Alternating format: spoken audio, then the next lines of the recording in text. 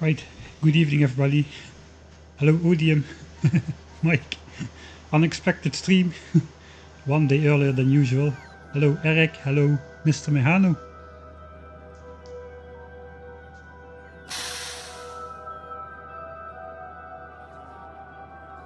Mike, I hope you're well. How is the large base going? I've been off a while from Factorio. Well, I'm hoping to switch on the 1000 signs per minute base this Sunday. By my estimation, I can do it in one single long stream, so that is why I'm streaming today, because that estimation is probably going to be an underestimation again, so let's get a head start on it so that we can actually switch it on this Sunday. There's still a bunch of stuff to do, but most of it is done. Man, I cannot read your name on the screen. I'll open up my phone real quick. This is the last stream from this location. Tomorrow I'm traveling, and the next stream is gonna be from a couple thousand kilometers away from this location. Gonna be going back to streaming from one screen. So game, Streamlabs, internet browser, everything is gonna be on one screen, so that's gonna be annoying. Hey Kalenius, I can Oli Kask. Man, this is just too far away. For some reason the notifications do not show up on my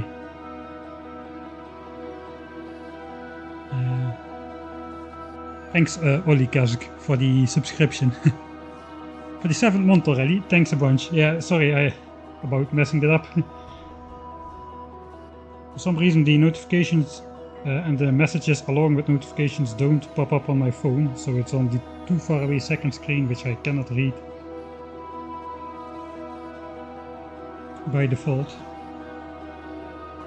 Alright, I have actually the Discord ping work. Alright, that's good to know. That's especially good because this is an off-schedule stream. So tomorrow I won't be streaming, but instead we'll be streaming today.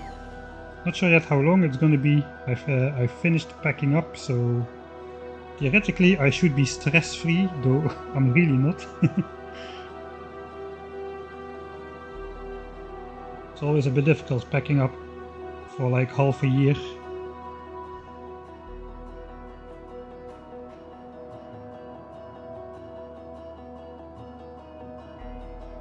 Alright, so this is a small diagram we made last time about the last 3 science packs, what is done.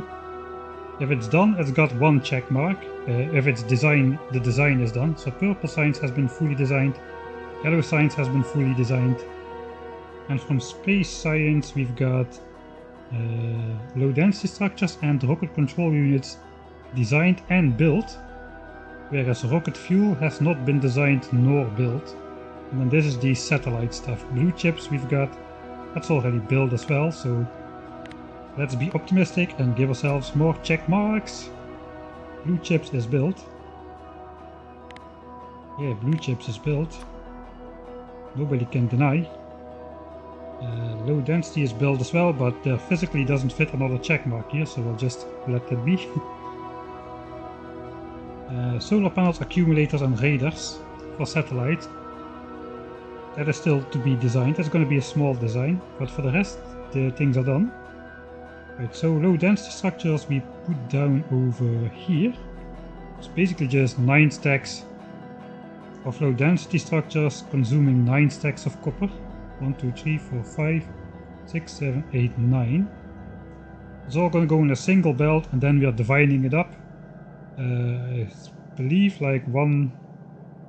I forgot the exact ratios, but we puzzled it out last time, and this makes sure all of these 3 targets for low density structures, the rocket launches, or the rocket parts, the yellow science, and even the satellite is gonna get more than what they need to sustain 1000 signs per minute from the beginning, which means we don't need to wait for the entire satellite belt to backfill with low density structures before yellow signs and rocket parts start producing in full. It's kind of important because we've got a long belt flowing in to the rocket silo area, which is also the labs area. So we're gonna build in all those end game things. We're gonna bring signs over by train. So that's another thing to design, the signs train. We're gonna bring those 6 science packs in on these belts, where they will get put into these chests and distributed to the labs by bots. Right, a bunch of people joined just after I started talking. Hello everybody, Thursday stream, yes.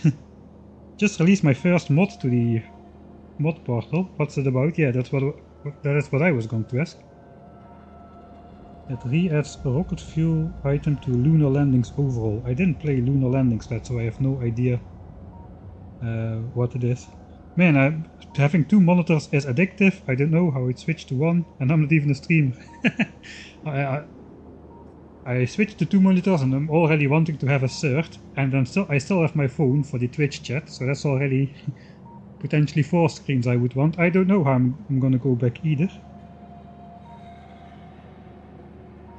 Right, so basically it does not really matter too much in what order we are gonna be doing things.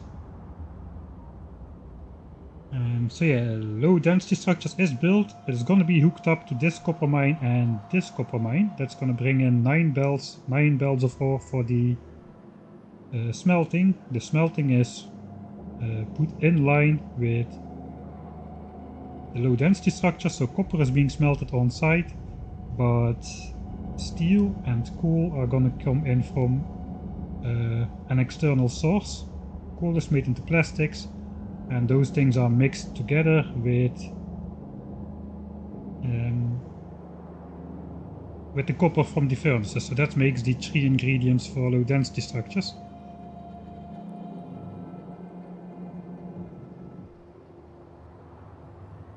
Right, yeah, there's a bunch of things. This is stone mining for purple signs, stone smelting for furnaces for purple signs. Kinda getting my bearings again. I've been recording and editing Warptorio a bunch, almost exclusively for the last week. So normally I at least take a look through the week a little bit to this map as well, but kinda completely lost my train of thought on this.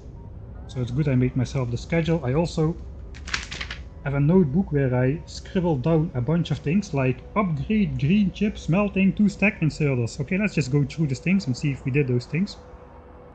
Yeah, this is all stack inserters. I guess now we need to add to the list upgrade low density structures to stack inserters as well.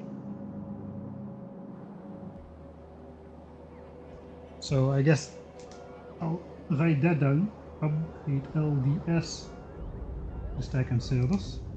Maybe I should just update the blueprint to stack inserters, that would help. What else? This I cannot even read. Rebuild starter mines. Oh yeah, our starter mines are finally no longer reaching the end of the iron over here, because I've just plopped down a bunch of miners on it and most of them have run out completely now. So at some point we either need to rebuild this entire mine to mine up everything, or I could just like grab some ore from here and bring that to the starter base, which is going to be the more likely option. Not really super priority though. I guess blue belt production is suffering under that a bit, but I don't think we really have any blue belt issues. We have 250,000 blue belts stocked up, so that will last us a while. That may even last us the entire game already, so yeah. And I guess science production, as long as it's backed up, everything's alright, everything's backed up. You don't need much raw iron for the base, and steel is coming in through an external belt, along with green chips. So even if iron dries up a bit, that's going to be okay. It's mainly producing belts all these last 60 hours or so. Oh yeah, add extra plastic to low density structures. Right. So low density structures over here. This is producing 2.5 belts of plastics. We need 2.25. What I basically did is I took one belt of plastic and divided it over 4 stations, which is exactly how much they need. And then the next one again over 4. And then the half belt just goes in here, which is a little bit tricky because I'm basically stacking all of the variants of plastic production and low density structure bonus triggering. I'm completely stacking that on one set of assemblers with one belt length worth of plastic. So while in the first test it didn't seem to be a problem, I kind of want to redivide this half belt. Instead of going just to one of these, I'll just use another priority splitter to bring that in here. And I will just help out the other 2 last belts over here with the surplus, so that will stay backed up for sure as a backup measure. So it's like an extra fail-safe, just in case something goes wrong, we will have the fail-safe. So that is something we could do. We do need to design the solar panel, radar and accumulator production area. Rocket fuel. I also think we need more. Before we connect everything and switch it on, we're probably going to expand power again. We're at 60% or so, and we haven't even hooked up a lot of the stuff yet. Basically only red, green and blue chips is actively working right now, because these things we are turning into an additional 50 Mark III modules at the moment.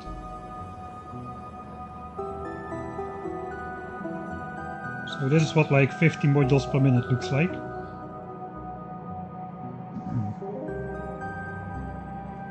Alright. That is most of the things really. Can you show us how you produce your power? I guess I just did, but let's go in it a bit more in detail. Looks like we're out of storage space for fuel cells, which is okay. I don't think I'm not gonna expand this, I don't think. So yeah, power is at the moment coming from a tileable nuclear power plant, which we designed earlier in the stream. Basically blocks of 20 reactors are delivering 3.2 gigawatts each. We now have 2 blocks up, so that's 6.4 gigawatts. And we're going to need probably like 1 or 2 blocks more before we switch everything on. In the end game we're going to switch to solar panels, which we're going to build in this giant area over here.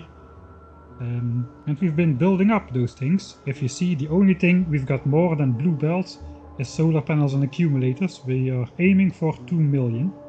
That is power generation going to be. Is there a strategy to the Spidertrons? Warp modules. Okay, I'm reading backwards. Yeah, I just uploaded Warptorio on Patreon earlier today. It's gonna come out next Friday. Not tomorrow, but next Friday on YouTube. And hopefully next Friday is also the next Warptorio episode is gonna go up on Patreon. Kelenius has the right idea. That is definitely going to be a priority. Alright. So yeah, Spidertrons, I've got a bunch of them. Basically this is Spider Ben, the first one, with the brain of Ben the fish. And we've got a personal assistant spider who hauls around a bunch of modules. And we've got 3 other spiders who carry various things around, basically acting as an expansion to my inventory, separately provided by logistics pods, so I can go out and build large things without running out of inventory. And if something's empty, I can just send the spiders back to the base to resupply while I continue to build. This spider is a tribute to the Black Widow who died in combat due to my stupidity. This is the decoy lake of Ben the fish, who's trying to hide himself among 34,000 other fish.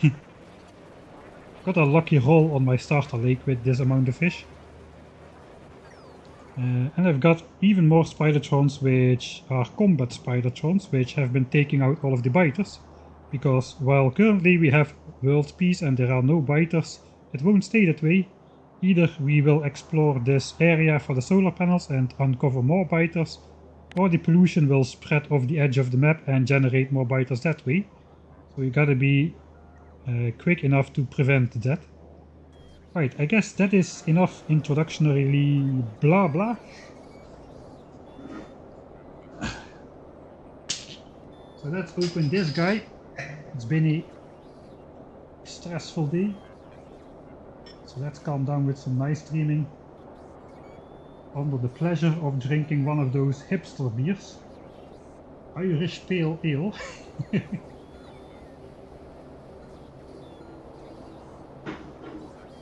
Locally brewed.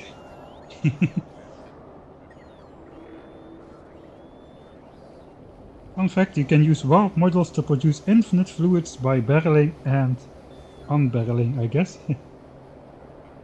Not everyone knows this, but all fish in Factorio are named Ben. That is actually true. I mean, I cannot have randomly grabbed the right one every time.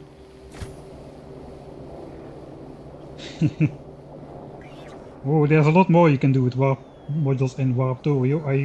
I don't want to spoil anything yet though. I'm first gonna make a drama out of it that warp modules are not worth it to go for until I reveal the big thing. It's actually quite exciting. I'm going to uncover an exploit which you can do in Vanilla Factorio as well.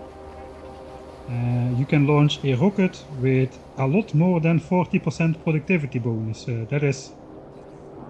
That is the catch. It's probably not going to be useful for speedrunning because it's terribly slow, but still it's a cool exploit. It's also a really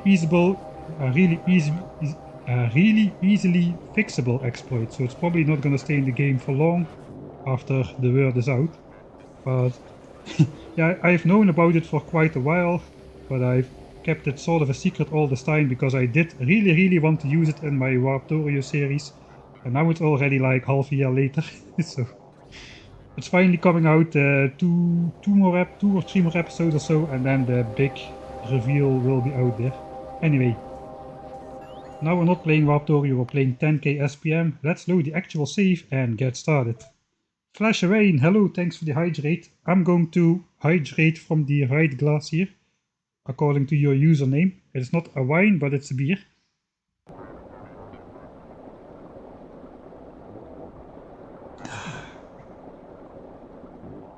Thanks. Right, so I guess we just gonna get started with something. I'll just go through my notes. I remember I need a whole bunch of these. I can switch off the frames per second. Stack inserters for upgrading. Man, with pollution I cannot find anything. For upgrading these furnaces over here, that is gonna be roughly 225 blue inserters, which need to be upgraded. So that is easy. I'm just gonna grab that pretty much exactly as a surplus. And I do have blue bells and stuff on me, so that is going to be good. Let's just march over there with my following of spiders. You end up with tons of barrels though. Actually, I think that's true. I didn't try barreling and unbarreling with under the warp beacon. If only you could recycle barrels into steel, you would also have infinite steel.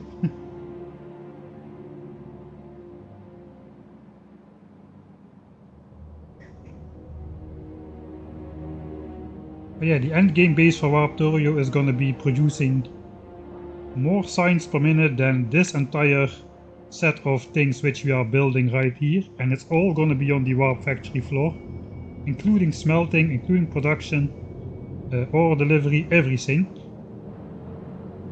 That is the power of the warp beacon. All of this, all of this, all of this oil, all of this green chips, 32 barrels of smelting, all of this is gonna be compressed and more on the warp factory floor. It's absolutely insane what the warp beacon what influence the warp beacon has on the game. Alright, I'm here. First of all, I guess we'll just upgrade all of these stack inserters. I think there's nothing else to upgrade here, yeah, just the inserters.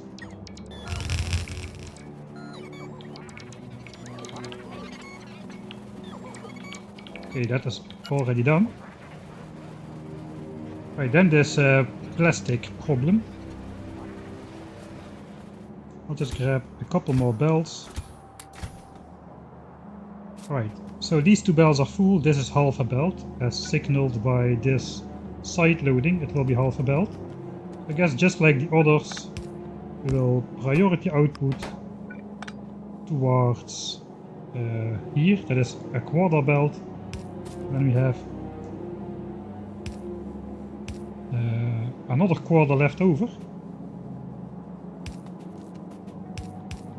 which we'll have to bring over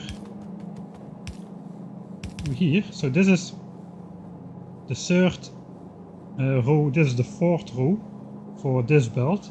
So by now only a quarter should be left over on this belt. I'm basically just going to combine those. I do want priority on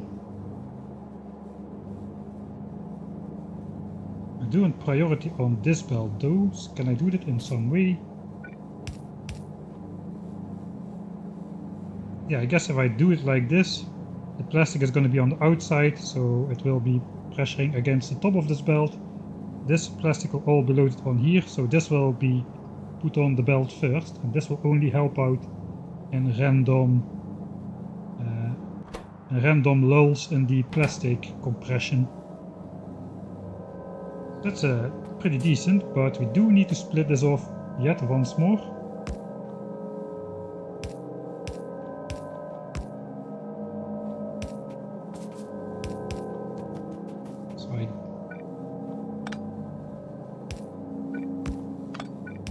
Here we don't have output priority, we just want to divide this equally.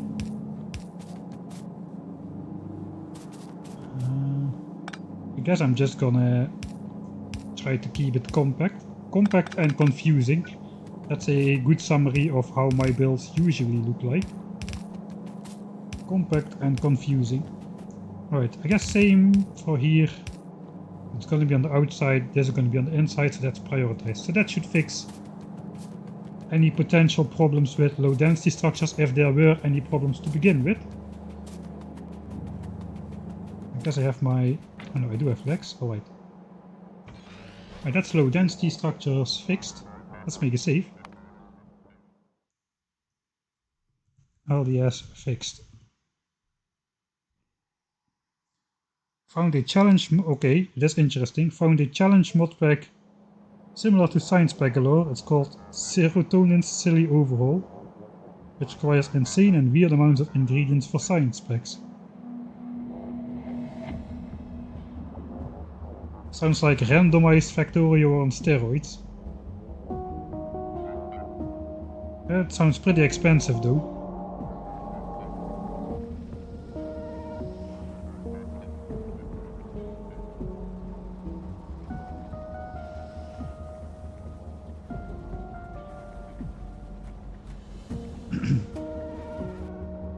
Alright, so LDS is fixed.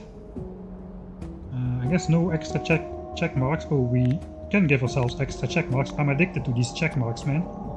We can give those to ourselves because we did it in the previous save, which was just a startup screen. I think we did design bot frames. Man, I really lost my train of thought. Yeah, bot frames is about this size.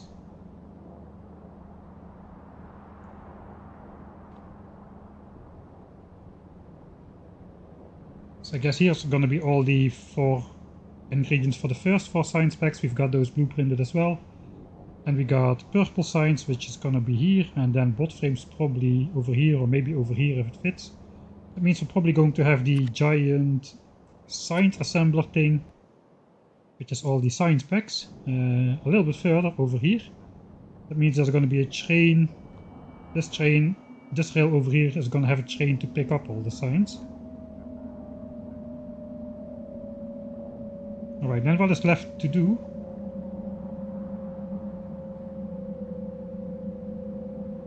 I guess rocket fuel and solar panels, radars and accumulators. So every time I'm a couple hours deep in a stream, I just want to give up and just take the easy way out and source the accumulators and radars from my literally giant stash of accumulators and radars I've got here, which would be totally reasonable to do. But that will mess up the 5 to 6 ratio, which you need to build them. So I'm going to design those things from scratch, and I think we're just going to start with that design. So let's just walk back. We're going to make a design for that.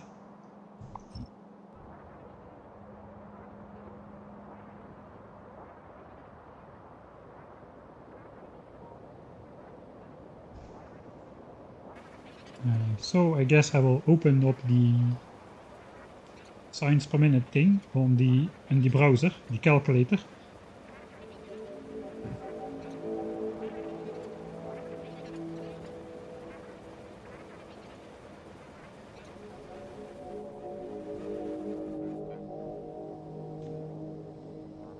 I'm going to get you over there in a sec.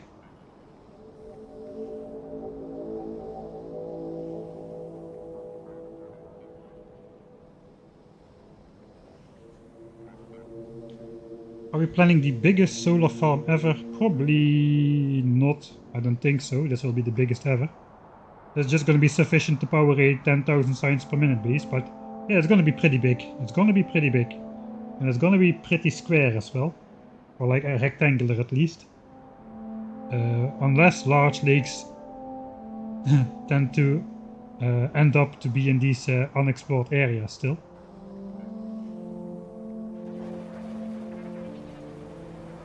Right. So I guess I'll just save again. And we can just load the save after we come back here. I'm just going to keep it open for the background music. But we are going to switch over to this guy. This is going to be horrible once I'm back to one screen. Checking that I am on the right screen. Actually moving myself to the right screen. Oh god. This is going to be horrible. Right, so this is 1K SPM in the calculator. Kirk McDonald's calculator. Really useful.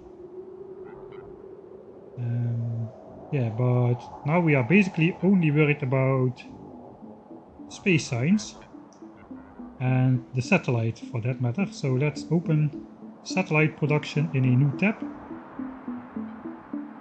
And we will just ignore low density structures. Blue chips can be ignored. And what's the other thing? Rocket fuel. So what we end up with is solar panels, accumulators and radars.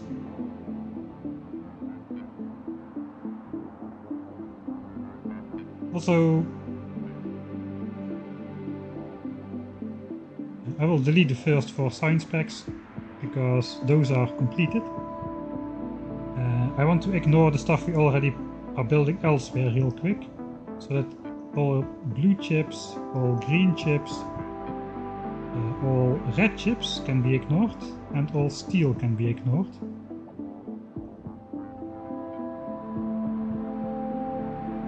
Ah yeah, that is what I was thinking. We are down to less than a belt of pure iron plates for that. It has a lot of destinations. We're also down to...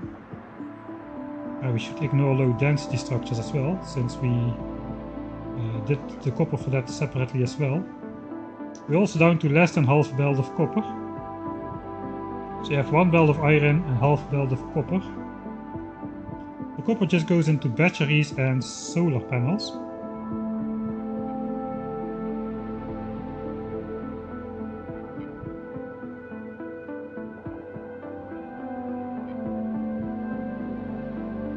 The iron goes mainly into iron sticks for rails. If I ignore those as well, I want to see if I can get like under half a belt of iron somehow, and I can just have a mixed belt of iron and copper for all of the satellite things plus the robot frames.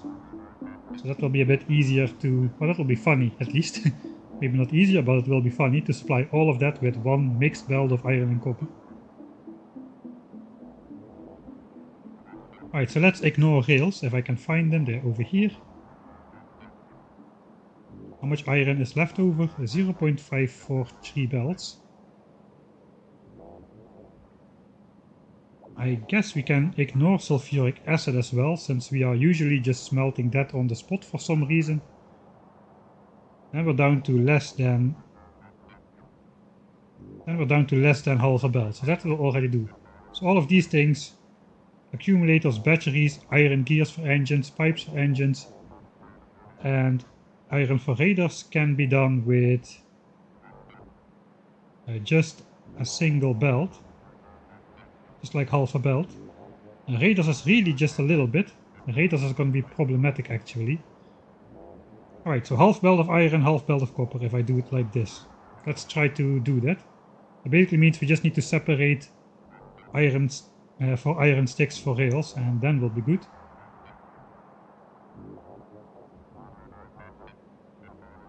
Alright, so let's also separate these three things which we now need to design, which is solar panels, accumulators, and radars.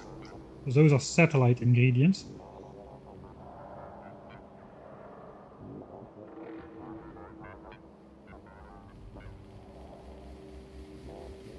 Alright, so we need 4.6. I kind of want to get these as close as possible to an integer number. Just under an integer number, so production is on the spot. So what if I do 3 of these? Okay, I need 5.5, that's not fast enough. What if I give it a beacon? Oh yeah, like this. If I build 4 of these now, under one beacon, I will be producing 104 accumulators a minute, which is the amount I need. But in reality I'm going to be just building 4 factories. Like so. I'm going to be making 105. So I'm going to be making 1 accumulator extra as overproduction. It is important to not overproduce too much, because that will hog more resources, and while eventually the belts will completely back up, until that happens it's just going to steal resources away from other areas that probably need it. So that is why I'm trying to stay as close to the actual production we need as possible. A little bit of overproduction is good. Did I say under half? It's possible. 1.5.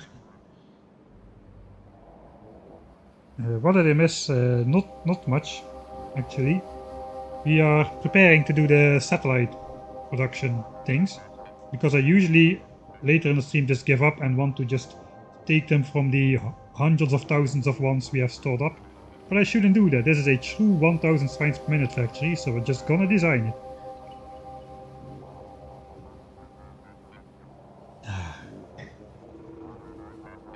Alright, so that's good. Solar panels has the same production speed, so that will also work if I give it just a single beacon. Like so. Steel we can ignore, because we got steel coming in from an external area. Green chips we can ignore. This is going to be pretty simple, because we got green chips coming in from an external area. Need slightly over half a belt though, so we need to keep that in mind. And copper we will... I guess this is coming from the half belt of copper for the end game items. So this is basically done. Here we've got iron from that half belt, but batteries is going to have to be produced separately. So basically going to fill in 4 here now. And then I'm just going to look how much batteries I need to keep 4 of those assembler machines running. That's quite a lot actually.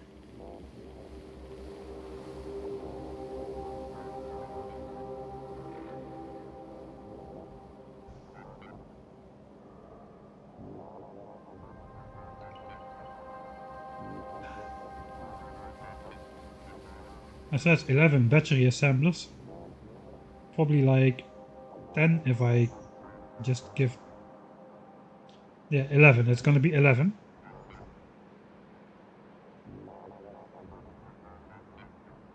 If I do it with one row of beacons, if both rows of beacons, it's gonna be 6. Close to 6 actually. Maybe that's better. Sulfuric acid, 1. Probably, yeah, we actually cannot do it under 3 beacons. That needs to be under 4 beacons. Sulfur needs to be under 4 beacons. I guess we could technically bring that down to, yeah, 1 beacon. Or like 1 chemical plant if we do 7 beacons. So that could go where the batteries are as well. 1 sulfur plant, 1 sulfuric acid plant, and then 6 of these. And then we just add iron and copper, I guess. Right, so that's partially done as well. Well, that's fully done as well. Now radars. Radars is kind of a problem because we need only 5 radars per satellite, but those things produce in half a second, so we need 0.03 assemblers. So we need to find a different way to keep radars from overproducing.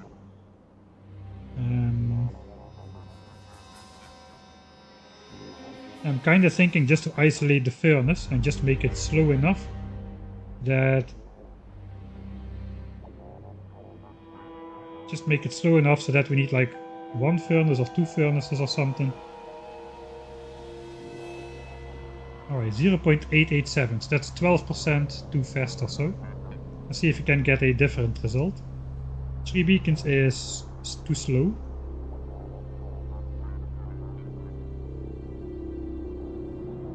This is pretty good. This is like 3.5 beacon.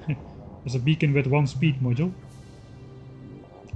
That's going to be confusing though, so let's try to avoid that. 1.995.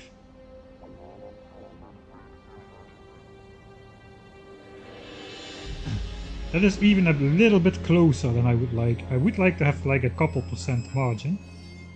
But yeah, if I do no beacons at all, it's going to be 3.5.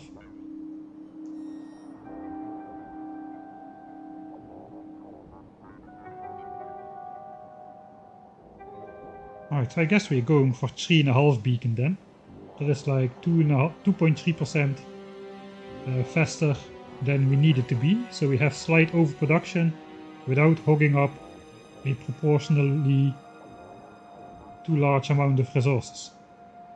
Oh wait, I forgot. We should ignore green chips here, so I gotta do it again.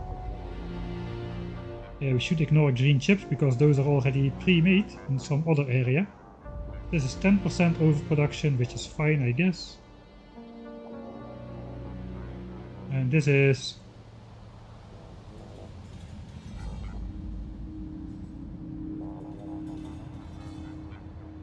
kinda like 1 furnace.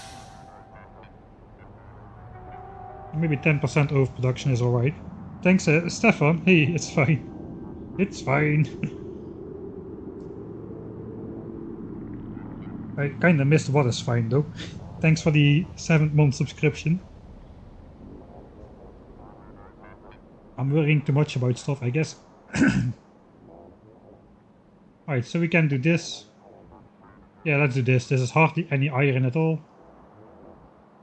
We just feed in iron ore, I guess, from 1 miner again. Yeah, from 1 miner. Just like sulfuric acid, feed it into 1 furnace under 3 beacons. And that is going to limit our radar production to like 6 radars a second or something. 5.5 radars a minute. We need like 5 radars a minute, so that's good. Right, so those things have been calculated. I'm gonna go back to the game then. Let's actually load.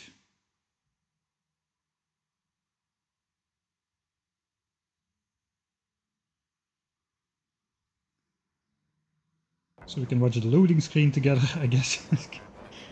Okay, I kinda messed up my entire production area now. Or blueprint design area is pretty small. And again, we only need a pretty small design for now. I guess I can just cut out the rails for now.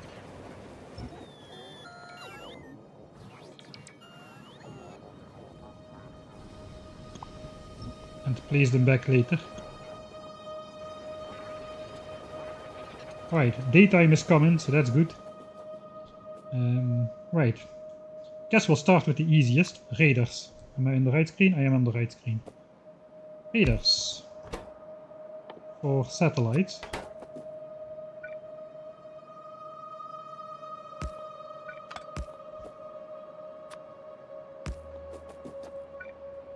So we need like a single radar producer. We don't need any speed modules inside or anything, or productivity modules.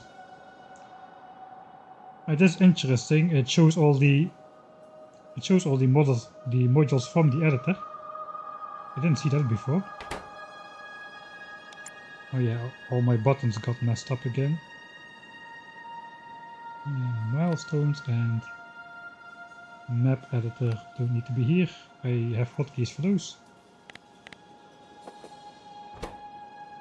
Right, so we cannot make all of those things. We can just make speed and efficiency. Right, I was going to feed it directly from an iron furnace. And the iron furnace is also going to make iron gears, which will have these things. Let's check again here. Even with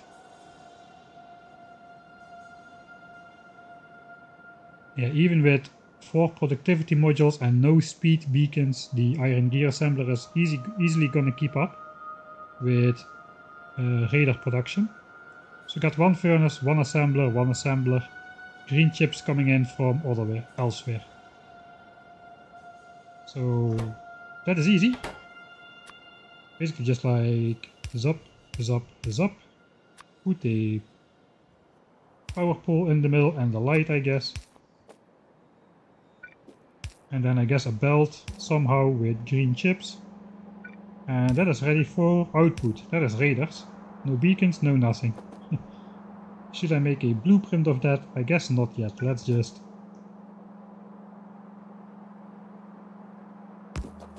continue with the next part. I guess we'll continue with solar panels since that was quite easy. Solar panels and accumulators do not take productivity, so we need to do speed modules. And we need 1 beacon to affect all of them.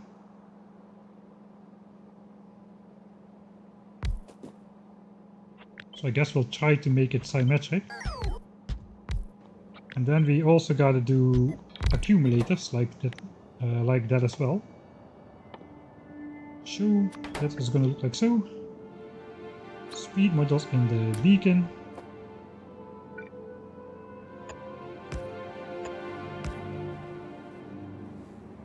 Right, now we just gotta figure out how everything is gonna come in. So we need to make batteries. That's going to be the difficult part. The oil stuff and batteries for this. Iron is just gonna come in. Copper is just gonna come in. Steel plates and green circuits are just gonna come in. Right, so perhaps I can actually just hack the beacon like so. We can have an output belt on this side, where we just output the solar panels and the accumulators.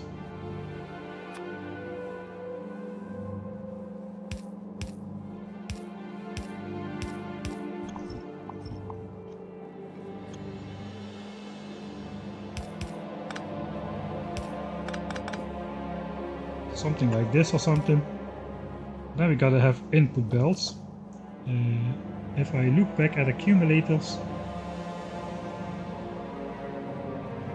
over here we've got 0.07 belts of iron, 0.2 belts of batteries. So that should easily fit on a single belt, like so. I'm even just going to use blue inserters here. So that is accumulators once we made the batteries. Solar panels are a bit more difficult though.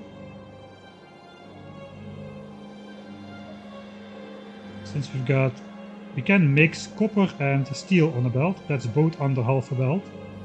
But green chips is just over half a belt, so I guess we just give green chips its separate belt. We could do belt weaving. Green chips is 0.57, so a red belt would be fast enough. The red belt is 0.666 of a...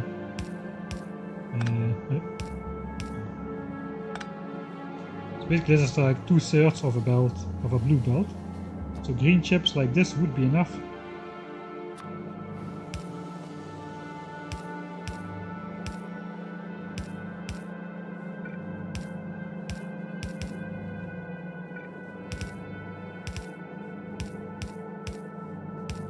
So that would do the trick.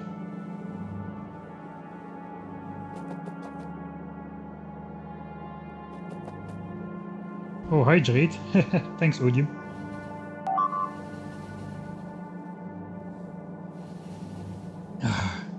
Spent your 2 cheers for nothing. I just saw it in time. Guess you can refund yourself, can you not? Alright, so we gotta have some lights here too. It is nighttime, so that is the right time to put down the lights.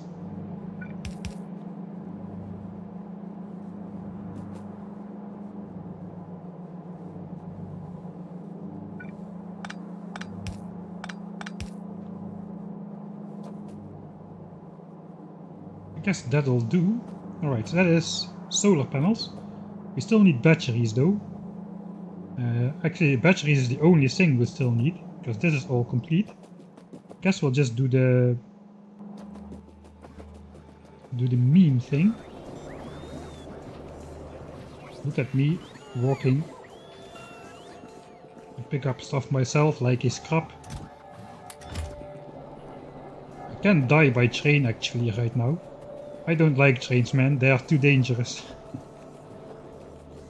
So far it's still hardcore. You cannot really say so far it's still hardcore.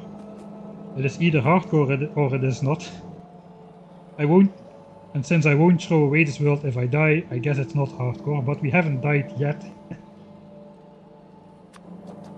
I guess we'll green module the raiders. This needs to be prot modded as well. This needed, oh I forgot actually, this needed to be beaconed. If I remember, I just looked myself real quick in the calculator. Yeah, we need 3 beacons on that guy.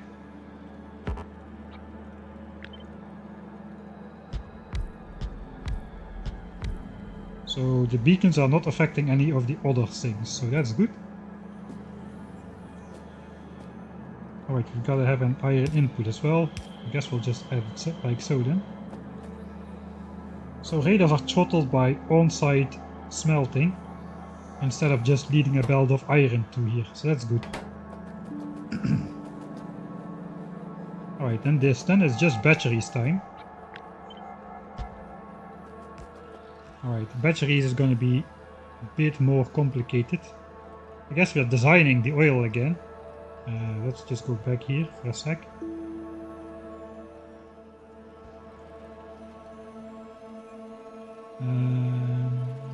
Okay, I'm in the right screen. Alright, so we have too much oil to crack and stuff to go for one assembler. I think we'll just go for one chemical plant. I think we'll just use 2. What does it take? 7 beacons for 7 beacons for the oil refineries. What if I just go for basic oil processing?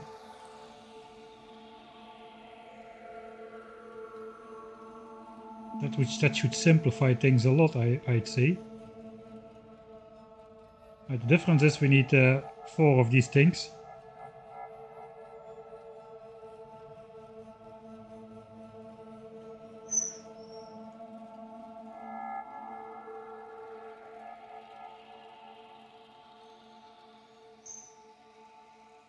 How many beacons can we fit around an oil refinery? 5 and 5 is 10. 16 I think, so that's 32 speed modules. And it still is not enough to go down to 1.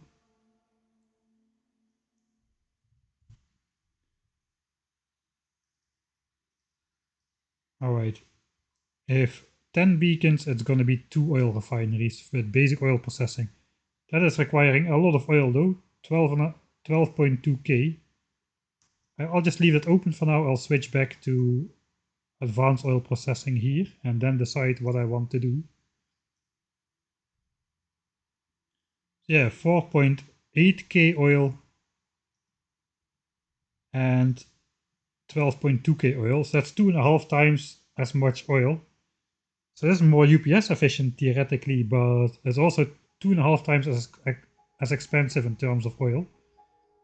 I think though for 10k we're going to have to choose UPS over oil efficiency, probably. But yeah, we'll tackle that when the time comes. I think I'm just gonna go with advanced here. 7 beacons for the refinery. Like 2 beacons for heavy oil cracking. And this is not gonna fit, I think. Theoretically, 9 beacons, it would fit. 9 beacons for light oil. So we can again do one machine per type, if I insist. Kinda have that here as well, so maybe we'll just do that.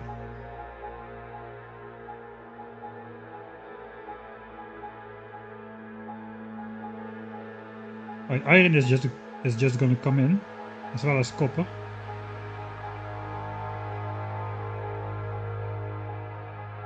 I guess we're also just bringing in iron for sulfuric acid this time, since it's gonna be needed anyway for the batteries.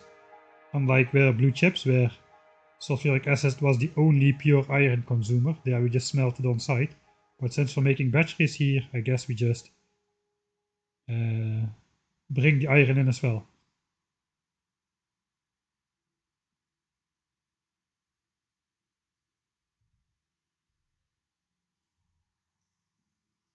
Right, then let's just get to building.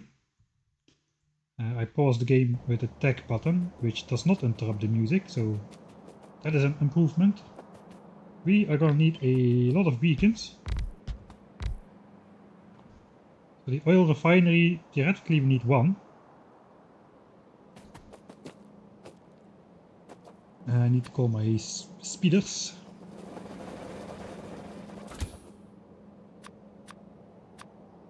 A single oil refinery. I guess we'll only leave 1 tile of space.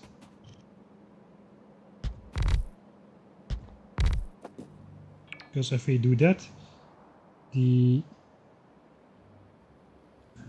chemical plants will fit between here as well, under the influence of all the beacons.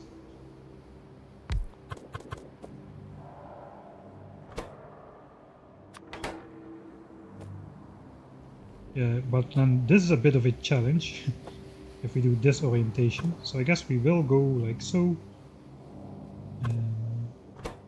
Heavy oil cracking.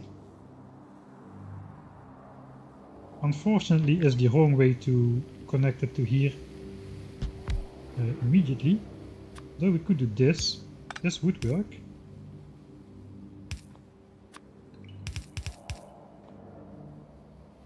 Heavy oil can go like this, and that's all heavy oil. This only needs to be hit by 2 beacons, so that is going to be sufficient. The light oil cracking has to be hit by a lot more beacons though.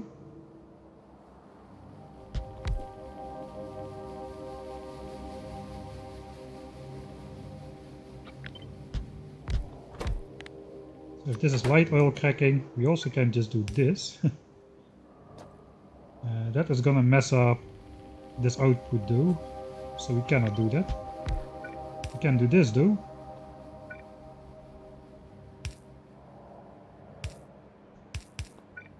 Let's use as many undergrounds as possible, except this looks nice, so let's use that. Guess let's do this as well. Here we won't be in pipe trouble. So this is basically water and oil connection. We do need the modules in here. Is it intentional that we only see the plan? I'm sorry about that. Oh, dang it. I just keep missing my hotkeys. That's why I need 3 screens, man. I need 1 screen for the calculator. I need another screen for the chat. I need another screen for the Streamlabs so I can spot it when I actually am having you on the wrong screen by accident. Sorry about that. And then I need, of course, one more screen to play the actual game on. So, yeah. Right, what did I do? I placed down these beacons, one tile from the edge. That means if I place this in the middle, which actually I didn't do, so this guy,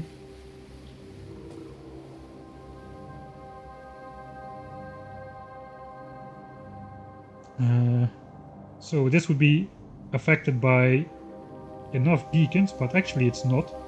So I need to redo this anyway. I think it would help if I would rotate this.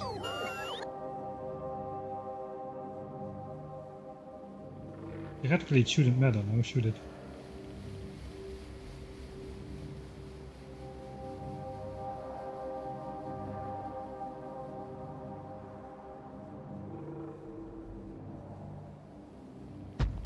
I'm trying to do it way more difficult than this needs to be. Alright, so this guy needs to be affected. Now I cannot see my calculator again. This guy needs to be affected by 7 beacons only. Alright, 7 beacons only, so that gives me some leeway. I can basically rotate this guy.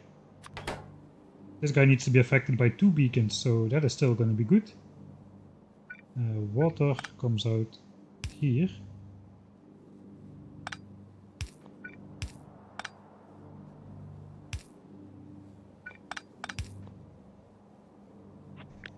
So that can come a bit closer then. It looks a bit weird, but I guess it still works. This is going to have to connect to here.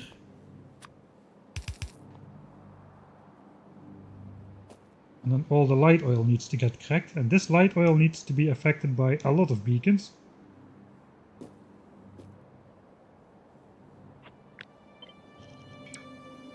So we need to offset that for sure. 1, 2, 3, 4, 5, 6, 7. That's exactly right for the oil refinery. 2 is exactly right for heavy oil cracking. 1, 2, 3, 4. This does not hit that, but we can bring this down a bit. We can also bring this guy down. Still doesn't hit. Now it does hit.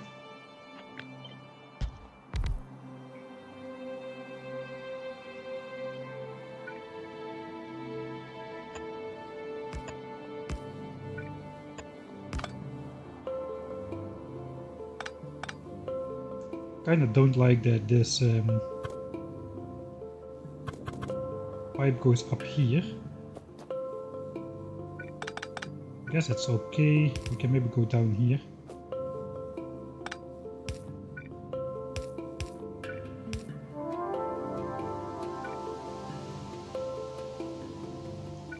I think I'm just making it worse though.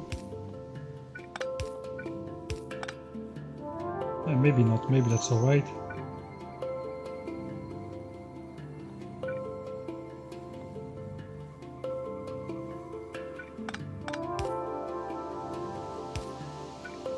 Here we cannot place it because that connects to the water. It's a nice place for light. Alright, that looks slightly better, I think. Yeah, we only need petroleum gas here, so everything is just made into petroleum gas. Bot frames uses more lube than we get heavy oil from advanced oil processing. That means we are going to get stuck with light oil because we need too much heavy oil, and the light oil doesn't get consumed. And even if we crack it into petroleum gas, there is no... we just need too much heavy oil compared to the other two. So there we went for cold liquefaction.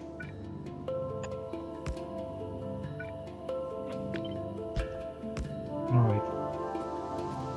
1, 2, 3, 4, 5, 6. This guy needs to be affected by 9 beacons. Oh, that is going to be hard. 7, 8. Kinda ran out of space.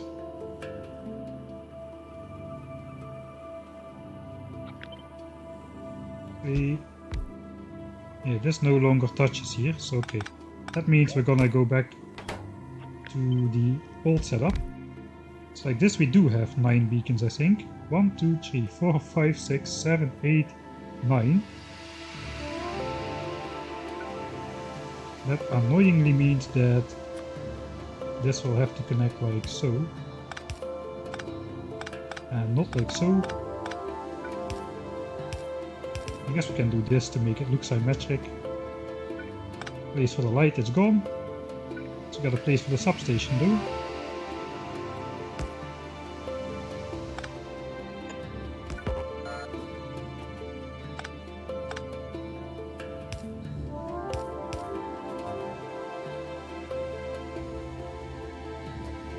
Right, check.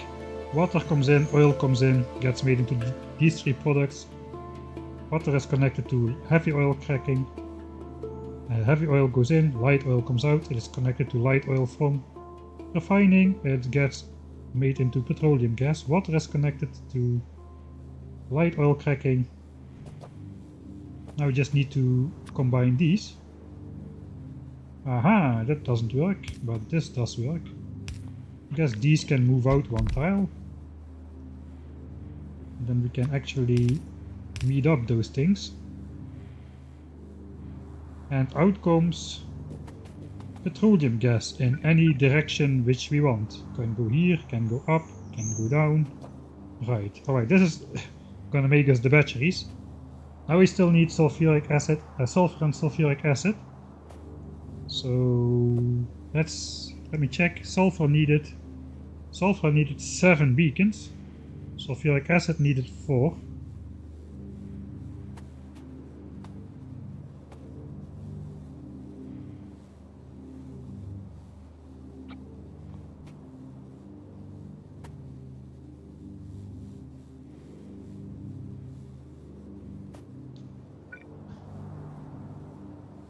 We do need access to iron and water for sulfuric acid as well.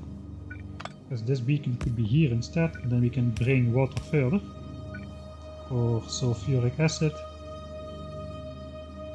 which has to misalign a bit if we want these 4 beacons. Let me just plop down 2 of these. Sulfur, sulfuric acid. Sulfuric acid only requires water and iron and sulfur from this blend. And sulfur needs only water and petroleum gas.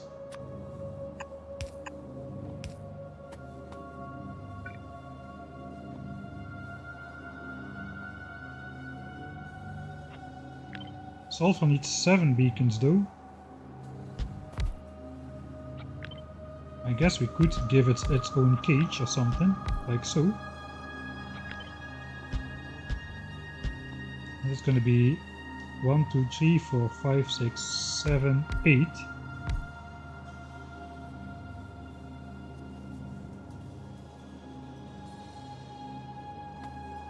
Alright, then we don't need this much. Still need to bring water though and the petroleum gas. If only I could switch those inputs, it would be very easy, but I can't.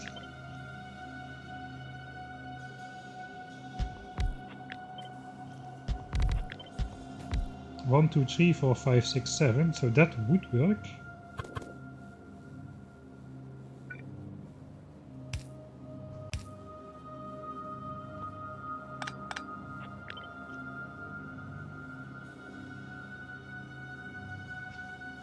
I guess I could do this instead.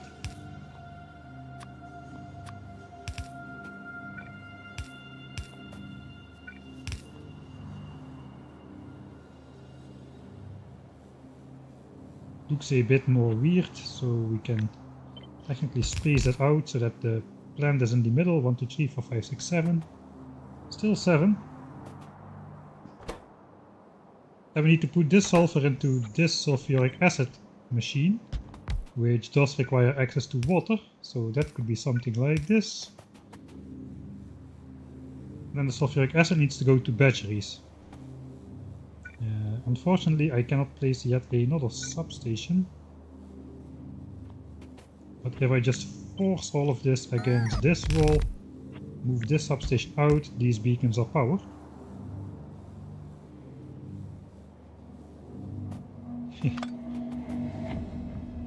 It's getting a bit stupid now, but I guess it works still.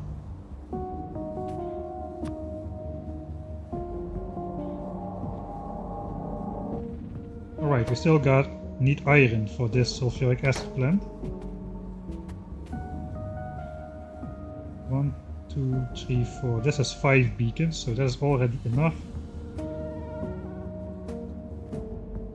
I want to use a stack inserter, but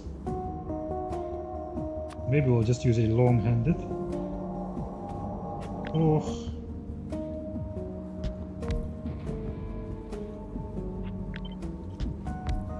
I guess this could move up. That looks horrible. Let's not do that.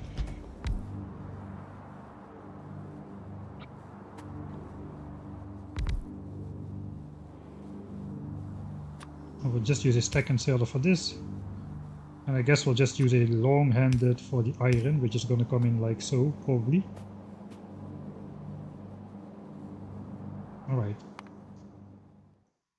So that should be oil for SA, for BAT, for AQ, for SAT, for space science, right? Making big steps here. Best save game name ever. Yeah, this would be a lot easier with a couple of basic oil processing plants. I'm going to keep it easier for the 10k SPM, but right now I'm just interested in, there's a learning curve as well, just to learn to trust my calculations, to see if I can trust my calculations really. It's one of the reasons why I'm so close by the actual calculated values every time, just to see if I'm doing stuff right. Right, here comes the sulfuric acid.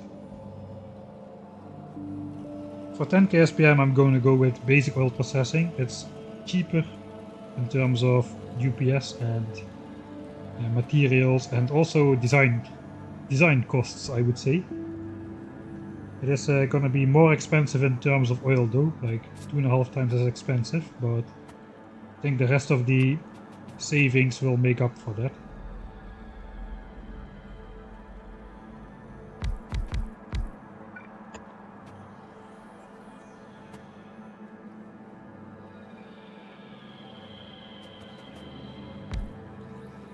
Right.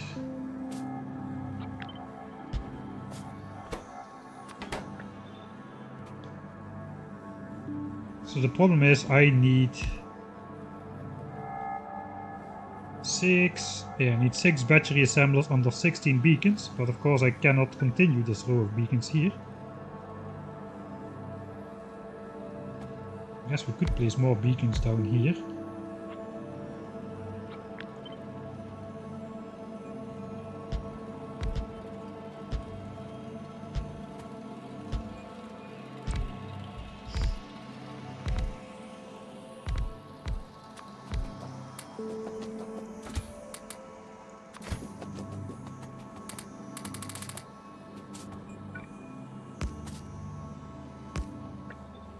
Okay, 1, 2, 3, 4, 5, 6.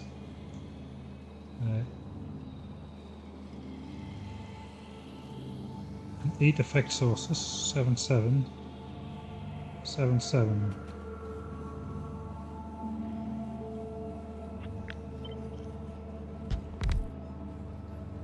Eight and 8. Okay, now all of these touch 8 of the beacons.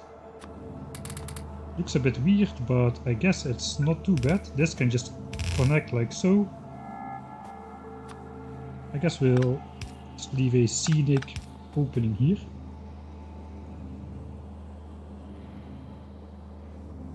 What's the goal for today?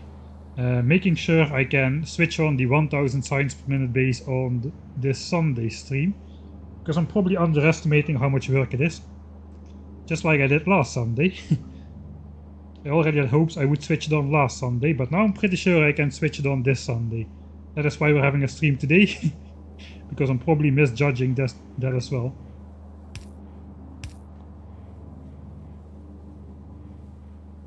Shame about football. Yeah, last minute, man.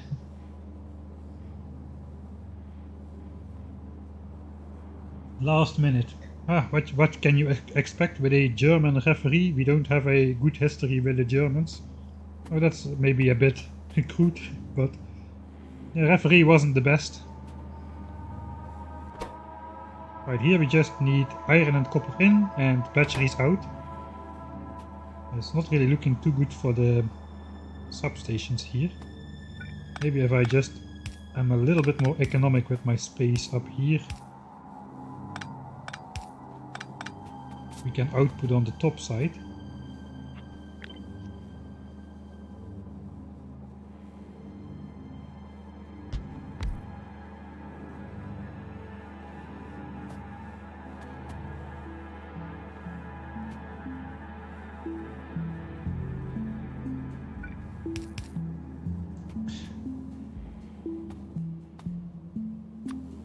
Right, so we got iron coming in here, so I guess we do the incoming belt on the top. Maybe.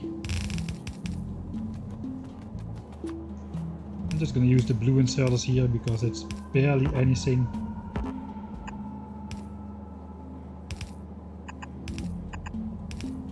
And then batteries out.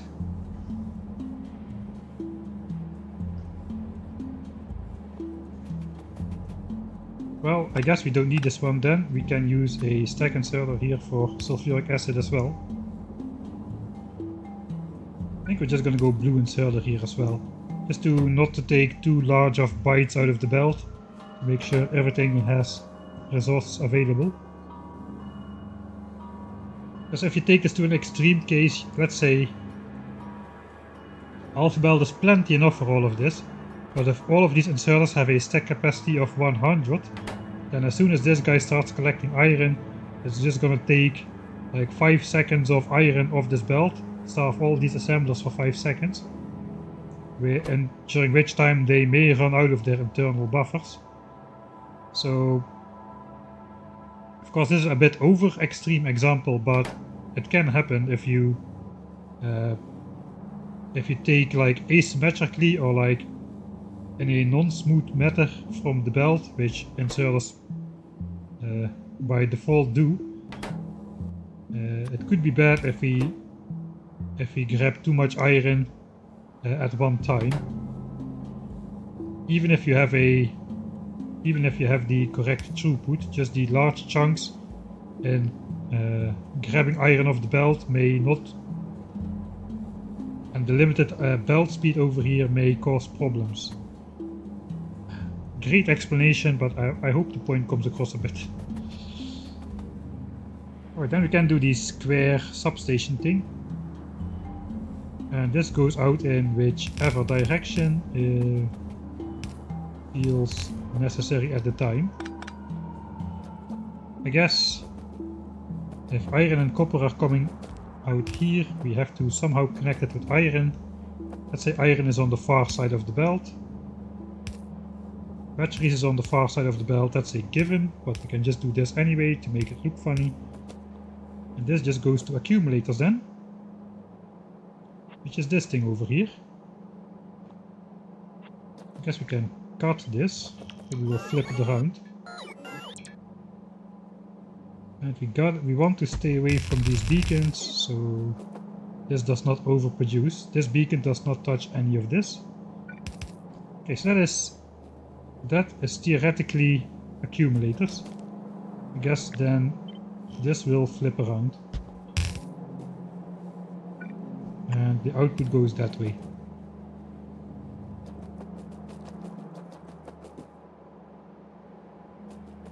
Alright, and I guess we can do radars. If we cut this part from radars, that probably can go, looks like maybe here. Yeah, that can go here. We'll just hack. And this doesn't look as dumb anymore. This now is affected by 3 beacons still, and now this looks slightly less stupid. Does that reach? No, it does exactly not reach. Oh, that's too bad.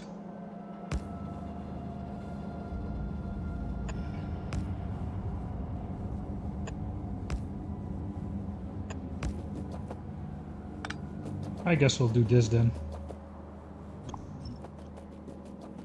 Right, I guess this is the blueprint then. Radars comes out here. Solar panels and accumulators comes out here.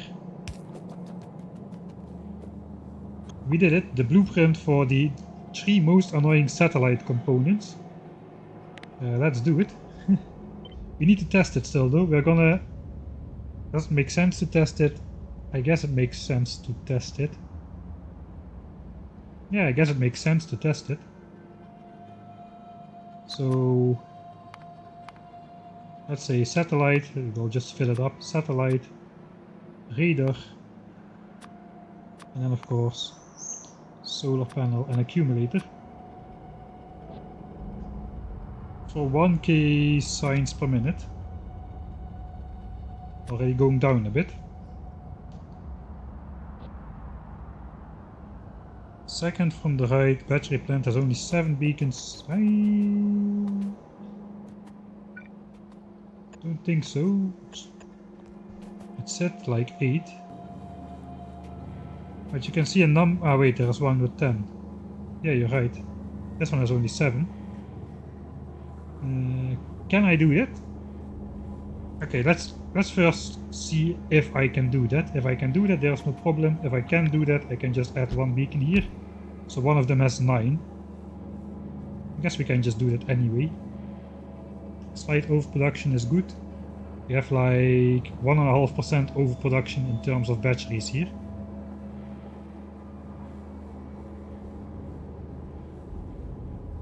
Yeah, sulfuric acid has iron input now. Yeah, good catch. This has only 7 beacons. That's pretty hard to spot.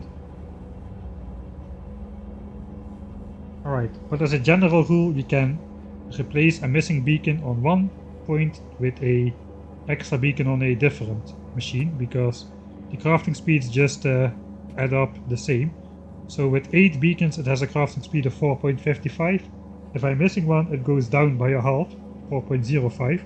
It should be 4.55, but by adding another beacon here, this goes up from 4.55 to 5.05. So the total crafting speed is just as if all of these would have 8 beacons, if all of these would have 4.55. We subtract a half from this assembler, but we add a half to this one. Chemical plant. It's not an assembler, it's a chemical plant. Right, lights.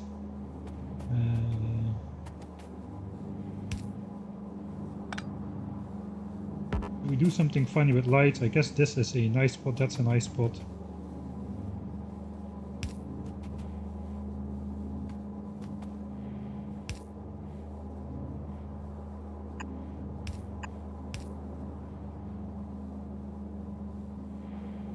Yeah, I guess it's okay. We need to update the blueprint then. Wait. First of all, we need to see, can we just get away with it? I don't really think I want to get away with it. Oh, let's just do the extra beacon. A little bit of overproduction is good. Right, then let's save. We're gonna test this thing. 178 178 saves, more even because I've got some A, B's and C's in there. Sol RQ for 1k SPM and radar ish.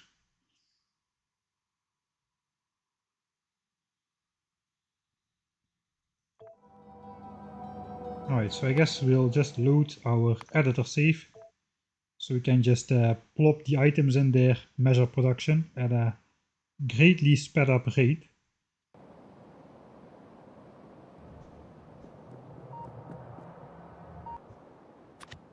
So we'll just plop this blueprint down, plop. I guess we're just adding iron and copper to this belt.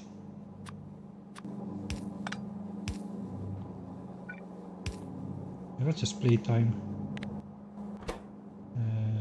Copper, iron was on the top side, if I remember correct.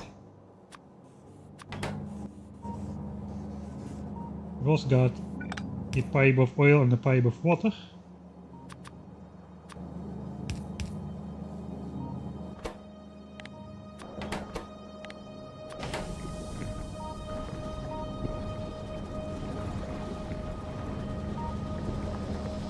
Okay, that starts up the batteries. So that is all for accumulators.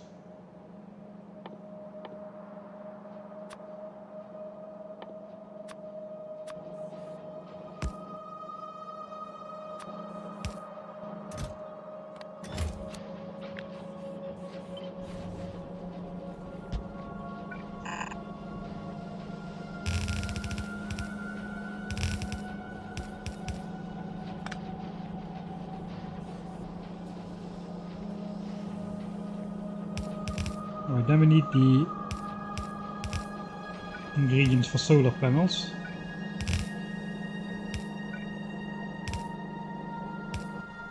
So we got a green belt of, or like a red belt of green chips. We've got steel and copper. I guess copper has to be pulled off here actually.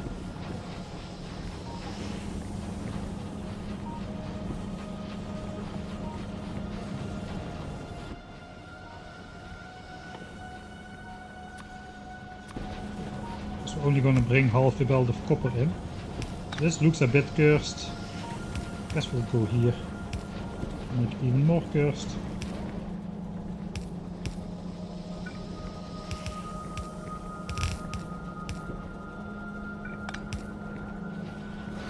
All of that should go from the same half belt of copper.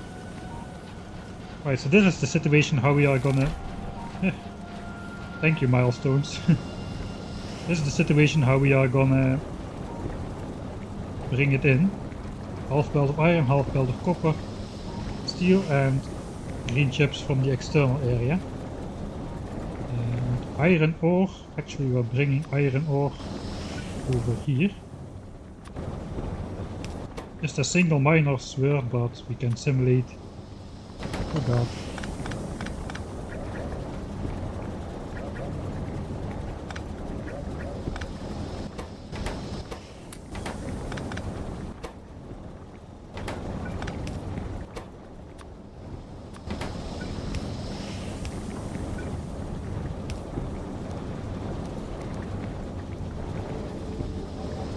Alright, in green chips I guess we should... I'm just gonna give this green chips to the raider here now.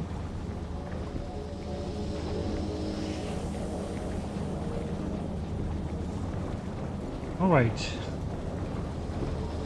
So you can see this raider assembler really is not producing a lot of raiders at the moment. Way slower than at full production. We're basically throttling raider production just by the use of this single furnace over here. The question is, will we have enough raider production? Will we have enough accumulator and solar panel production? Kinda looks like the inserters are not fast enough to keep up somehow.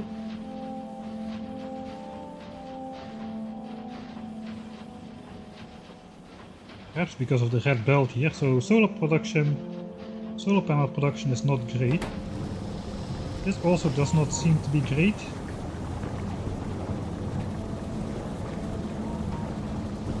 Yeah, the stuff does not seem to be working as it should.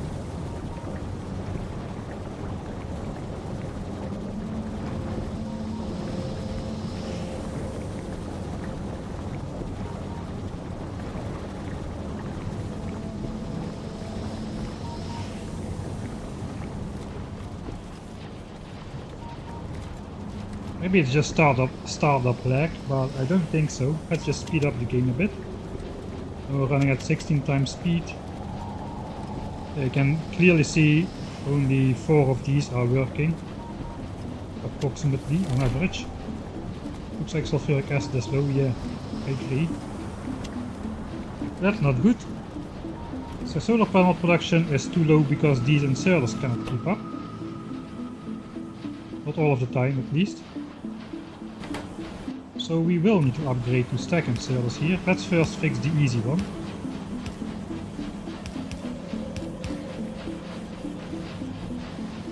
So to be more accurate, I could actually set a stack size to 5 on copper and steel. Again, to not create too big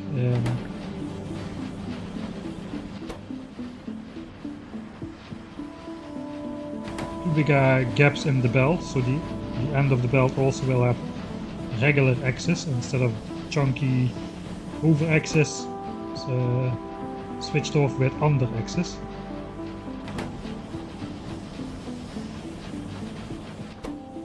I guess if I switch these to 5, we're gonna kinda have the same problem. So this is only 3 swings instead of 5. That looks consistently okay. Don't really see the point though. Maybe 10. Maybe I should just not mess with that. I don't know if it consumes extra UPS to set a custom stack size. I don't really think so, but you never know.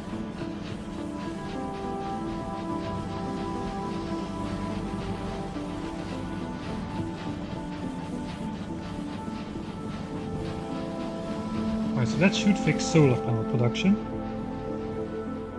If we look at the 10-minute rate, yeah, before we were producing 92-ish, now we're producing 105-ish. Yeah, 105. We need 104. We need 104, we've got 105. So this is dead on. This is basically dead on. Accumulator though is going to be different. There is a problem with accumulators.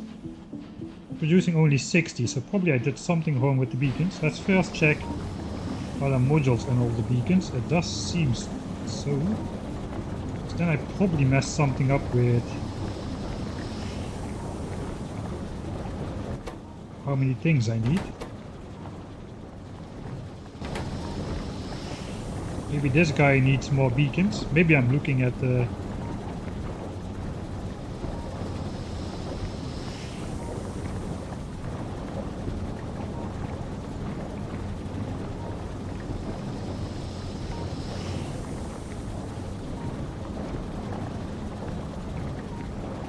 One, two, three, four, 5, 6, 7. We do have 7 beacons. This is full, this is full. This is working all the time.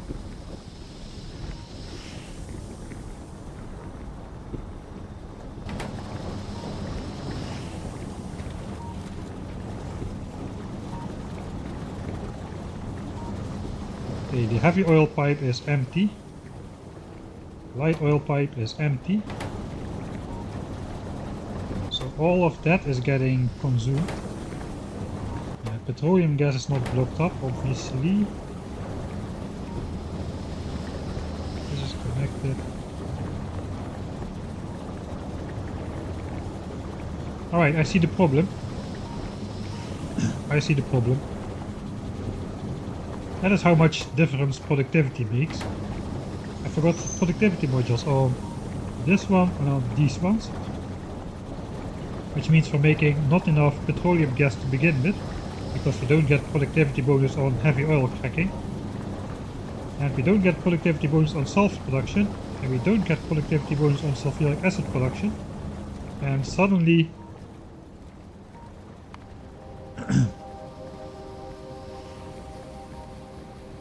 and we are basically producing like a little over half of the accumulators that we are supposed to produce, just because of 3 forgotten sets of productivity modules.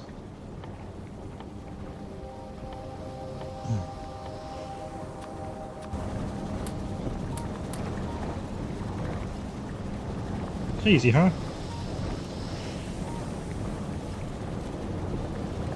Look, immediately these start to have access. This pipe system will probably start to fill up if I speed up time. Yeah, it does. Yeah, but now we are overproducing sulfuric acid. Alright, and if we now look... accumulator... Look at that difference. Huh, 105, exactly as we need. So basically we went from 60 to 105. Just by a little bit, just by 3 machines worth of productivity modules. That's insane. Hydrate. Thanks. I'm hydrating with beer though, so beware.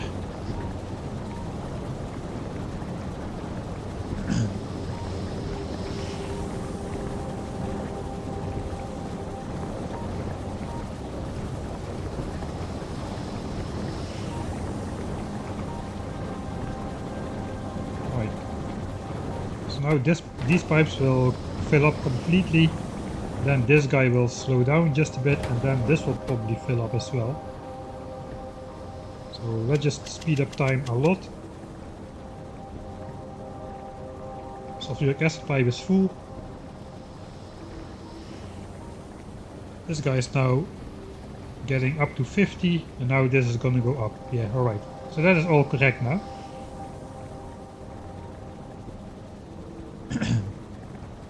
Yeah, today it's beer day. Right, and now this guy is gonna slow down as well.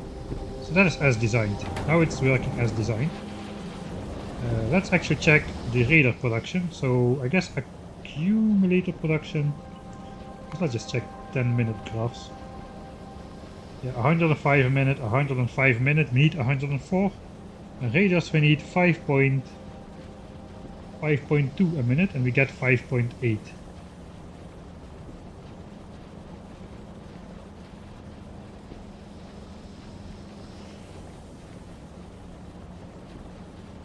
All right.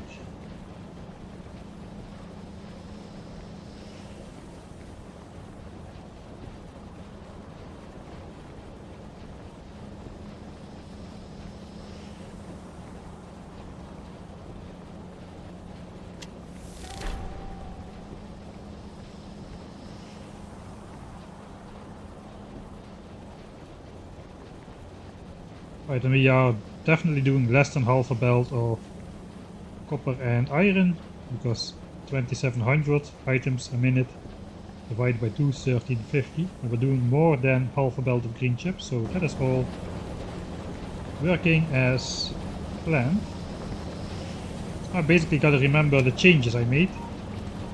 I do not want to update the blueprint because all of these things and random access points and stuff.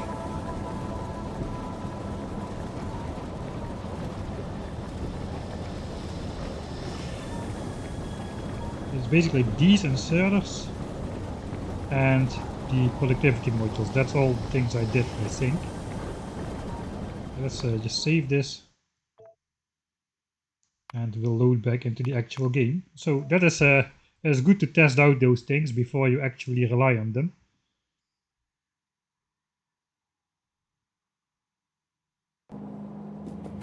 Alright, yeah, indeed, no productivity modules. Productivity. I guess we will stack inserter all of this. Set this to 5 for the... not for that one, but for these.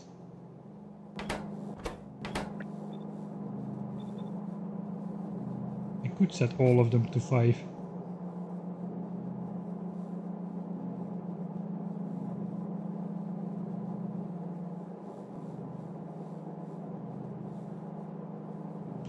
Let's just set... yeah, we'll just set those to 5. Right, never mind.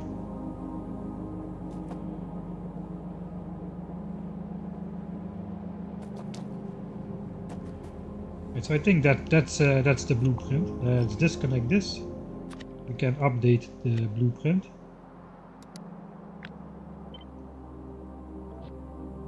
Alright, and then we'll just delete all of it.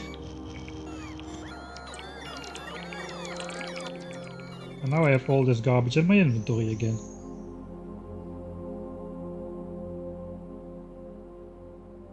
Alright, that's a lot of check marks.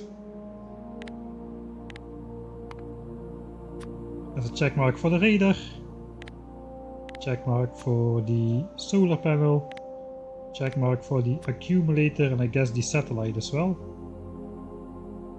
No, the satellite not yet, we need the rocket fuel. I guess rocket fuel is the very last design we need to do.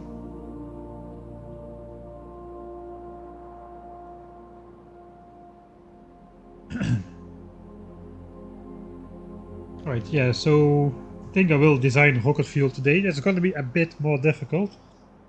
That is going to require advanced oil processing or cool liquefaction, but I think we're going to go advanced oil.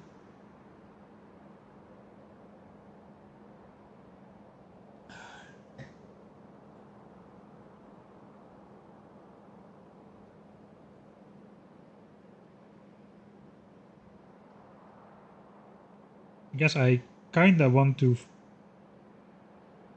Let me make another save here. Sol Accurador success. Kinda want to... I will load the save again. I just want to plop down my designs. All of the designs are ready now, except rocket fuel. I kinda just want to get an idea of what goes where. So this is all the smelting and stuff for the first 4 science packs. Steel, iron, copper, stone, coal. So all of these designs for that should go here. This is red and green signs with the belts and inserters. That was done before I decided to source my green chips externally, so here we are locally making green chips still, so that is how it is. I have a blueprint book here, just go in here, I just cannot seem to remember. Our very cool symmetric military science blueprint. We have blue signs as well, except the red chips, because here we did already decide to source externally our red chips. So you only got engines and sulfur. Another funny advanced oil design to make sulfur. This definitely would have been easier with just basic oil processing.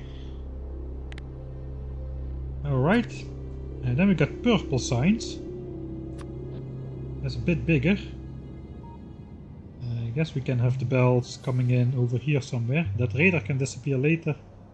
It's just to align stuff.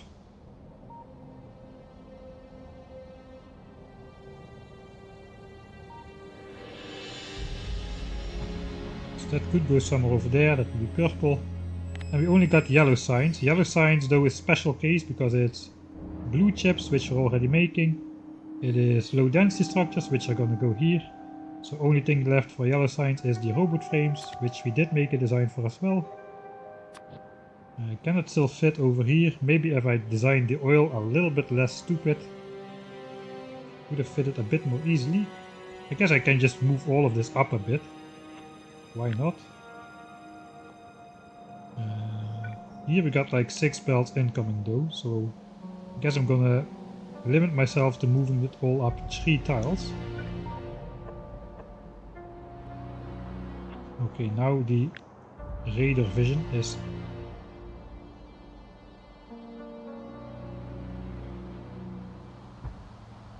Yeah, still got this in. Now this can come in next to the coal belts. Coal belts just will turn up because they go to grenades.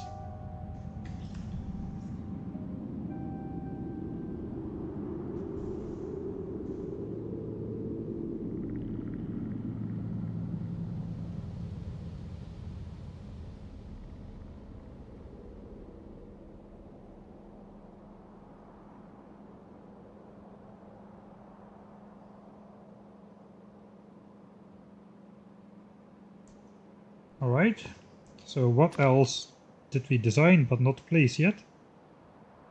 Steel.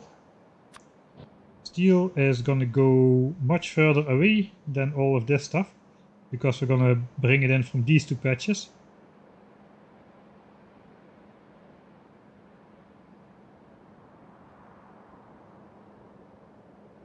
How are we gonna bring in steel? I guess somewhere over there, so I guess it's gonna go somewhere over here. Rocket fuel perhaps as well here. I also have this extra belt of iron coming from here. I guess we could do iron for... just iron for iron sticks. For the rails. Oh.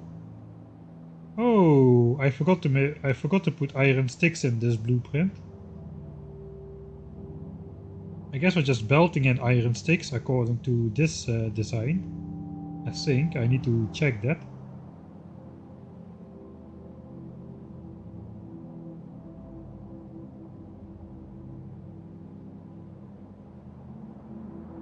We have one belt for every resource here.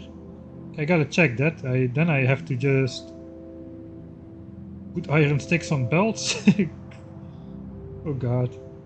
So we just smelt a belt of iron, or half belt of iron I guess, and then we'll just make that into iron sticks and just belt it over to the rails here. Since apparently we are belting in iron sticks. I didn't even think about that. Alright, we'll check that in due time. So those are all the science ingredients. Then this strange bot frame thing will probably fit. Where is it? Here.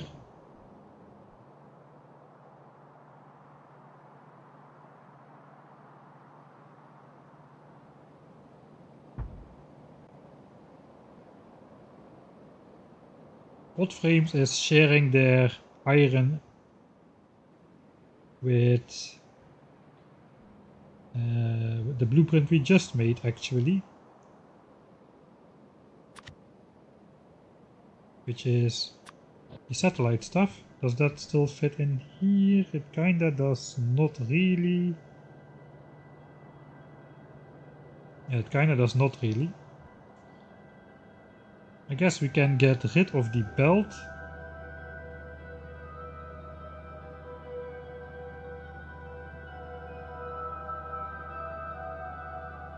I guess we can get rid of the module belt. Perhaps we can load the Mark III modules also in the science chain as an alternative. And it kinda would fit.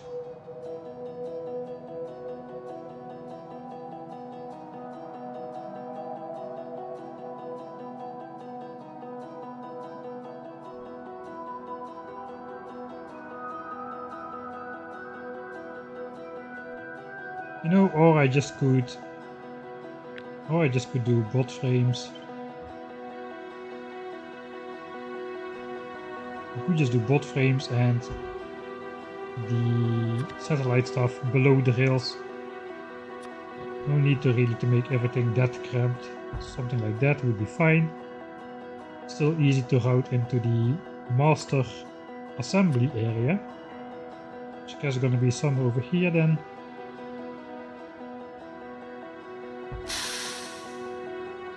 Thanks Dr. Megaman for the 7th month already. That's a lot of months of subscription.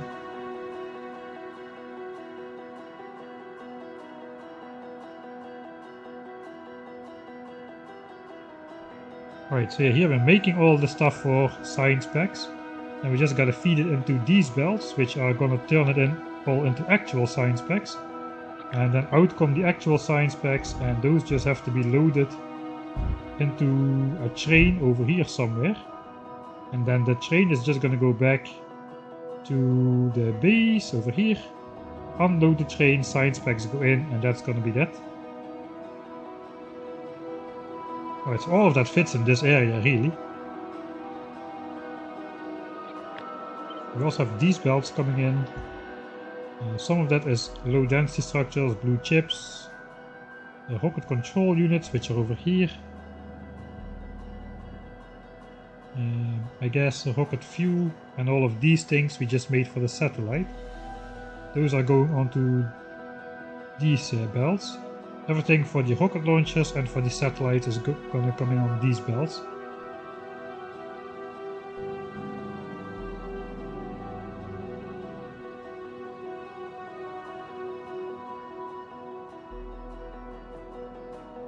Let's check what else do we have. Stone smelting, I guess that was already pre-placed over here.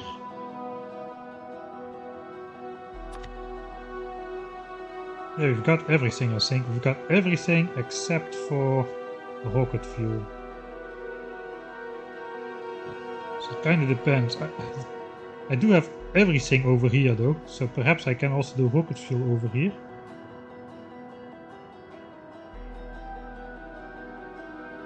I mean, this oil patch is 29,000%, whereas this one is only 14.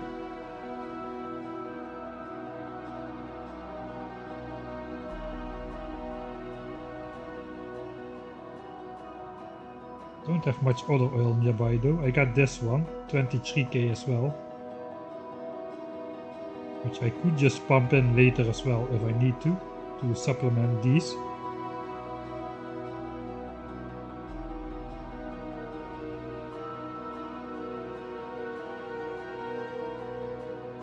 Oh, surprise stream. Yeah, it is today instead of tomorrow, because tomorrow I will be traveling for 24 hours or so.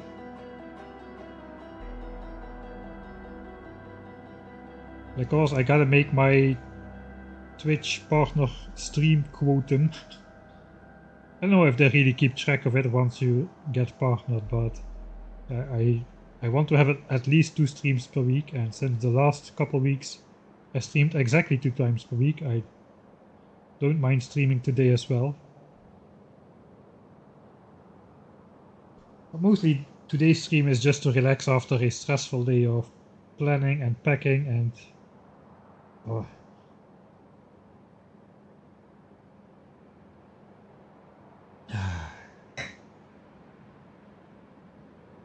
Yeah, I think the only thing we're missing now is rocket fuel.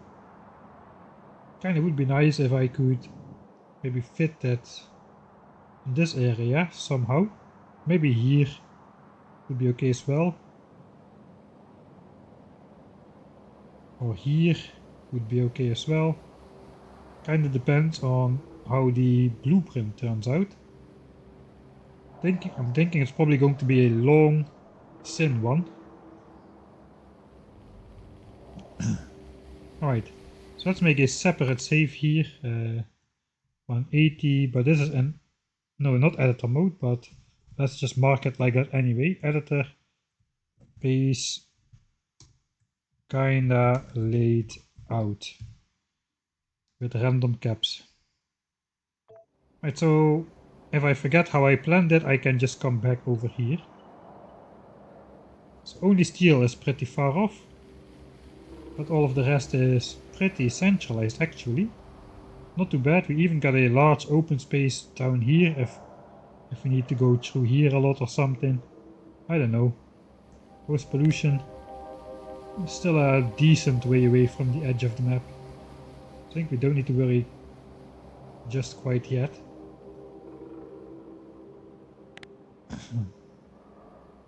Right, then we'll load back into the base where we didn't place all those random blueprints over the entire map.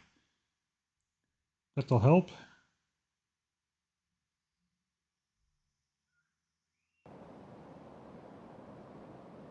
Right, then it is time to design rocket fuel. Yeah, it's very honest laugh here. Everybody's favorite thing. The annoying part is in Factorio 2.0 it's not even gonna matter how you do all the fluid stuff, because fluid mechanics are a thing of the past. Alright. Just give me 2 minutes. 2 minutes to make myself mentally ready and I'll come back to design it. One moment.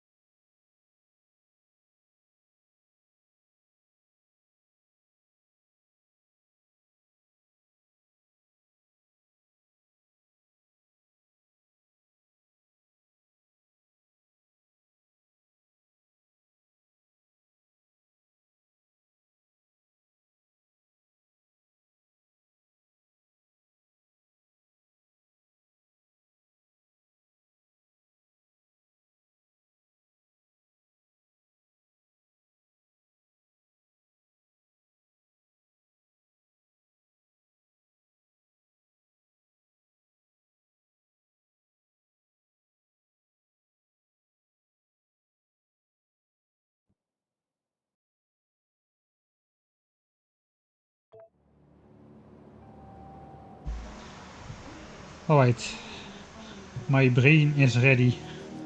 Is my body ready? I don't know. Rocket fuel time. Yeah, it's time to go to Mr. Editor mode again. Mr. Calculator mode, I mean. Battery stuff is done.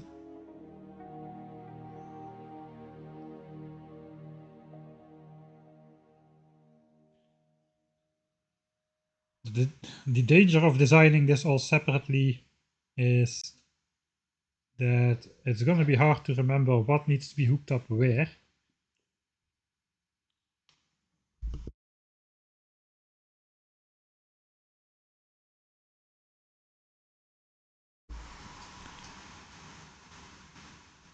I guess I'll just keep those tabs open. I gotta just find the base tab with all the science packs. That's this one over here. Right, so rocket fuel.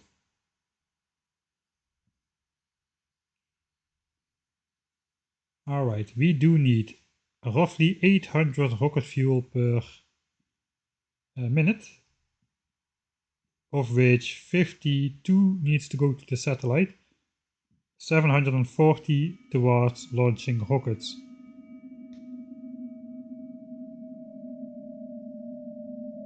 That is pretty close to 1/16 of the items that need to go to the satellite. And of course 1/16 is pretty easy to split off. So perhaps we can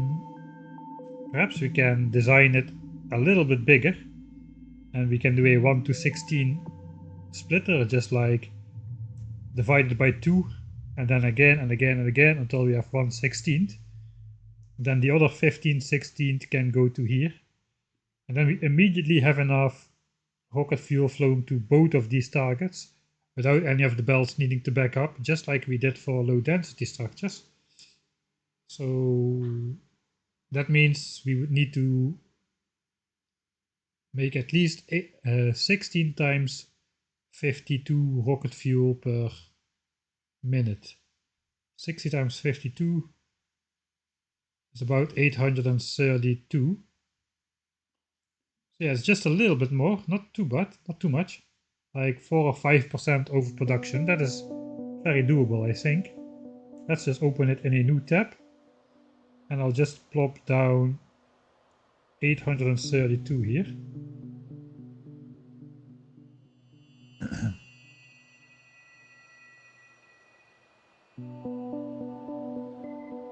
Alright.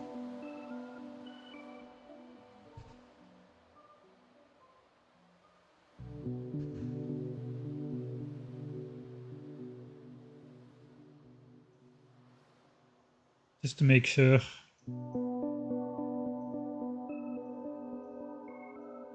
I'm not having a brain freeze. Alright, 832. So yeah, if I do this and I split off 1/16, that's immediately enough for all the satellites I need.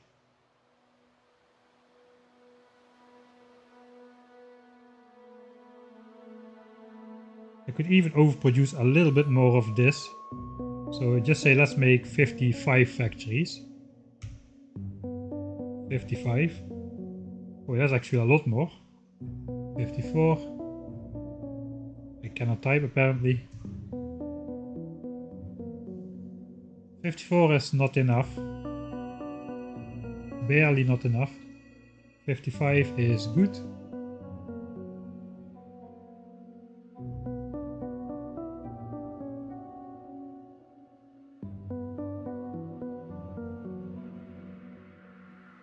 Let's put it back on 832. That's the absolute minimum. 16. I want to try something else.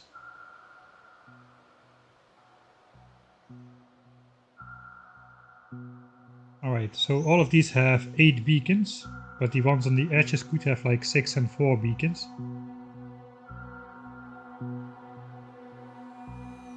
So that's an average of 6 assemblers which have 6 beacons only.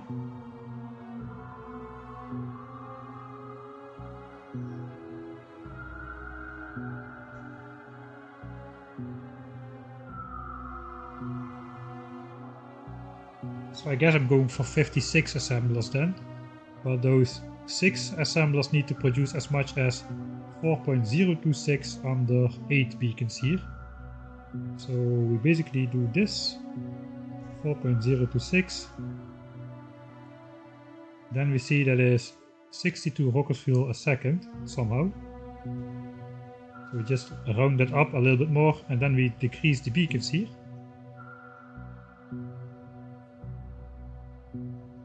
Decrease, I said. Alright, so one with 8 beacons, one with 6 beacons, one with 4 beacons. Well, that fits under 6 here, so that's good. So that means I can basically go back to the game.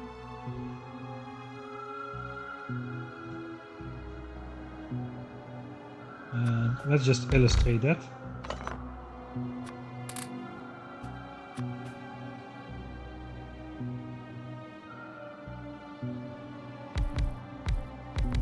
So basically I'm gonna have a long line of these rocket fuel. Give me the recipe. A long line of these rocket fuel things. 56 assemblers long. But the last ones, they are not affected by all beacons. So this one is still affected by all of these beacons. 16 speed modules or 8 beacons. This one is affected by only 6 beacons and this one by only 4. If I make this thing 56 assemblers long, that is theoretically good.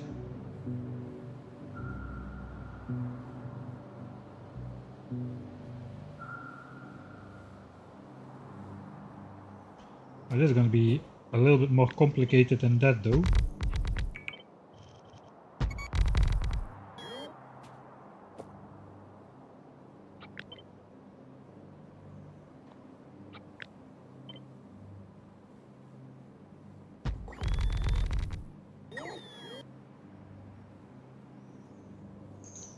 So these are the two ends. This should be like 56 assemblers long in that case. I think I'm just yeah, I need to start designing from some other perspective, man. This is a bit, maybe just go from the ground up for this one.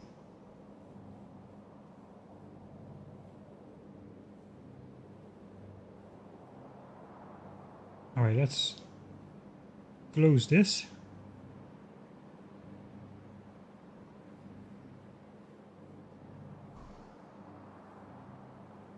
Okay, what if I just base the production of the actual oil refineries I'm building?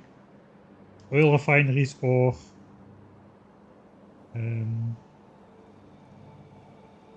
solid fuel production. I think what I'm gonna do is I'm going to build all these rocket fuel assemblers, which is a very long recipe, it takes 30 seconds to craft. I'm gonna put that between 2 beacons, but since that's gonna be quite a long that's going to be a very long line of assemblers. I think I'll do all the oil processing, oil cracking and solid fuel production around the outside of this if I can. So let's just cut this open a bit. Let's just see how long this actually is. This is 24 assemblers. Okay, that's going to be maybe a bit too long, we'll see.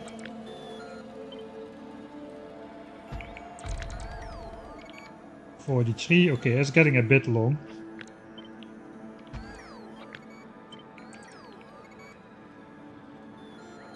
If I do 56, I should have 23, 28.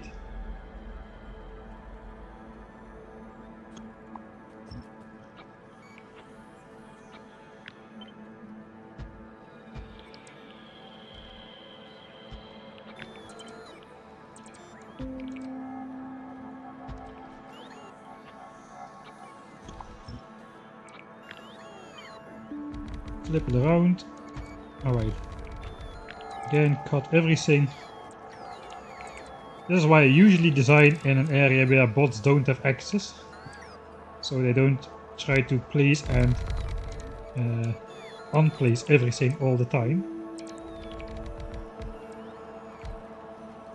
Right, this is like 56 assemblers long. And then oil refining, oil cracking, and solid fuel production on the outside. That gives us a lot of space. It's all going to be affected by 8 beacons then. Let's actually check how big this thing is if we plop it down. Like, actually it easily fits in here, so it's not that much bigger than the module production area. So it easily fits here. Could also easily fit here, I guess. It is a bit closer to the oil, which is good. Right, I guess this is the basic structure around which we are going to design rocket fuel then. Let's go back to the editor. Calculator, I mean.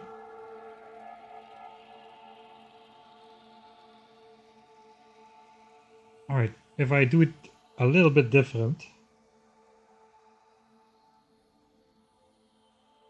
I mean, I'm already overproducing. I don't need to overproduce much more.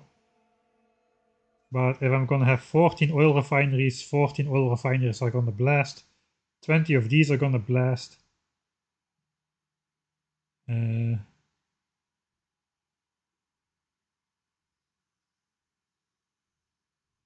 Etc. Let's just keep increasing this a bit and see where we end up. Perhaps we will end up at 56. I'll just go full 840. I'm just looking at these numbers. So this, if this goes over 20, we'll stop. If this goes over 14, we'll stop. If this goes over 5, we'll stop. This one we'll ignore for now, I think. 850. Okay, actually we can do a lot more. 860. 870. Right, now we're over 20 of those. Over 14 of those. That looks pretty sweet. 868. 869. 868.1.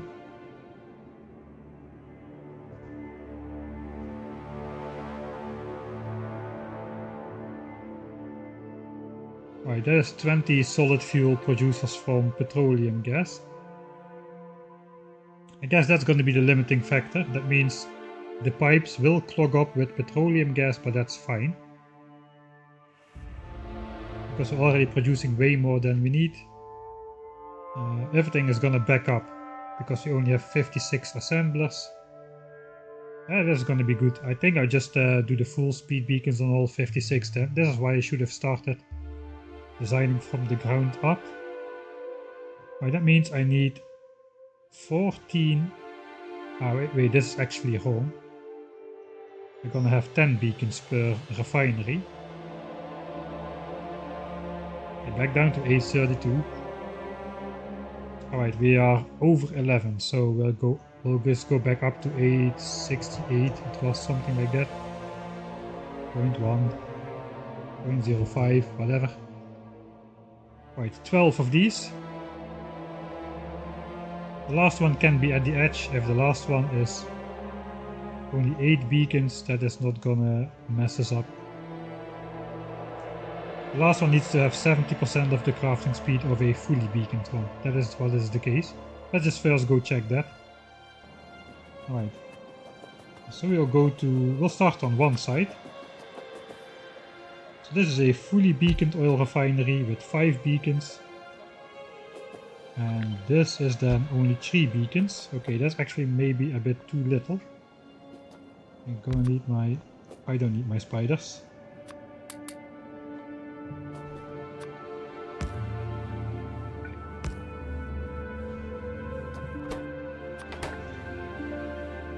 Right.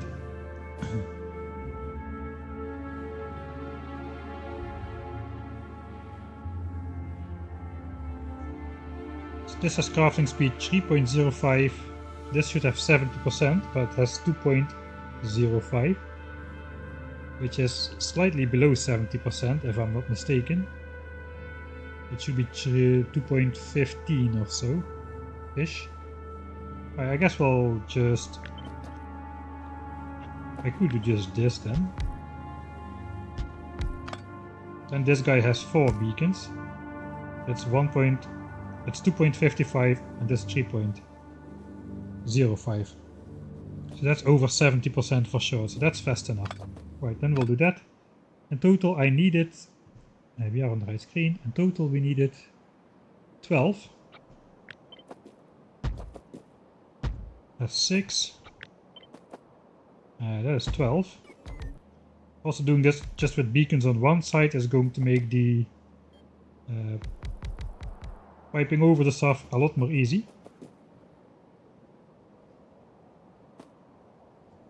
Alright, next up we need some oil cracking. We will be using all the light oil here, so we only need to crack down the heavy oil. Which means I need 5 oil crackeries. Oil crackeries? 5 oil crackeries we need, with 4 beacons each.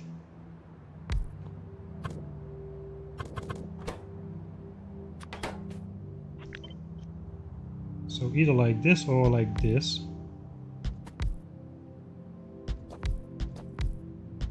Alright, now we got one with only 3 beacons, but that's okay, because we only need 4.5. So one of them can be only half as fast as the rest. If we look at the game, I don't have enough modules.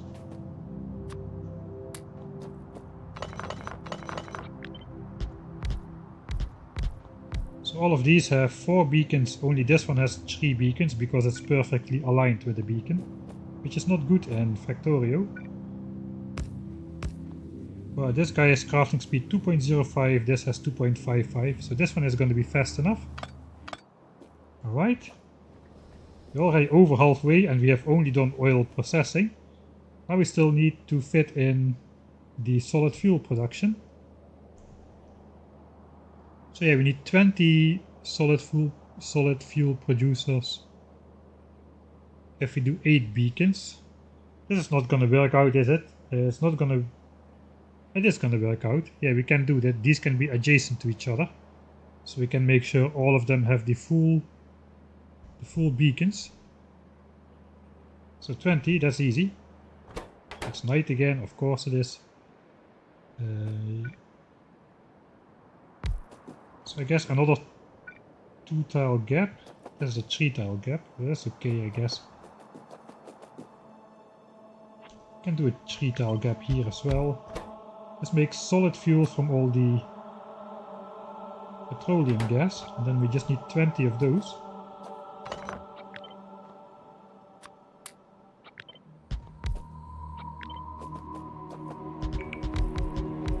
There's 5, 10, 15, 20. Okay, that does all fit within these rows of beacons. Now I said I would be extending these.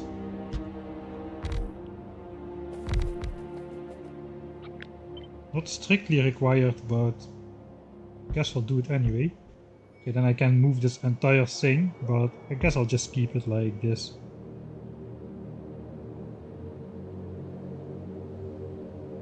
We'll see. I don't know yet how many solid fuel things I need for light oil. If it's less than 56, we're good. It is 42. 43 really. Alright, so back to the game. 43. I think we're just gonna keep things kinda simple here.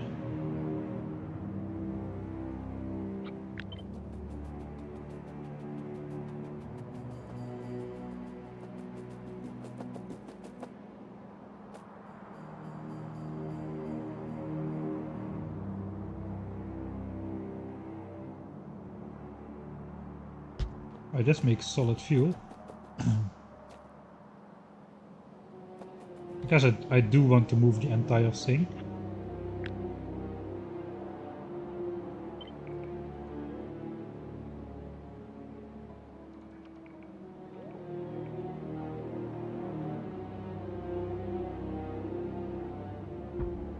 I guess we can just do full speed oil refineries, that's okay.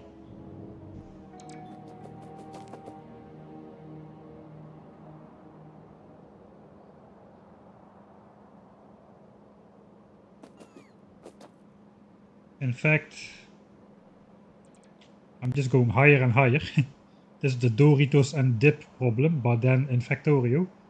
If I do this, I have a little bit of this left, but if I increase this, I have a little bit of this left, but if I increase this, I have a little bit of this left, and so on. Right, so I have 12 full speed refineries. Let's just go up. 888. That is 11.9, 890. 1.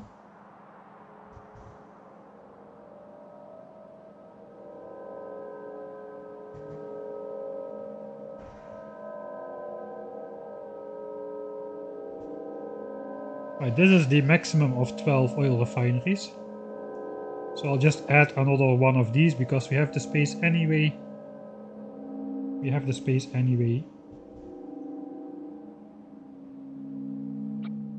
So just like this, basically.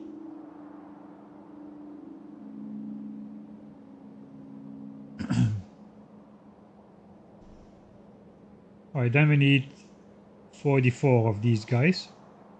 Then we're just basically consuming 12 oil refineries worth of oil into rocket fuel.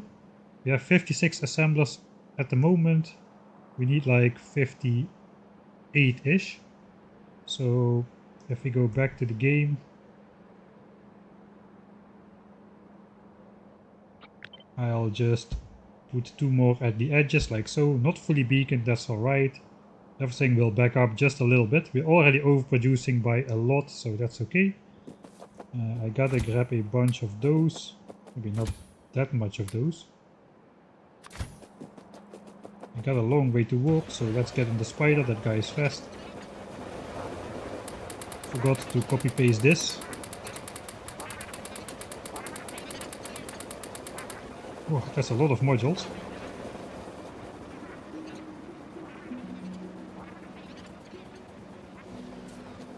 Alright, and then just I am on the right screen, then just this is from light oil. Solid fuel from light oil. 44. I guess we are making more than a belt of this stuff. So let's just see if we can do something.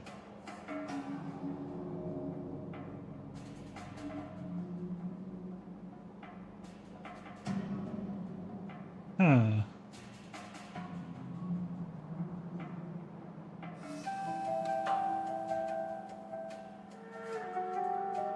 How do I figure out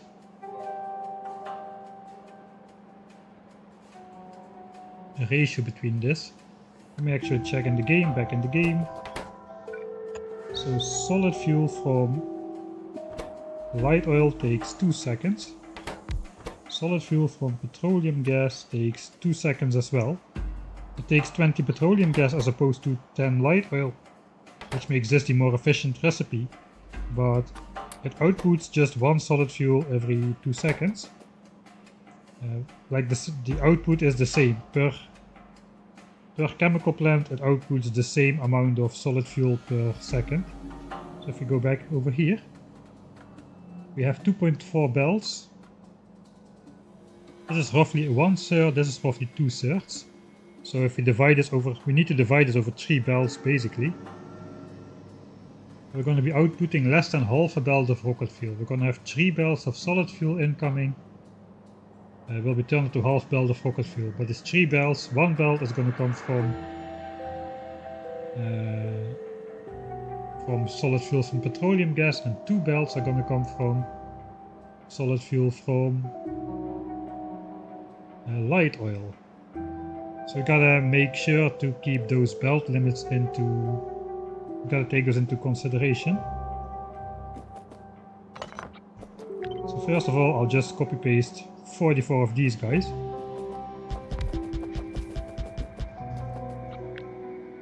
That's 11.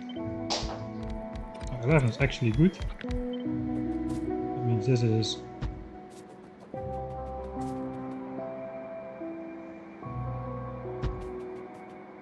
22, and this is going to be 44. I just keep them apart for now.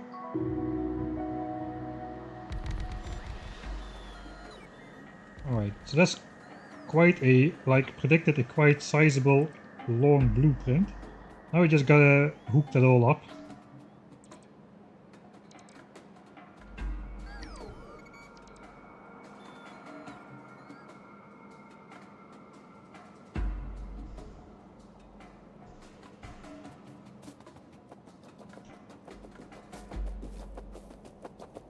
Now we just gotta hook it all up. Yeah, that's a good question.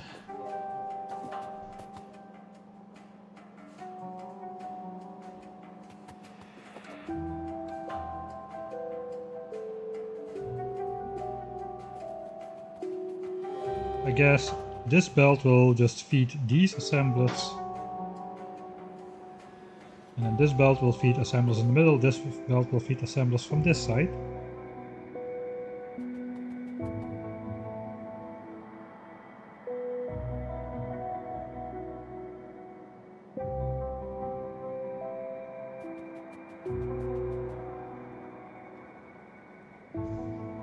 Right, so our belts are far from full, 2.4, we're gonna build 3 belts.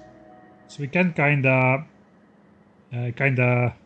guesstimate when we can connect the belts to each other after how many assemblers. We don't need to be spot on for all of the solid fuel to get consumed and for the correct amount of rocket fuel to get produced. Yeah, we're way overproducing rocket fuel. That's good though. We can maybe fuel some trains from that, like the science train. We will need to fuel somehow. So we can just steal some rocket fuel from this belt to go towards train fueling. Alright, I think we can, let's save 181 rocket fuel designing.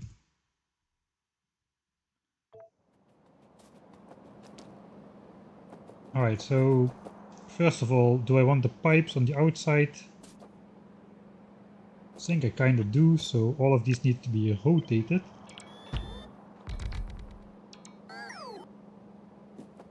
And these as well.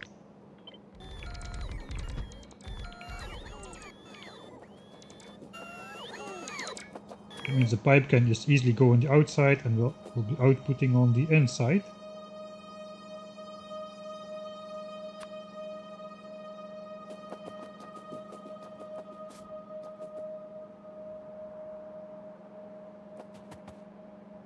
Okay, belt number 1. I guess we'll start with these guys.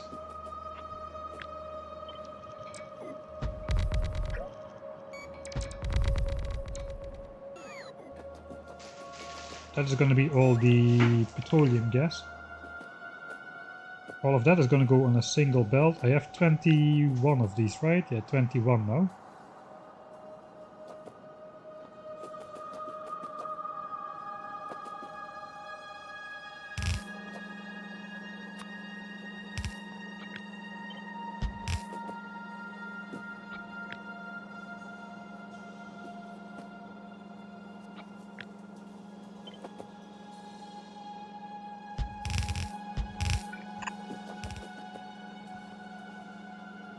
Right, so don't need to be super exact about it. It's 11.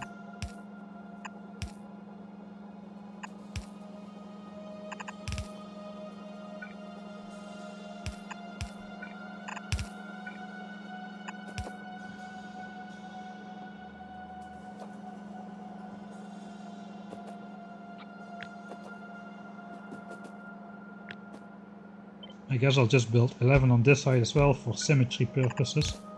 So one of them is not gonna be active, but that's okay. It's gonna look nice and symmetric, which is what really matters. Right, so now we got a full belt, or not a full belt, but we've got a belt of this rocket fuel stuff coming out of here.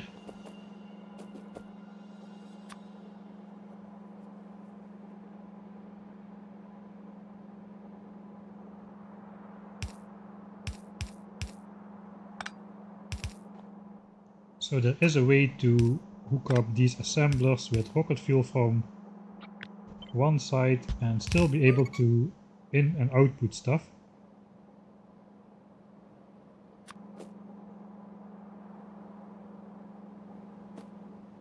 I guess in this case it would be nice if the output was on an uninterrupted side, which could just flow freely. That means input is going to be on the far side. I think I'm going to switch this around. Like so then. Means the input belt will come over here. I guess we'll just keep those small windows in here.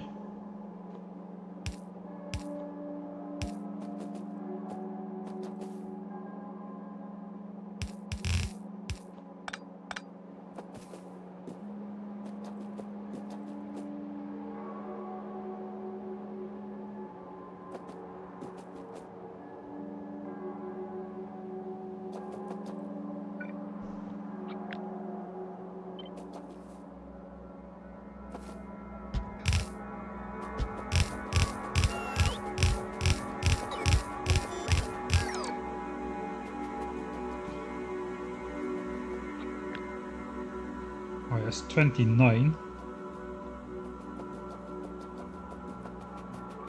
Actually, wait a second.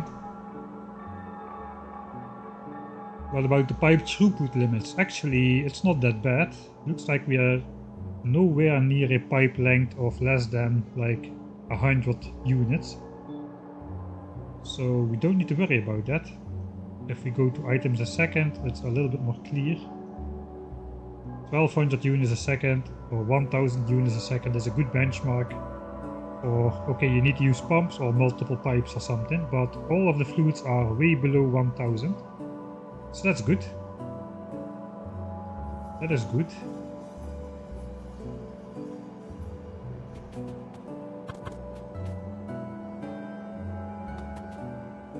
It is kind of annoying that this is an odd number if I do this system.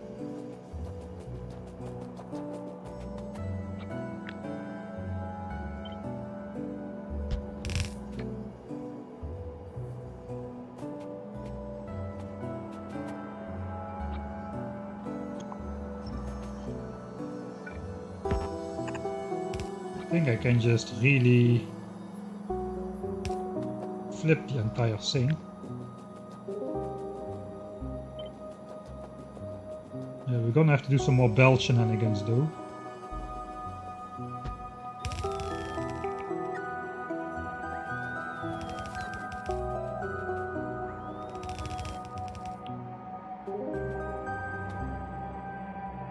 Right, so this is fine.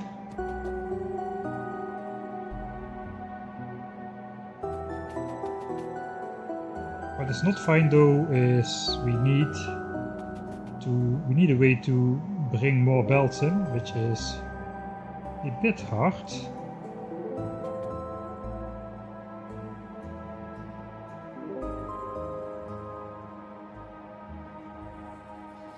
Struggling Ben did hydrate.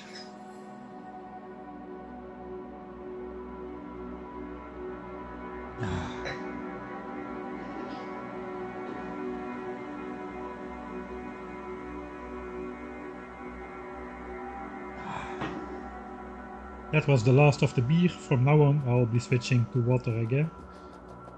So I'll be actually hydrating.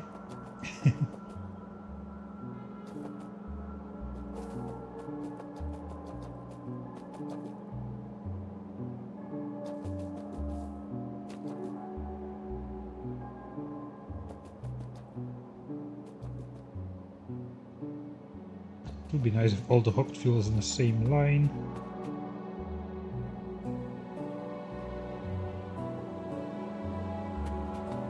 Alright, so yeah, we need inserters here. I forgot to place the inserters. Also forgot to place power, but we can do substations on this side, so that's good.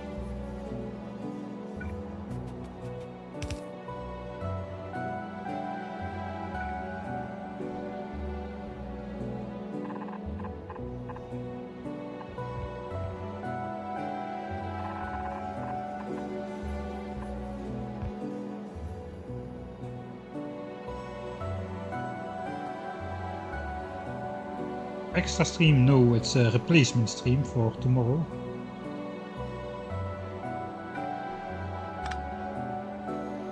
Oh, this needs to stay connected.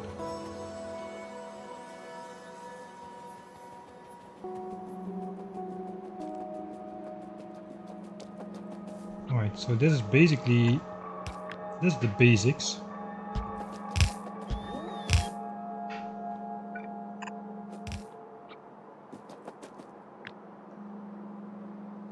It's almost large enough to make a tileable blueprint.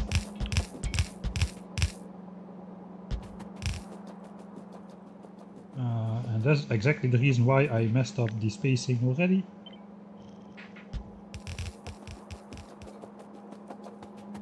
And we're gonna have some substations in there as well.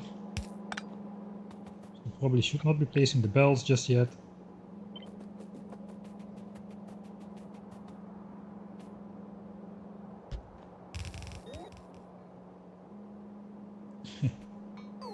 I will place the belt anyway.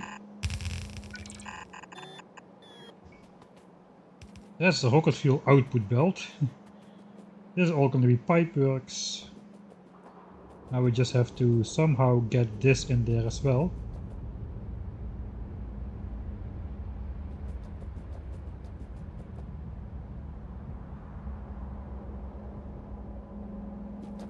There's going to be a problem though. I didn't leave myself any space to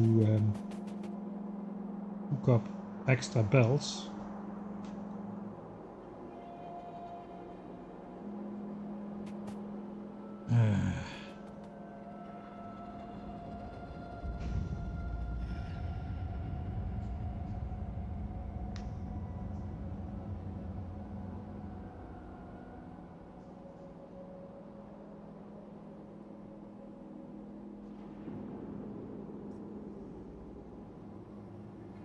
Alright, I think it's a little bit back to the drawing board here.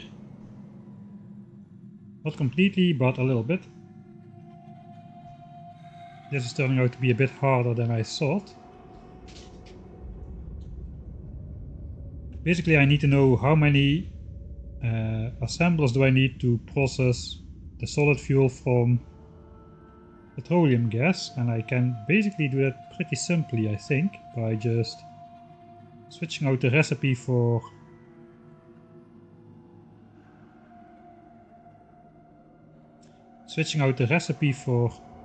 from advanced oil to basic oil, and then make it so that I'm producing 20.5 assemblers worth of solid fuel. I have to keep in mind though the beacons here. 8, okay. Let's do this.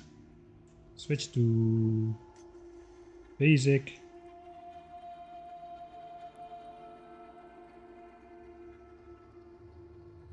Is everything the same? This is coal liquefaction. Oh, I cannot switch to basic. Alright. In that case, I need to just switch up this to produce solid fuel. Of course I cannot switch to basic because we need light oil. And now I'll just give myself from petroleum gas, and we'll have 20.5 factory, I guess. Yeah, that doesn't tell me anything. It does tell me it's 3/4 of a belt though. It does tell me we need 3/4 of a belt. So if we do need 3/4 of a belt, then I basically need to change this number until we need 3/4 of a belt, which is roughly a third, I guess.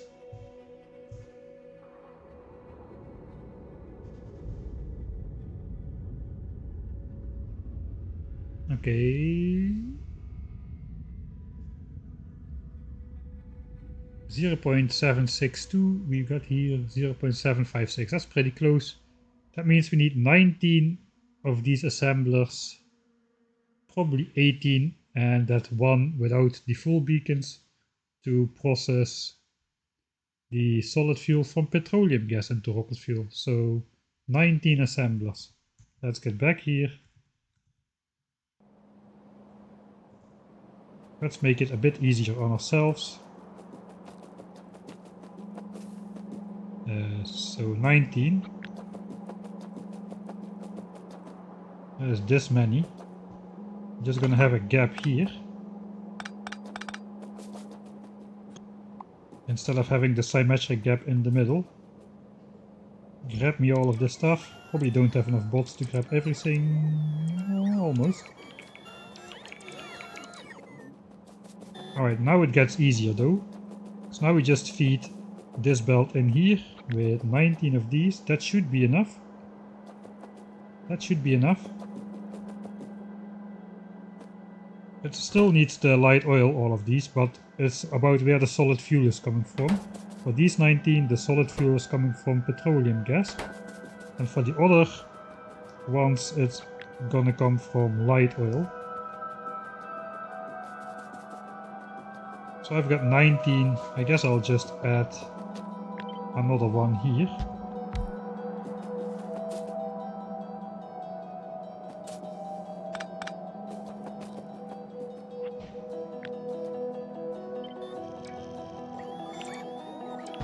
Then it is 20. There's too many, but it's okay because first of all, these are not fully beaconed, and second of all,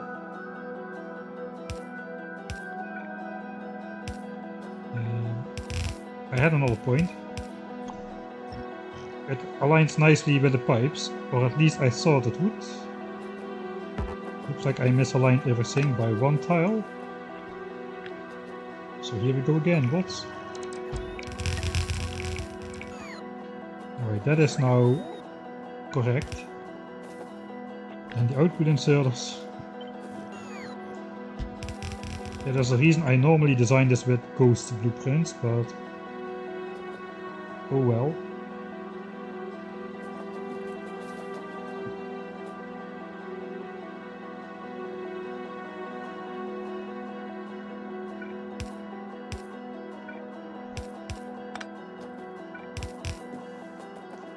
Okay. Step 1 then. Right. So I'm just gonna assume that was 18 and I need like 58. So I need 40 more. So I'm gonna make 2 more blocks of 20 for a total of 60. And those are gonna be fed with the next belt. Question is, can I do that next to each other? I hope so, because then this exactly fits.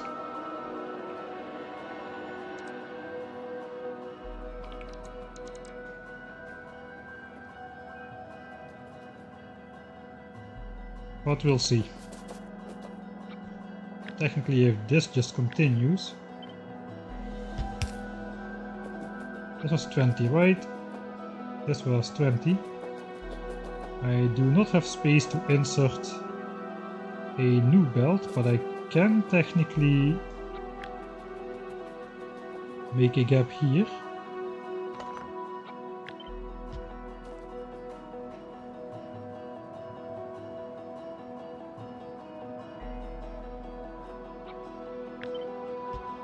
I'm not really gonna sweat it too much.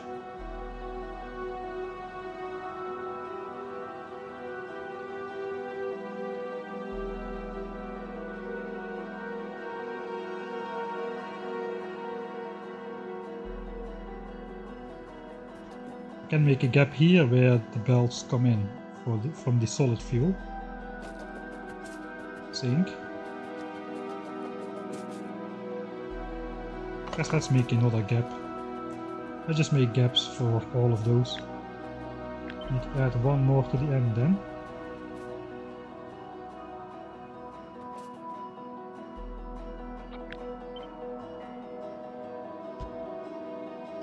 I'm just gonna fully beacon this out because this needs to be a little bit symmetric. 20. Oh, this is 19.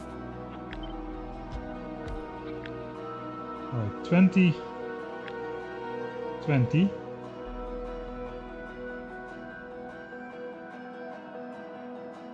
Is the stream jittering? My upload speed has been good, looks like. For once, it's not me. And then we need to divide these as well. We cannot really divide those symmetrically under the gap though.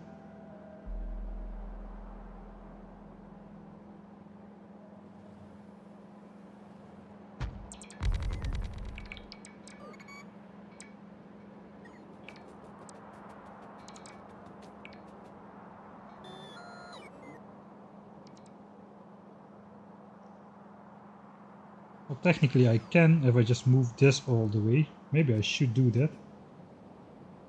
I think I should do that.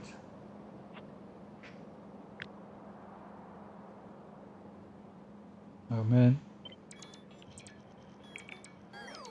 Why am I not designing?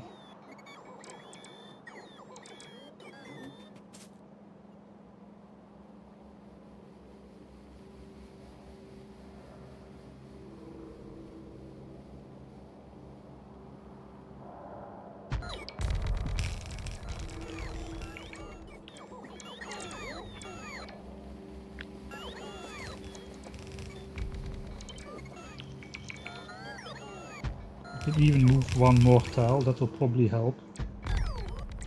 Alright, that's probably gonna be it. It looks a bit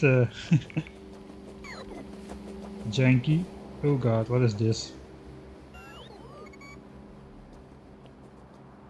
I misaligned the beacons here. Now all of this got messed up. Still got this part though. Oh, great. Let's just pretend this goes further like so. This has to go here.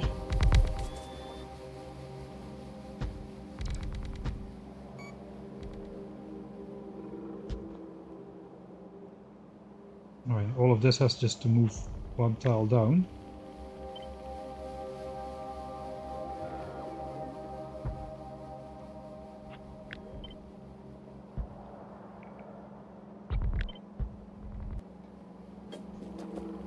Alright, fortunately I still have one of these units.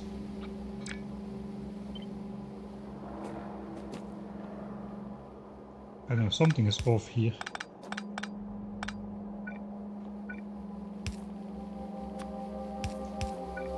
I think this is how I designed it.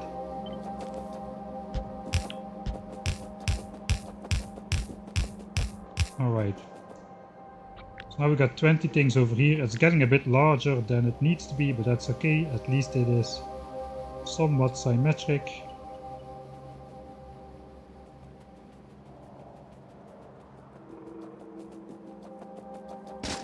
Wait.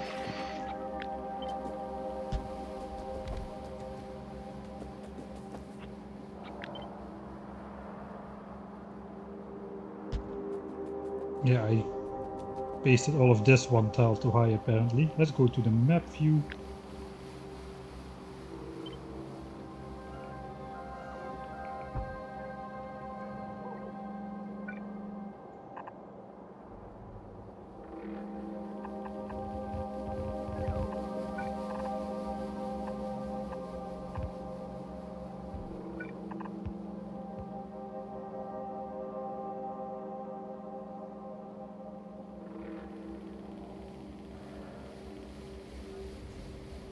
Alright.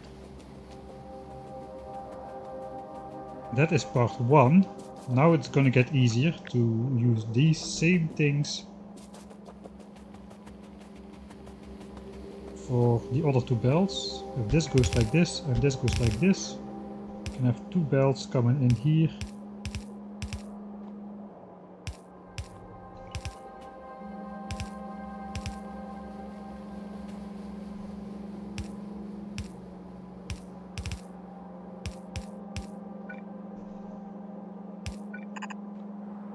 Like so. Fairly sure I can now safely copy this over.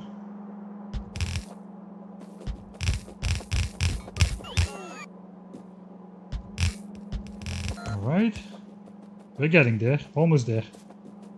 Almost there. Yeah, we got pretty speedy bots. Worker speed 11 at the moment. We could go like way speedier once the base is up. The 1K SPM base, of which this is the last design step. Right, so yeah, this is going to have a couple more beacons than absolutely necessary, but at least it's going to be clear which part of the setup is doing what, which is also worth something. Alright, here we just got a big pipeline going past the back of it, I imagine.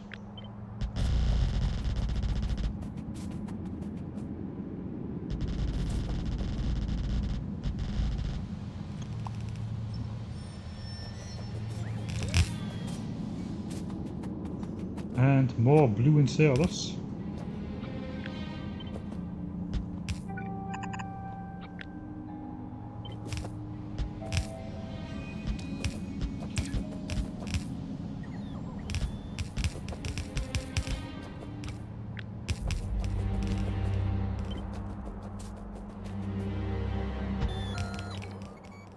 Alright, that's all the belting out of the way, I think. Except, yeah, we need to change belt direction halfway through. These are 22, 11 is here.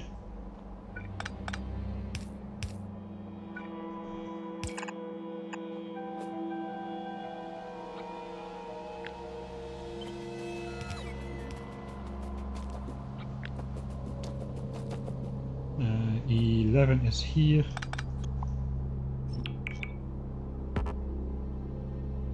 We cannot flip this, it's okay. I'll just manually do it again then.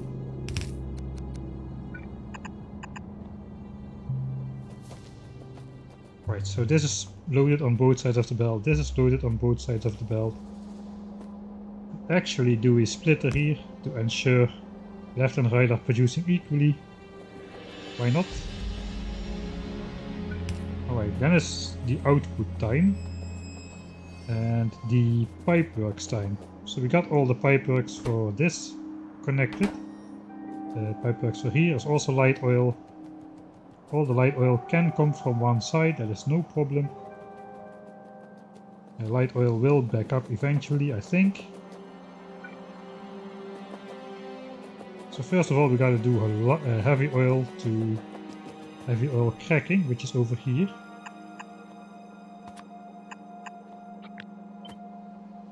I guess we'll just do the standard thing.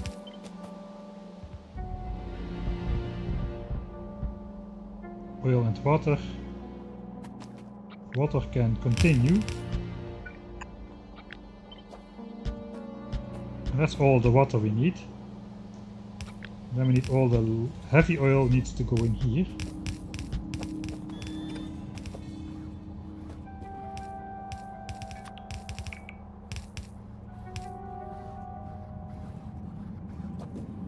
And petroleum gas needs to go there. Normally I do this. I think I'll just do this again. It looks nice.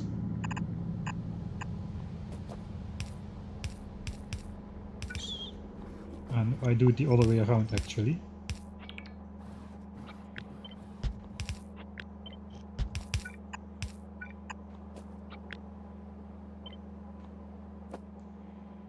Alright, that means heavy oil just comes out here, goes down here, and that is heavy oil.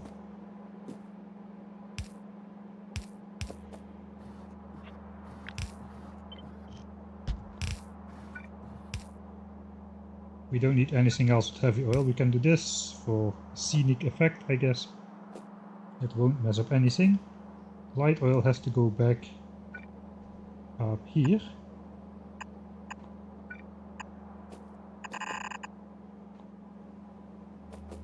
And petroleum gas.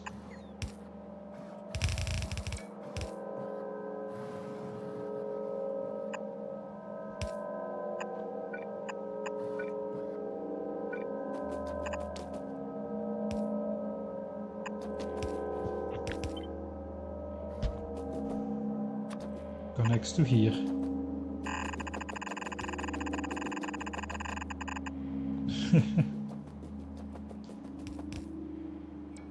Zip.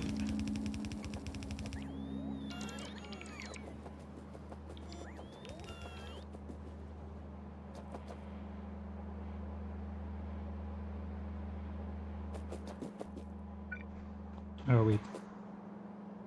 Yeah, this doesn't work.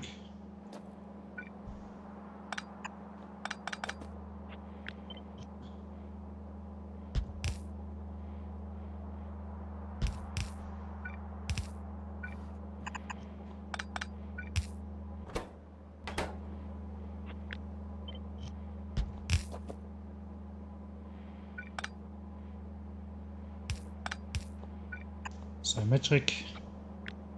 This is flippable, right? Yeah.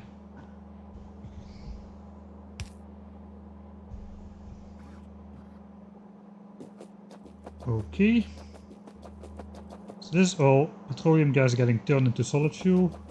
This is all heavy oil getting turned into light oil and reconnecting to light oil. Now we just need to do this.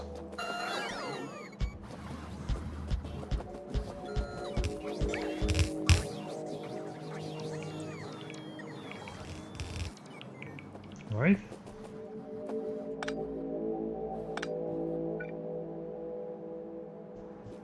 And then light oil just needs to go to here.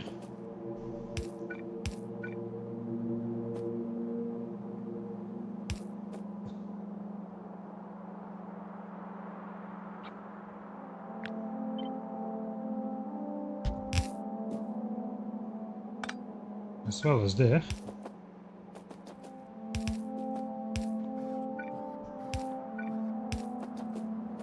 I even could use a pump to just try to force it that way a bit better. Thing I should not really need to do, so let's not do it. Alright, is that it? It kinda is it, except for power.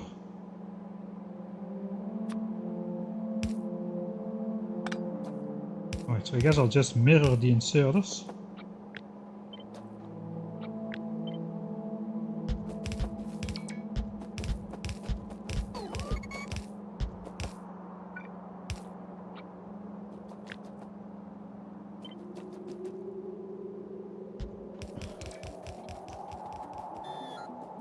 And if I am mirroring the inserters, I should also do that for this one.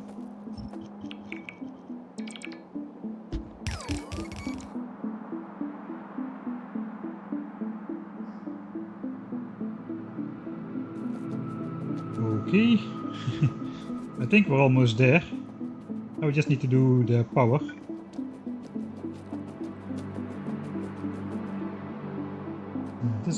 This beacon is not powering the last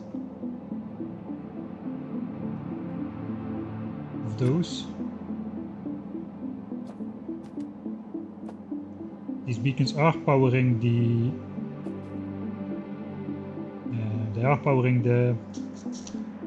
oil refineries.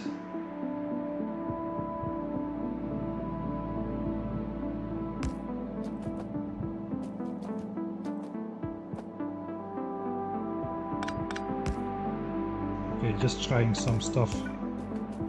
Normally you can every 6 beacons. This is not really working here though.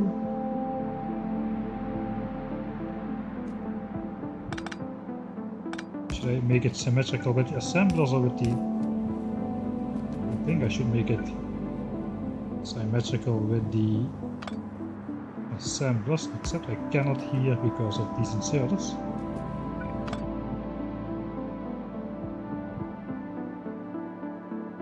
Okay, and basically these inserters are misaligned with the inserters up here. That is what's causing the issue.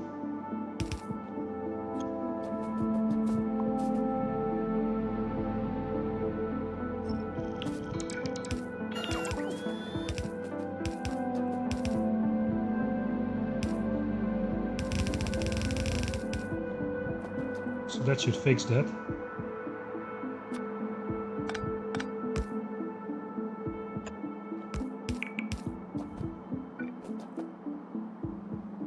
That's the maximum distance, but it's a full power field.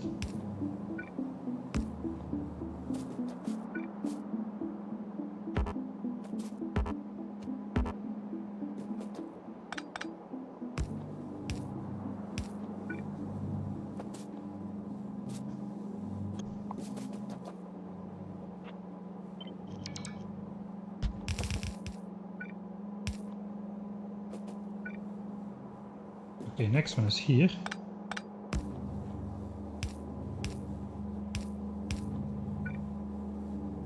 Okay, that powers everything except the middle part. Guess we can have a break in the pattern.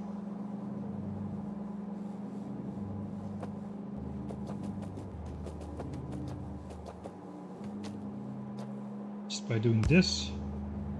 Then we can go symmetrically to the right, at least for the first part, I hope. I guess these inserters also will be misaligned. Man, I'm getting stuck in this pipeworks like no tomorrow.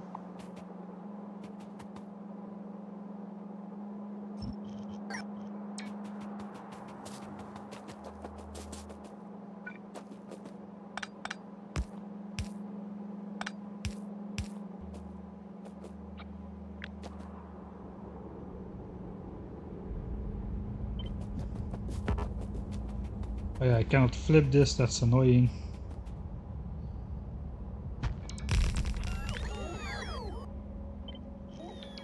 I need to flip it without.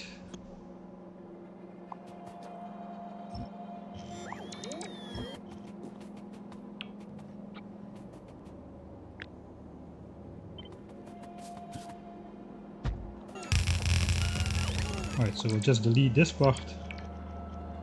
Now I can flip it.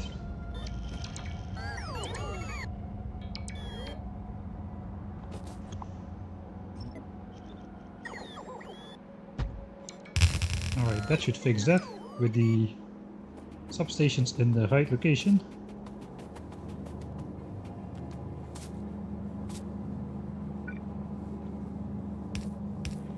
I guess I'll just manually do these. I cannot really flip this. I can walk up here where there are no pipes though.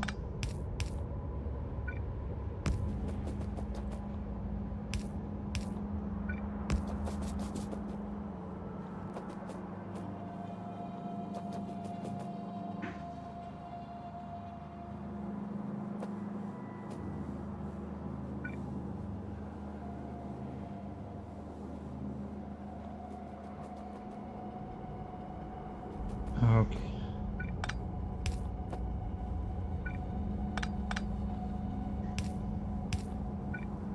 This is the symmetric part of the design. Are we getting into the solid fuel from petroleum gas part? This is at the end of this one. I guess we'll try something.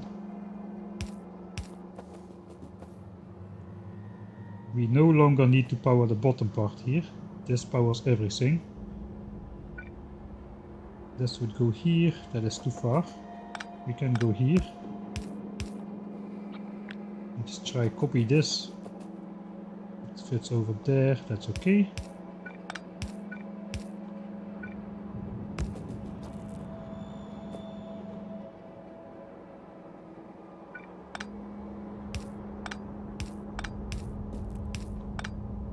We got just one more in the middle.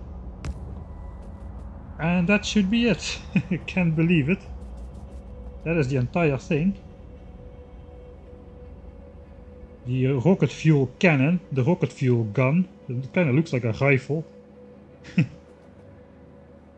And some sort of way it shoots out rocket fuel at this end. This is just rocket fuel for 1000 signs per minute, which means oh god, which means rocket fuel for 10,000 signs per minute is going to be 10 times this size.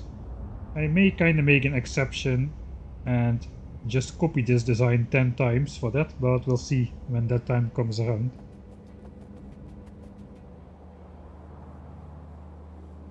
Yeah, it's not really like, it's like semi-perfect if there is such a thing. I don't think such a thing exists, right? It kind of defies the meaning of the word. Thanks, Kellen.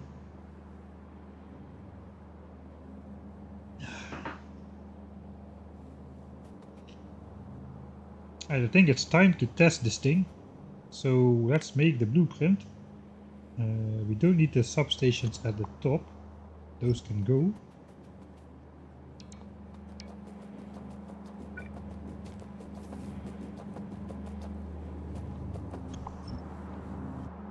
It doesn't reach, but that's alright. Oh, these pipes. I have spiders, I can just walk in spiders again. Let's just do that. Blueprint. This is a big blueprint. And if this works...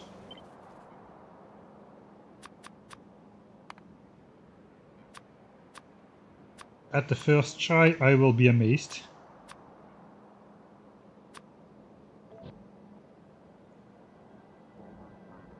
In the blueprint book it goes. I kinda wanted to fit that in. This is such a big blueprint. Okay, this is a decent option, but a better option would probably be here. Kinda even can overlap it with these beacons. Not really sure if I want to do that.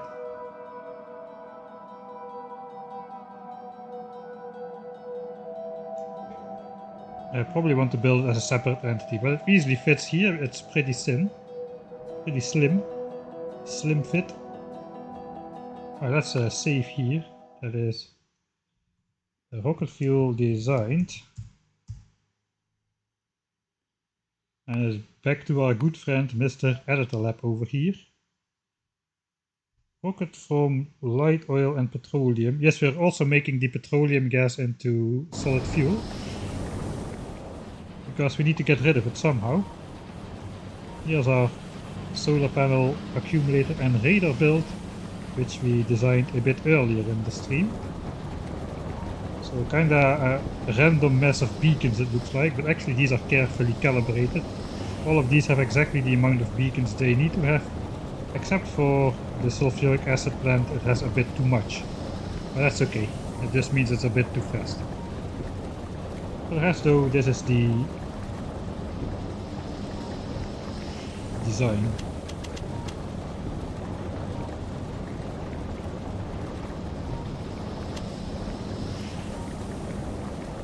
Ah wait, yeah, there should be another beacon here. That's why the batteries are not backing up. Now if we wait a long time, the batteries will start backing up. Just by missing a single beacon here, that one is gone. Is that in the blueprint? Is that in the blueprint? Yes, it is in the blueprint. Okay, that beacon, we've got that beacon in the blueprint. Right. We can get rid of this then. Because now it's time to test the big thing. Funny thing is, we only need to connect water and oil. And then everything should work by itself. Nothing else is required.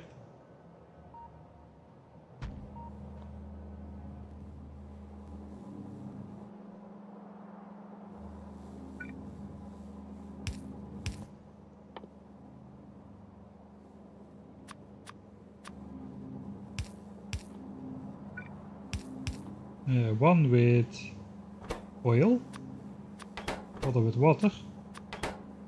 Copy paste. Alright, let's see how long it takes and which tab it will break.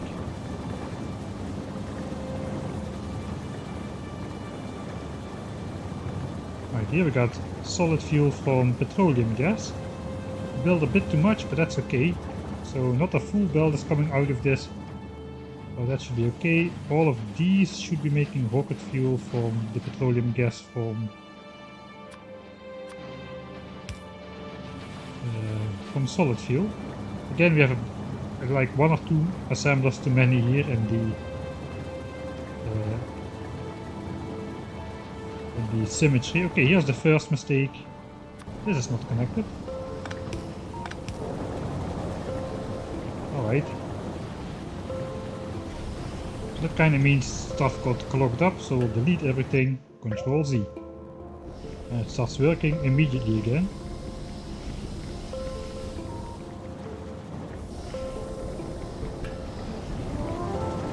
Solid fuel is getting made here now. On both sides of the belt.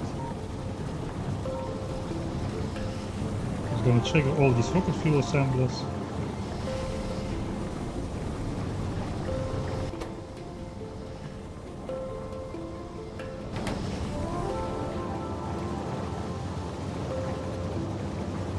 Right, so we may actually have throughput problems here. This is like 132 pipes long.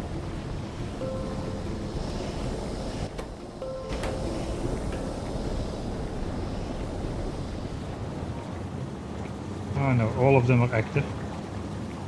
Yeah, we have a little bit too much again, so it won't reach the end all the time, I think. Oh, it's rocket fuel.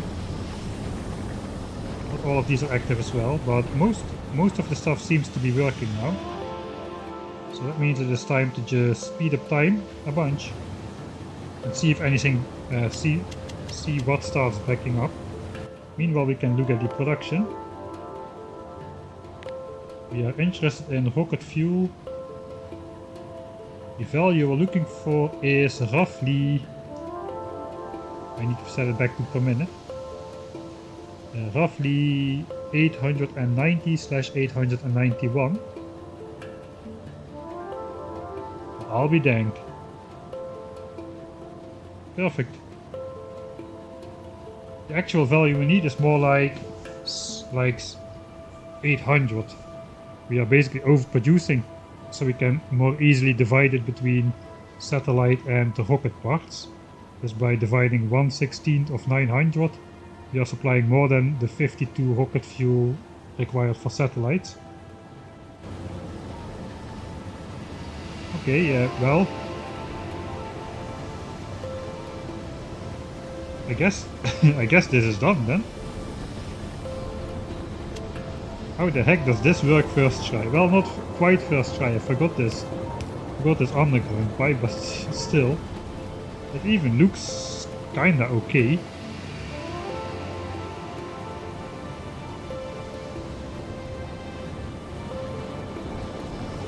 Alright, so what is backing up? The heavy oil pipes are empty because we have too much oil cracking, like half. You need 4.5, we have 5, so this is going to be empty all the time. Petroleum gas is empty, so we are making all of this into solid fuel. It's all getting consumed as well, because not all of these are active. So all heavy oil, all petroleum gas and all heavy oil is gone. This looks like a lot, but it is really not that much. 2020, I think all of this is getting consumed as well. Yeah, all of the light oil is getting consumed as well. None of these pipes are blocked.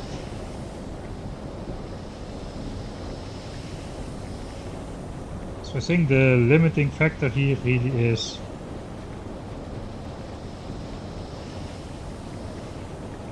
the oil processing, the 12 oil processing plants, which we designed this thing around. So we designed everything to be just a little bit bigger than it needs to be to handle all the products from 12 oil refineries. It looks like this is a success as well, since all the pipes remain empty. And the throughput is okay. Nothing is getting backed up. Let's can I actually see the throughput? I think I can. Pause. Let me first update the blueprint, since this thing is done.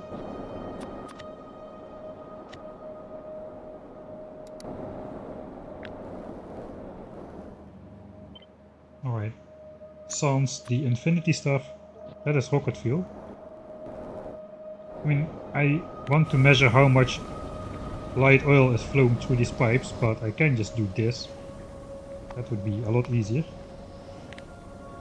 40k a minute. This is per 5 seconds. It's like 600 to 700 per second, which is way lower than like 1000, so yeah, that is gonna be okay. So none of these fluids should be nearing 1000 if everything is alright. So 60,000 is 1000 per minute. All of these are way below that except for like pure oil, I guess. It's like 3/4 of the way there. Still quite below that. I think we're not gonna run into problems. Oil is quite close by the place where we plan to build this.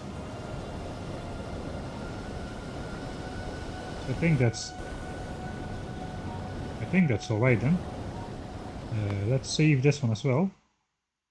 Next one.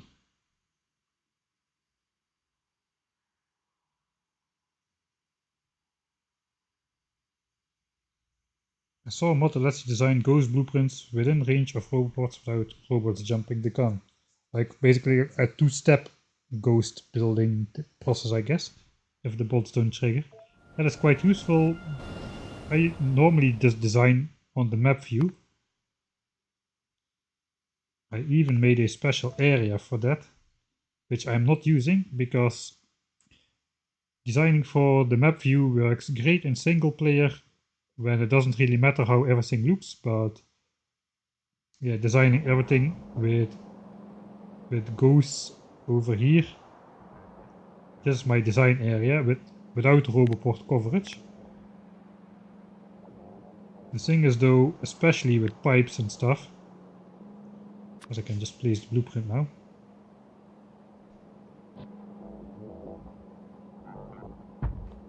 I mean, this is very unclear. I guess now it's kinda clear because we just saw it working, but when you are working with this in the like view over here, it's even hard to see what the heck you're doing yourself.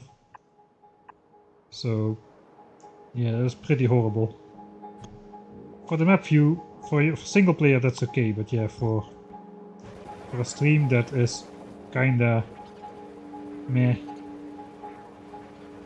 Right, so we got this thing as well. I guess we're just gonna build this thing. So I'm going to...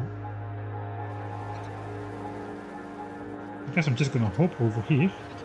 While we get another batch of solar panels, accumulators, and a couple of modules sent over.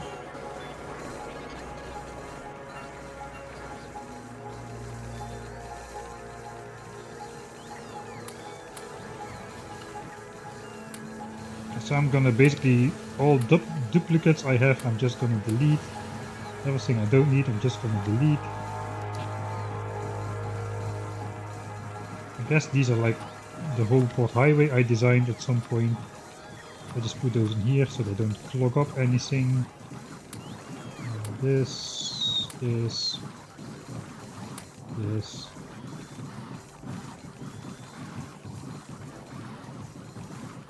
Alright, and then I just hope that I can fit all of this in my inventory. Just going to deconstruct this in small sections, so it's hopefully my bots who will pick up everything.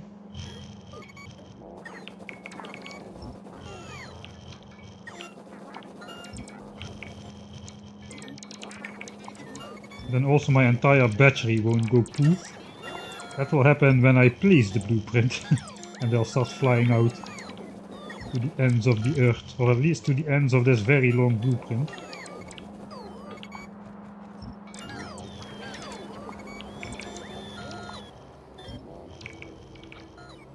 Alright. Exactly cannot fit everything in my inventory, it appears. Okay, I guess I'll just drop some beacons in this guy. And then I've got everything I need to build it. Alright, rail can be reinstated. That means the entire design process is done. For the entire 1000 finds per minute base. We've gotten all the things we need in our blueprint book now, all of these things we designed from scratch during this playthrough. That's pretty neat.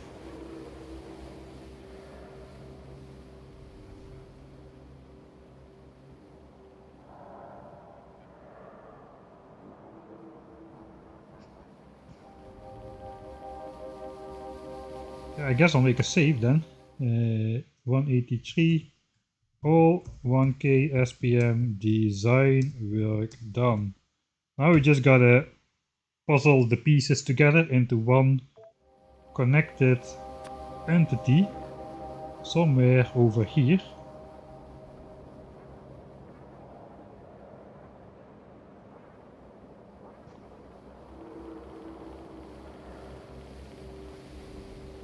Let me check my notes.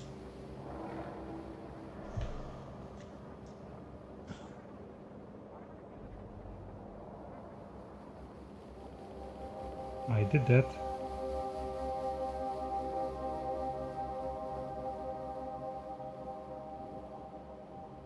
Rebalance. That next to that. Yeah, I did that. Rocket fuel. Nuclear expansions. We could do those. Solar panels.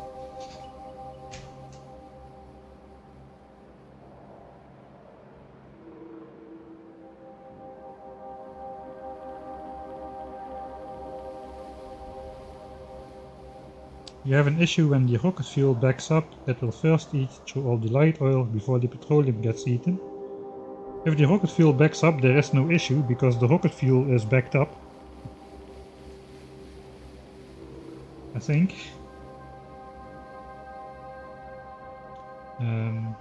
Another thing I could do, I could prioritize the rocket fuel from light oil. But you know, when it backs up, it will just back up. Then there will be space on the belt because the belt will be drawn empty. And then the thing will start up again. So once it's backed up, not all will be working all the time. But the imbalances will recover themselves, I think.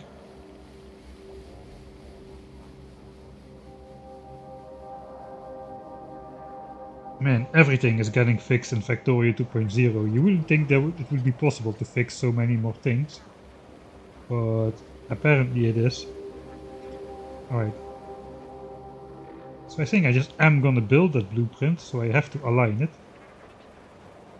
I am gonna build it here. We've got the entire bus here, so I kinda want this to meet up with low density structures and with rocket control units, since those are the 3 rocket parts. We also gotta combine some of these low density structures with rocket fuel for the satellite, so that is nice. So in that case, let's switch off my bots. We can try to figure out where this thing should go. That's a pretty large cannon. Man, the zoom is just... I guess I should do it from here then.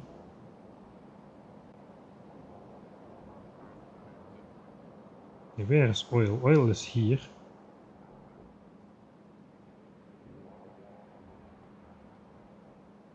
Should I just incorporate it like so? Maybe it would be funny. I'll just place it and just see how that looks. Oil could just come in from here then. Water we need to take from somewhere up here, I guess.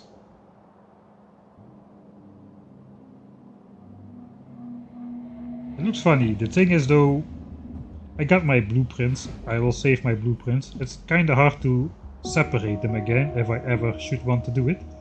I don't really can think of a reason why I would want to separate these, but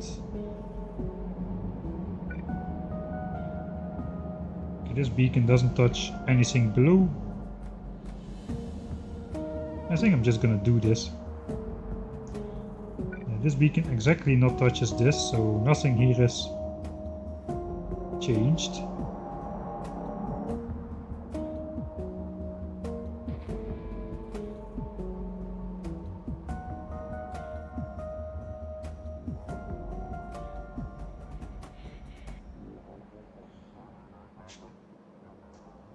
Causing the height, most plants to idle first. Yeah, I think the thing is, if I consume the petroleum gas solid fuel first, that means light oil will just back up, which means no more petroleum gas will be produced, which means it won't get turned into solid fuel, which means the solid fuel from light oil, of the rocket fuel from light oil, gets pushed again. Which causes more petroleum gas to be produced, and then that cycle repeats itself, which is okay. The rocket fuel will remain backed up. I can make it so that the rocket fuel from this side is prioritized though. Basically, yeah, by putting this on the other side of the belt and then just making it so that this is consumed with priority. But if we do that, that basically means petroleum gas will back up, which switches off the oil refineries, so light oil doesn't get produced enough, which causes the rocket fuel from petroleum gas to be consumed again. This gets consumed again, this switches on again, light oil switches on again, etc, etc. It doesn't really matter. It doesn't matter what gets consumed first.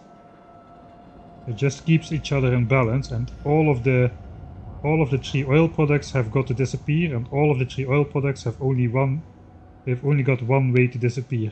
Heavy oil gets cracked into light oil, petroleum gas gets made into solid fuel, and light oil gets made into solid fuel as well. So there is nothing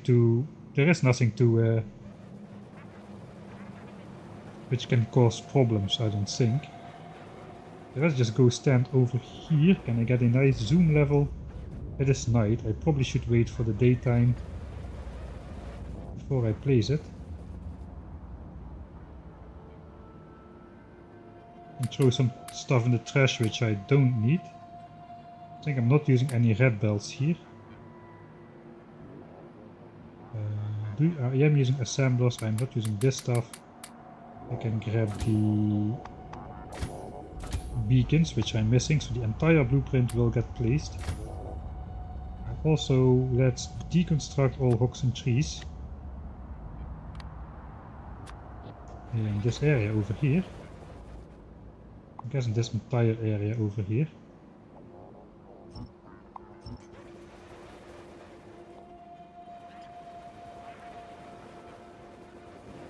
Alright, it's getting light.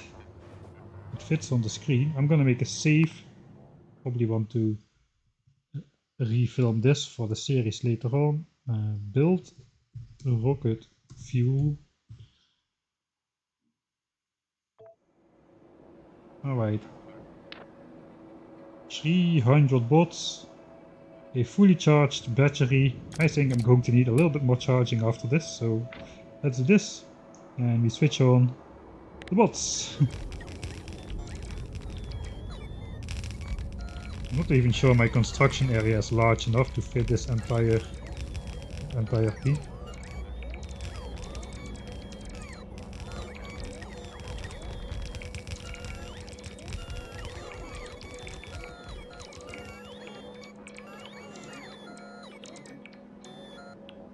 Yeah, no, it's not large enough. That's what she said. The robot construction area is not large enough, okay guys?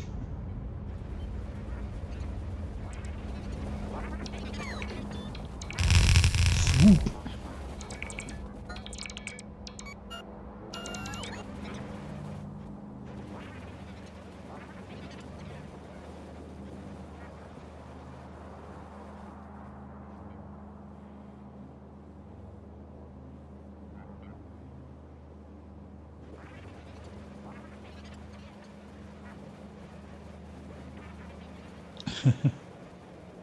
That. She said that.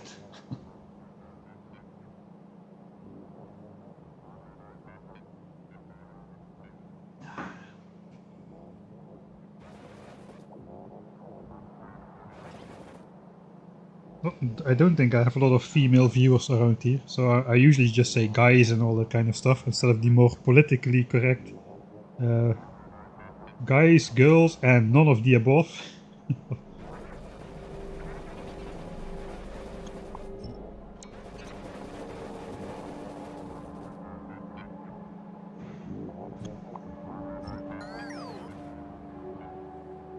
It is the capacity of the battery. Yeah. Alright. So first of all, I guess we'll just rebalance this. Let's have a couple tiles to look at what is coming out. I guess we'll want the thing to continue on the same horizontal line. Can I do this already or what? Yeah, like so.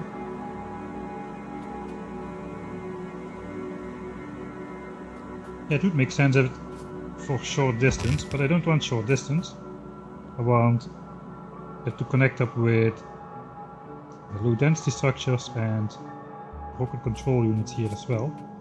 So now we gotta make a 1:16 splitter, which is very easy. I guess we'll try to make it symmetric around here. So normally you would have to do a lot of stuff, but we don't want a 1:16 splitter with 16 belts. We just want 1/16, 15, 16. Which basically means we can do them sequentially.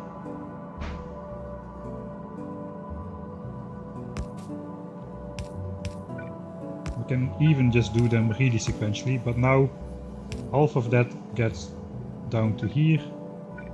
Half of that gets down to here, half gets down to here. So half, 1/4, 1/8, 1/16 continues on straight for the satellite.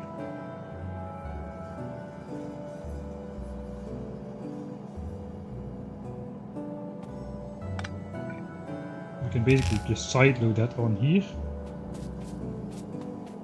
I guess we just won't do this just yet. Everything comes out on one side. Sideload it again.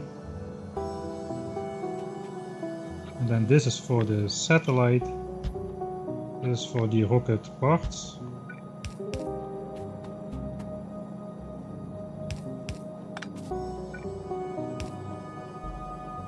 Nope, we'll just do this. But we need less than half belt of rocket fuel, so after this we can rebalance the belts. Alright, so now we got this thing for rocket fuel and we've got it for low density structures. Those are the only two multi-purpose items. Rocket fuel for satellite and rocket parts, low density structures also for satellites and rocket parts, as well as yellow signs. The actual rocket control units, we don't need to do any shenanigans with those, because those just go to the rocket parts. They are not required for the satellites. And the other multi-purpose things will work themselves out. I'm not really planning to overproduce blue signs by such a margin that I can... Well, maybe I would have done that actually. I didn't do that. So that I can properly divide it between the yellow signs and the rocket silo from the get-go. Alright.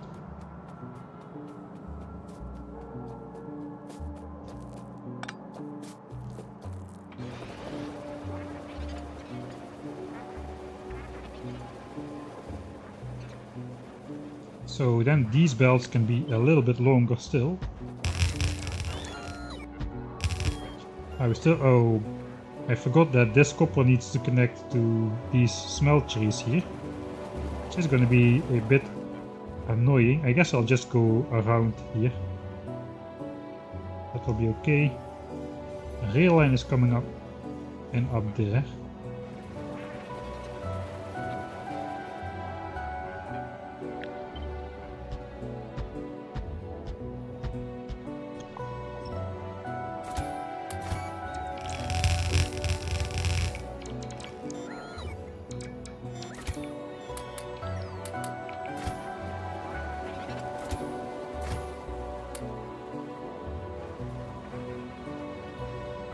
Okay then, there's rocket fuel, the last design. Built, or designed, and built. And again, because it's multi-purpose design and built. Okay, so we built everything for the rocket parts actually. We have the rocket control units, low density structures and rocket fuels already on the map.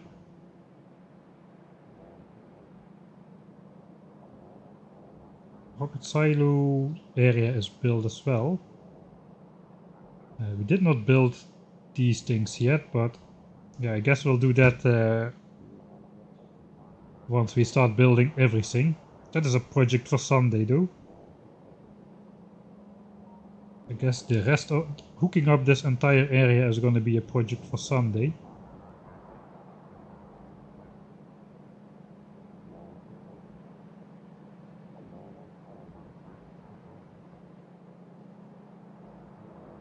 Just gotta figure out what I'm gonna do with the modules. Kinda like the slow yellow belt for the transporting the modules into the base. I think I'm just gonna keep that, so We'll see what goes where eventually. But yes, so still a lot of brain works going into we need to extract the last resources. We need to hook up some stuff which is disconnected. We need more coal for some stuff. I think I didn't build that yet. I will need to figure all of that out still.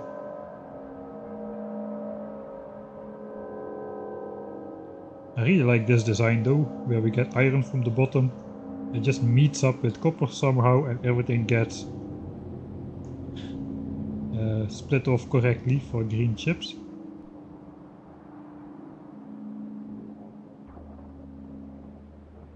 I should kind of figure out how much percent this oil field was when it first started. I guess though with mining productivity going towards high values, even the remaining value is going to be high enough to support the oil. Especially since we're using advanced oil processing.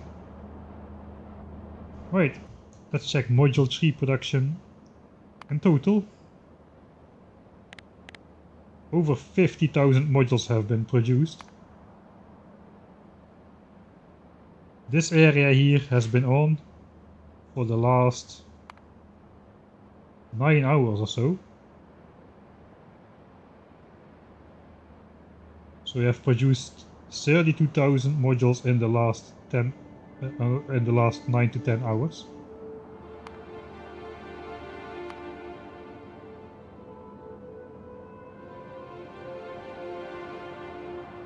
So we produced more modules in the last 10 hours than in the rest of the game combined, thanks to this booster area. It was a good idea to build this first. I think we're gonna be good on all resources, all base building materials for 10k SPM. Especially with the ongoing production. Of course, once we start researching with the 1k SPM base this Sunday, we're gonna switch off the module production area, because we're gonna need all of these red, blue and green chips for the 1000 science per minute of research. So that means this is basically gonna be switched off. But it's okay, we got a big boost of those module production from this area for the time that it was up.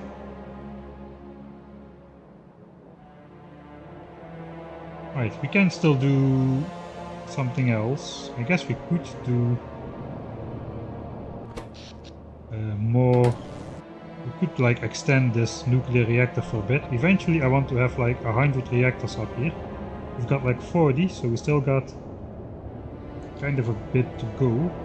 I think I can only make one extension at the moment though, because yeah, I limited my chests to produce only one extension per time. So I guess let's go build one of those extensions.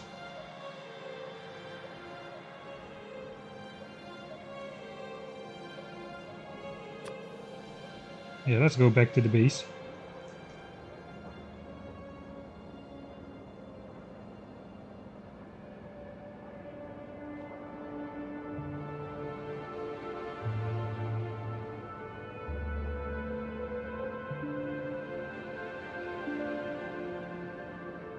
Okay, let's check these resource patches. So my theory was none of these should ever run out. Also, we already got a bunch more productivity levels, so the back ones are no longer active. Or at least not all of them. So yeah, I guess this is never gonna run out. It's gonna be producing solar panels and accumulators and Mark III modules until the end of, not until the end of time, but until the end of this playthrough for sure. I guess same up here. Everything is still okay. Okay, one miner actually ran out here, that's okay. Because mining productivity has caught up and not many of these miners are... Most of these miners are inactive. This was the extra belt anyway. So we are using these to compress these 4 belts over here. That means there are some gaps still.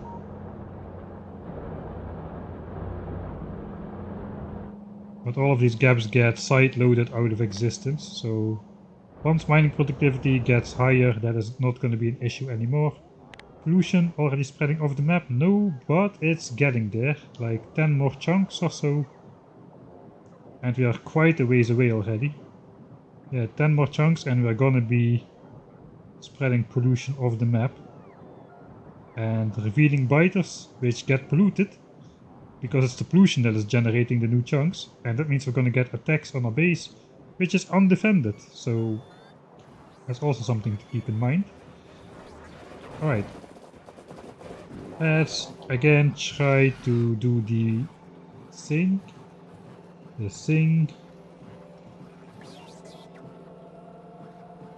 Don't have a free bar.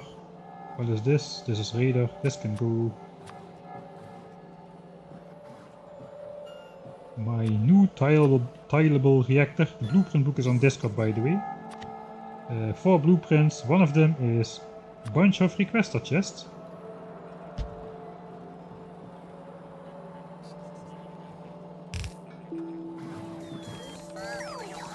Which request all of the stuff for the reactor.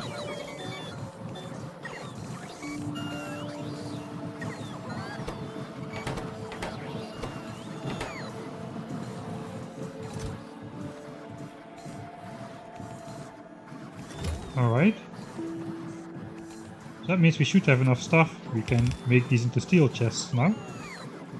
And now we just pick this up and shove it in a spider. Unfortunately, none of the spiders have space. Actually, no, that's not true. This guy still has space.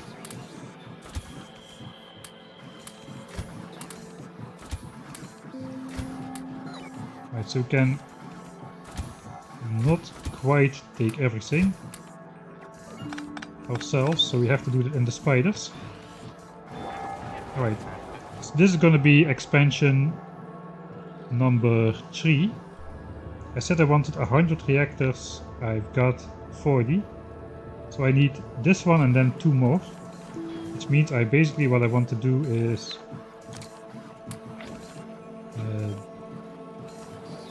basically double this. So I can either say, I can just double this value then. 40 reactors. 40 reactors. 1600 heat pipes, does that even fit?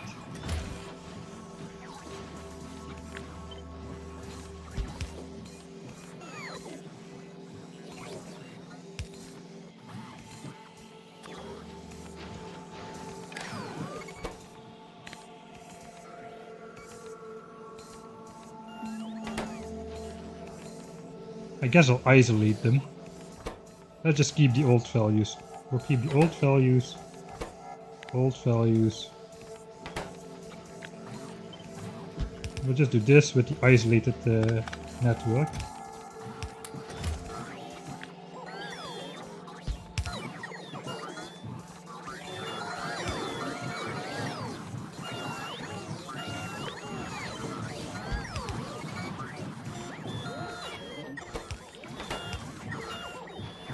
Except this guy. Looks like we gotta change this guy. Because this just simply doesn't fit. So let's do 1100, I guess.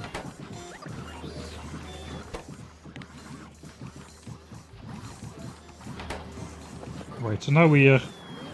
Now these things will make 2 more sets at the same time.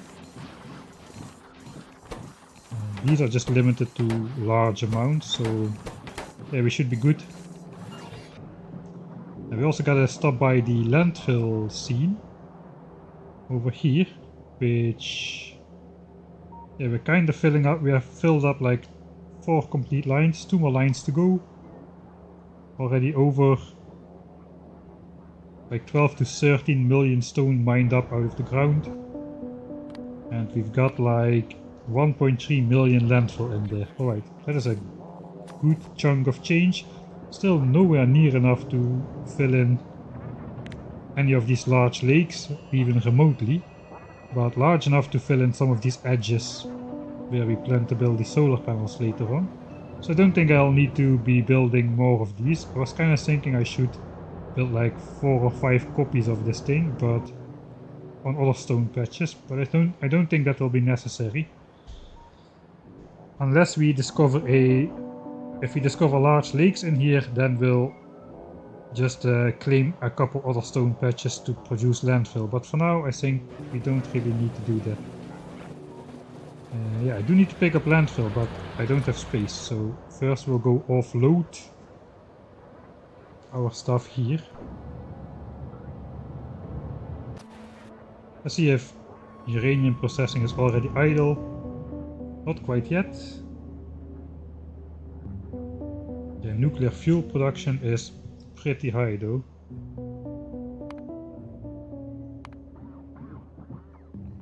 Fuel cell, what's the thing called? Not nuclear fuel cell. Uranium fuel cell, right.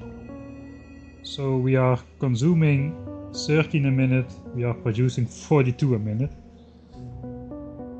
So we already have enough production, it looks like, for the 100 reactor build, and we're still overproducing. And we're all doing it.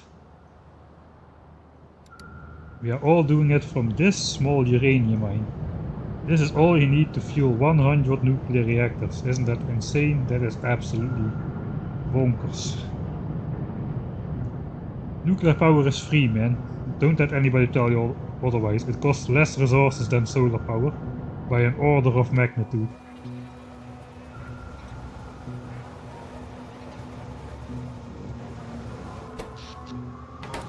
Alright, so I just gotta throw the nuclear reactor in chests.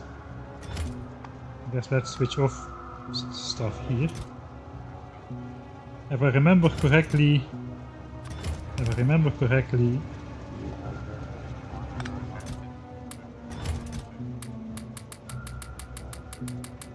I need like 2 inventories full of landfill.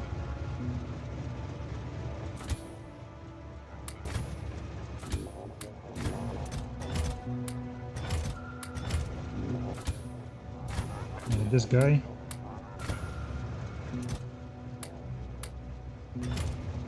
Okay, so now I've got 2 inventories of landfill here. So now we just go pick up that landfill over here, and we should be able to build it with our bots.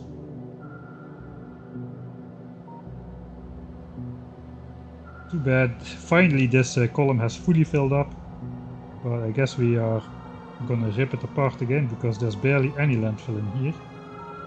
How much landfill do we have here actually? Yeah, quite a lot. Maybe I'll just go...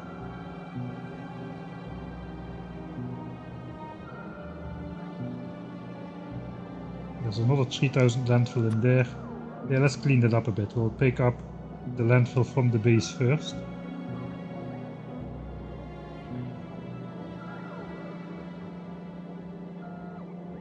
The fluid rebalance should help an immense amount on the water and steam involved in nuclear. The question remains, are they gonna apply the same trickery to the heat manager? Because the heat manager is also a large part of nuclear power. I guess it's roughly 50-50. Maybe a bit more on the water and steam. Yeah, it's more on the water and steam side. Probably heat manager is like 30%. If that is also not gonna just calculate the heat for every heat pipe, every tick, rebalancing everything, but just be one entity, that is gonna basically invalidate solar power, in my opinion. Because that means nuclear power is gonna be as UPS friendly as solar power in the grand scheme of a real base. Alright, let's throw this in here. I did switch off my logistics requests, fortunately. How did I wire up this stuff? 4K, 4K.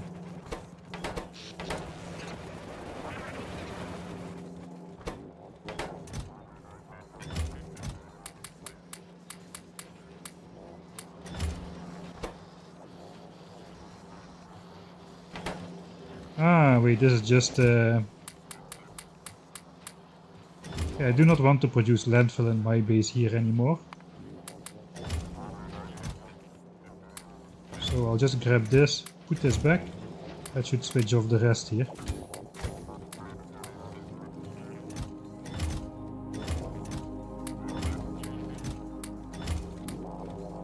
got 2 full chests and a bit. Alright, that's good enough. The rest we'll grab from the actual landfill area, which is over here. Yeah, maybe we can grab everything from these chests then.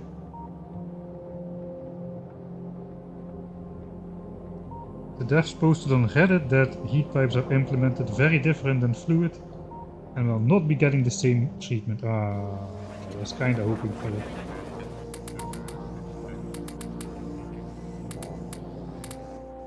Alright, that is close enough to 2 inventories.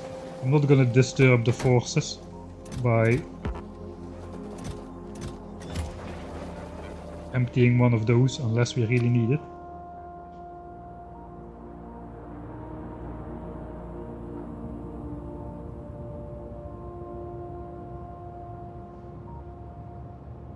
What it means for UPS is to be seen. In the grand scheme of things though, nuclear power versus solar, of course solar is pretty much infinitely better than nuclear if you just compare the UPS between nuclear and solar. But it's kind of like saying, okay, solar power has like 0% influence on your base, or 0.001, and nuclear power has like 2% effect on the UPS of your base. Both are very small. It is just large enough of an influence to motivate going for solar panels, I guess. But nuclear power is really not all that bad for UPS as it's made out to be, in my opinion. Alright, I think it is time to make a save because we're gonna place landfill, always a dangerous thing. Landfill for nuclear 3. If this goes wrong, I will reload. I'm again going to do this from my armor, which is not great, I guess.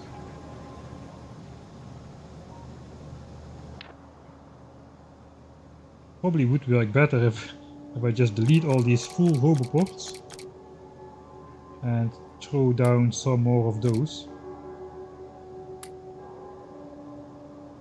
Now my construction area is a lot smaller. Right, so the blueprint book. Now we got the second blueprint. So basically is the tileable part. We can just move this along. So if I now zoom in, you can see the landfill ghosts. You just need to press shift. It is tileable, so it cannot go wrong really. And there goes the bots already, because I forgot to switch them off. That's okay, now they don't fly out until here or something, which is a lot better.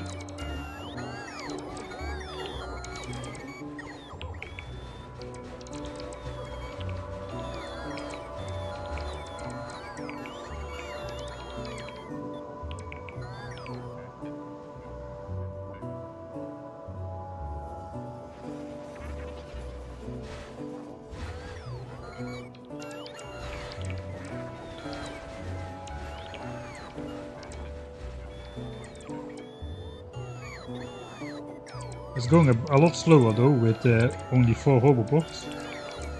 The roboports need to charge so much. I really wish it was possible to just decrease the construction area while keeping all the charge points for the individual bots with all of these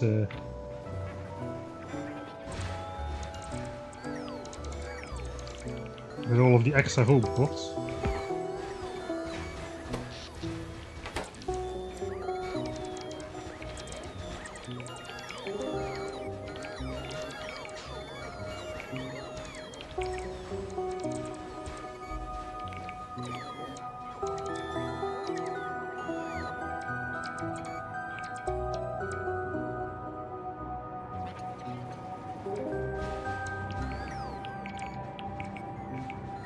Oh yeah, I mean solar is really good for power and land is kind of infinite, so that's alright.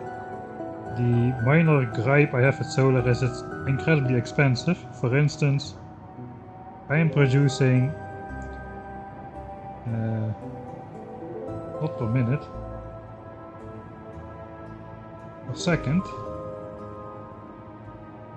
I'm producing 4.5 solar panel per second and 3.75 accumulator per second, and I need to do that for 120 hours in order to get the 2 million solar panels we are estimating we need for our 10k SPM base.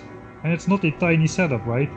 It is this thing, like multiple belts of iron and copper, a bunch of steel, 2 belts of green chips for 120 hours, this oil refining, modular batteries, all of this needs to run for 120 hours to make the power. Whereas with nuclear you can just see it. I just grabbed like 1/5 of the power I'm going to need here from a chest, and it's pretty easy to produce more. Okay, it's time to grab the second inventory, I guess.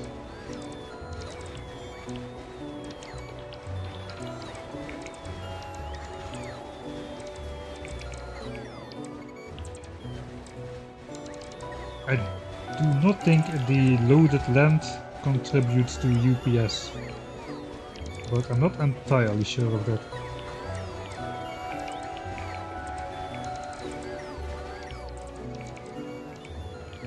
I guess we can try. Once the 10k SPM base is up, I can just load it on 2 different saves.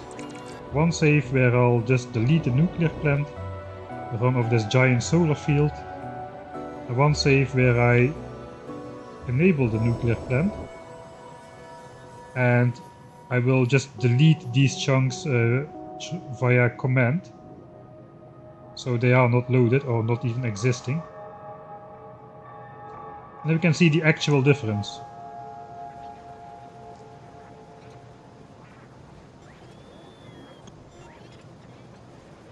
Alright, let's make one more walk to guarantee that we've placed all the landfill.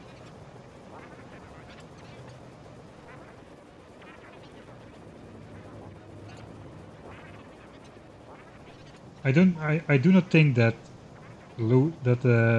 generated land, but land where nothing is happening over here, I don't think this is eating up any UPS or doing any checks of any kind. It is just existing, like files on your hard disk, not really messing with the calculation speed of your processor, unless your hard disk is absolutely full, I guess, but in general it just exists but doesn't interfere with anything. Alright, that was step 1. Step 2, we're gonna need to go back. Yeah, we still got a bit of landfill left over. Now we need all of the stuff.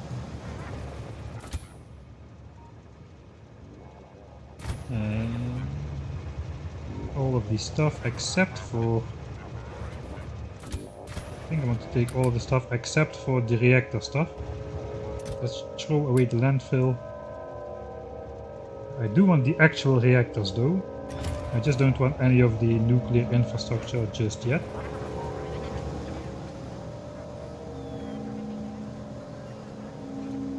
So that was 2 of the blueprints. I guess this should be the first one, because we are requesting this stuff. Then the landfill, then the skeleton.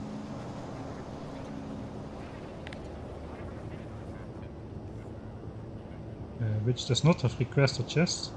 Now we can do this. That places the skeleton. I kinda already want to do... I'll just copy paste this, which will get the bots to bring nuclear fuel over already. And that will start heating up those reactors. I guess we'll do that first.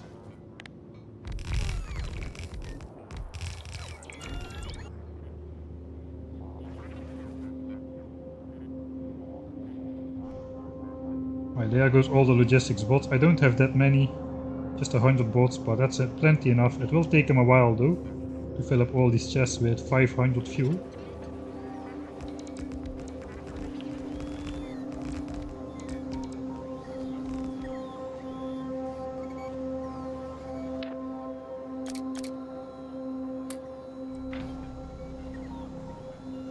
Just extending my construction area again.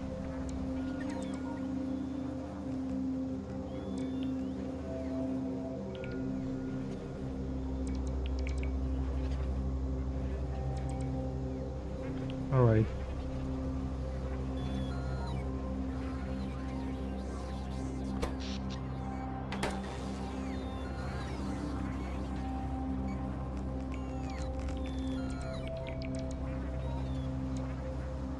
Man, this is really steaming along. I'm not sure this is gonna be enough power even.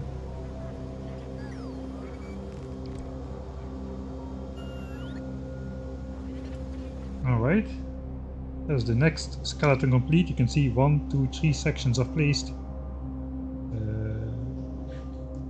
2 more sections still to go for the planned amount. Of course we could go way higher. There is a lot of space still. I think we could go all the way up to over here. Here it would start to break.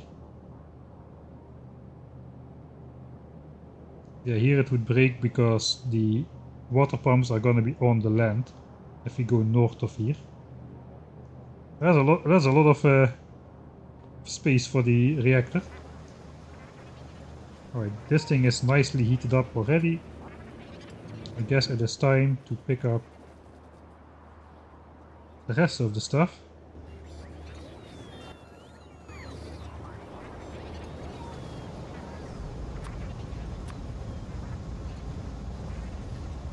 I guess we'll do the last 2 sections in one go once they are ready.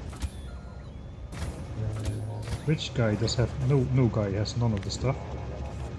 The blue spider is in the way. Need all of this. There's gonna be a problem.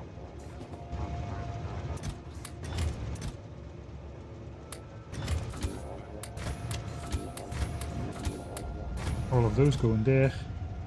I get all the pipes and heat exchangers. I guess I'll just throw some up. Oh wait, logistics bots are here, so they will actually pick up stuff if I throw it in the trash slots. So I cannot do that. I need to do... No belts are here. There are no belts in here. What else is not in here? Robots have been placed. These have been placed. Miners, furnaces, assemblers, chemical plants, beacons, all of this stuff. Okay, now I can fit everything. Alright. Yeah, that's an expensive spider, the one with the Mark III modules, that's for sure. Alright, we do not have the turbines just yet, but we do have the rest. This should make for a nice shot as well. It's time for the last blueprint, which is the actual reactors. That actually overrides the chests. So let me make a copy of this, which does not have the chests.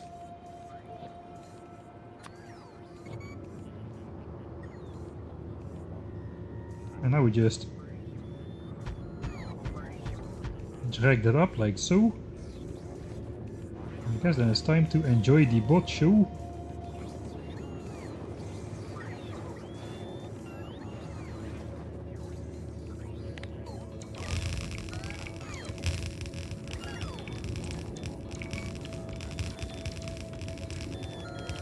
Oh, this is gonna drain my battery. There are so many heat pipes here. So many heat pipes, so many normal pipes.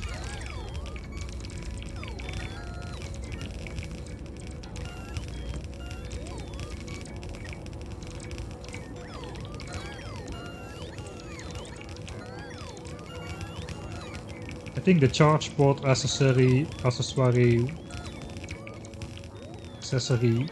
wouldn't help that much. It would be much nicer to have like 300 or 400 personal robots charging on 12 or 16 of those. Man, I got just through with it. Just below the threshold where they start blinking and bots start not going in your armor. So that's nice. If you could just reduce this flight distance, it would help. It would help so much for your battery not to get drained so much. Alright, my inventory is almost empty now. I just grab all of these. And we can do a nice swoopy swoop, like so.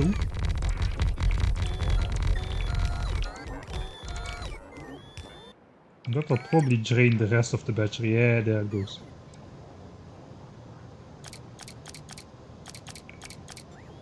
Alright, we'll do this. That should pretty fast charge up my armor again. When is the actual finale of Warptorio coming out? That's a good question. Still will be a while before we are ready on the homeworld to take on the biters. Right, one side of the reactor is working here. Okay, the temperature is 800 degrees. The temperature starts to propagate all the way to the end here, but that's okay. We are sharing in all of the heat from the earlier part of the reactor here. Okay, let's do another swoopy swoop.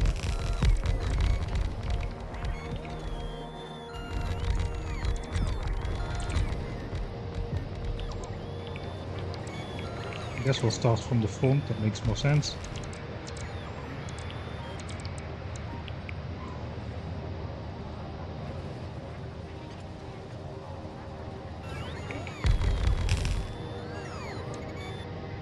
Alright, that's it. Another stage of the reactor build. I could just insert construction bots here and give them access to chests and whatnot, but I kinda like to do it myself. It's a pretty epic part of the base. You can see the difference in temperature. Here we're just getting to 500 degrees. Here we are at like more close to 1000. We have been sapping all this energy now from the network. But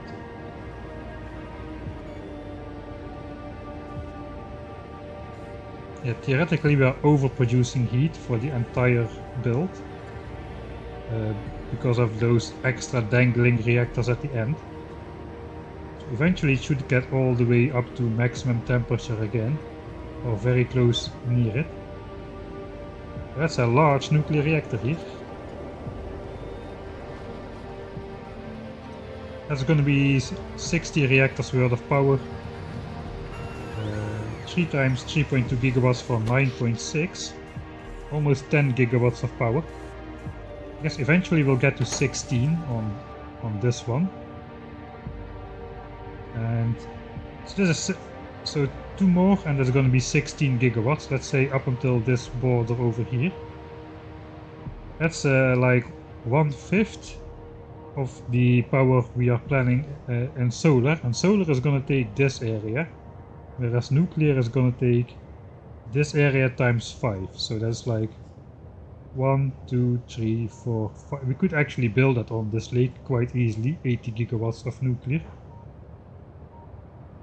But I guess we'll do it eventually, maybe through editor mode though, for the UPS test of solar versus nuclear in an actual base.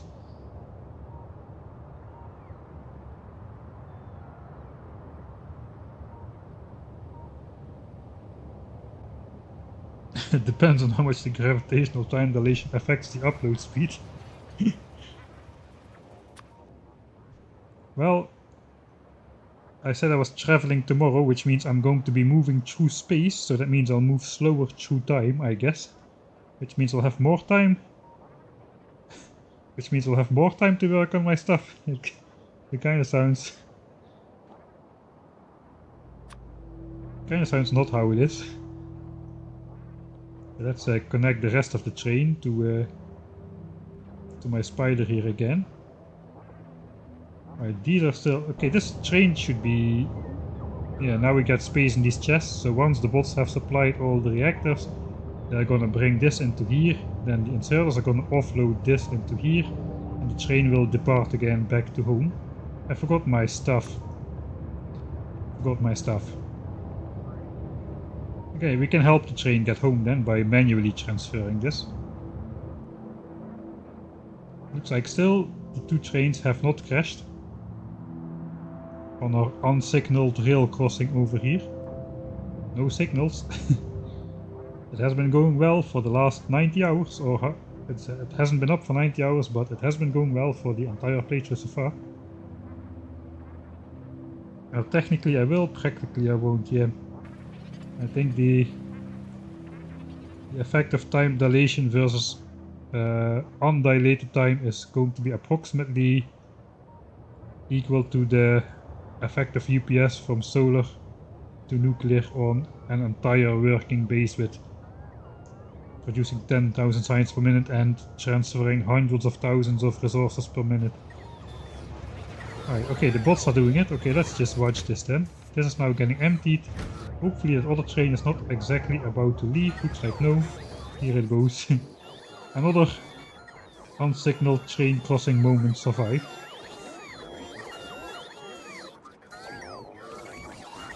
Alright, that fully empties out these chests again. No, not fully. Mostly though. Okay, that means the thing is just gonna fill up, right? And it's just gonna come back. Yeah, I think so. There's already enough fuel cells in there for the train to come back. Okay, now I'm getting nervous again. Okay, this thing is only half full, so they won't crash again. Okay, here it comes again. It has turned around, so the other end is now sticking into the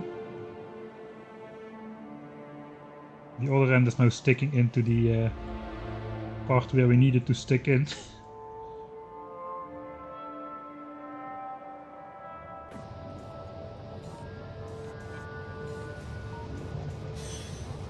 Right, the actual time it's spending on the crossing is quite limited. Of course it's going to go a couple times now to fully fill up these chests. But of course it also has not been driving for quite a couple of times. And there it goes again.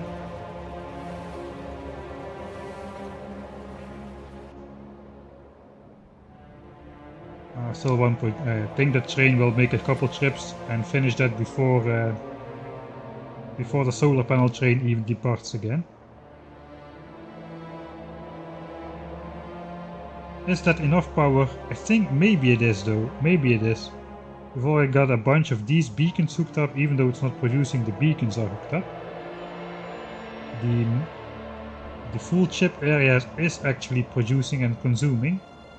So that is like half of the base is already working for the 1K SPM. It's just producing other stuff than it's supposed to.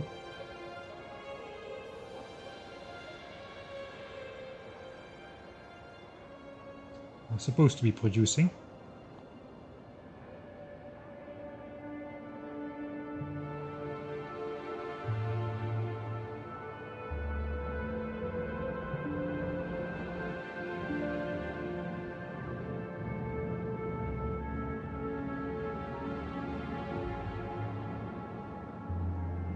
Yeah, somehow iron is backed up again. I guess all of the chests are full with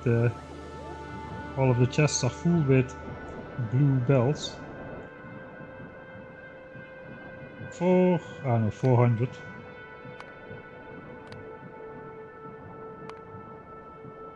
$260,000. I guess we can stop that production then for now. I came here because I wanted to fix an imbalance in the force.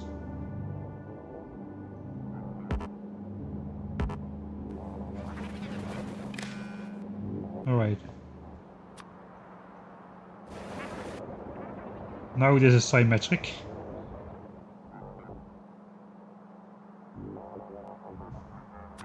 Okay, we're gonna walk back to the base.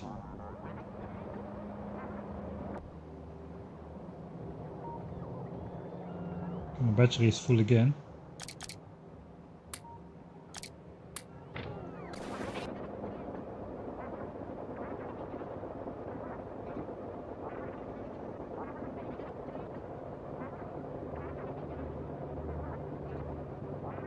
Yeah, you can do manual wiring between the power lines, because since they added this overlay where you can see the actual power lines on the map, people have been going crazy over making nice patterns, as you can see. I don't really like the square patterns for everything, so I kinda tend to make different kind of patterns. But yeah, most of this base, this is a blueprinted base. This base has been manually rewired to create all these cool looking patterns, like this DNA string over here. We do have like the substation grid for the last part of the base. Oh, here I see another missing power line. See that those kind of things trigger me. Triggered. Here we got the slanted power lines for the oil cracking area. Okay, which of these blasphemous power lines refuse to have a connection here? Right. Restored. Normality restored.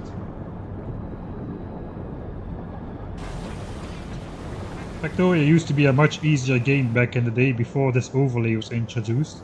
You didn't used to have this back in the day. It just looked like this. But yeah, the reason why they added this is because it would be quite hard to spot where power was disconnected if you accidentally messed it up. And now we can see that, but you also get compelled to do all kinds of these kinds of funny pattern things. So both a blessing and a curse, but I would say more of a curse than a blessing really. Alright, let's throw away this landfill. Kinda want to speed up this production, especially now we're not producing belts. I think we're just gonna go stack and sellers for everything.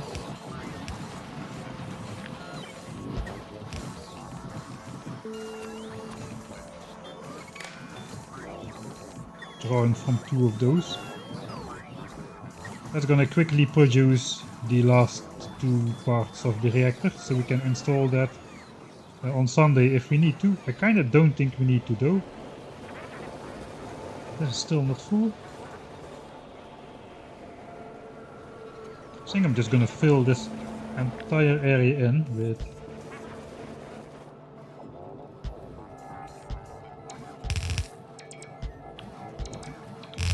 chests we need.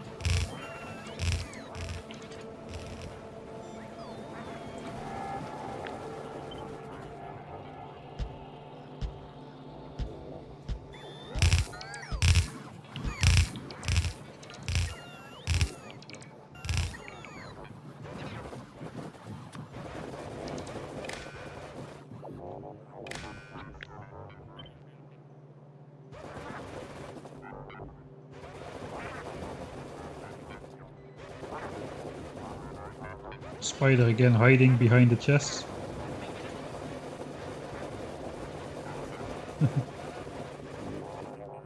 Very convincing.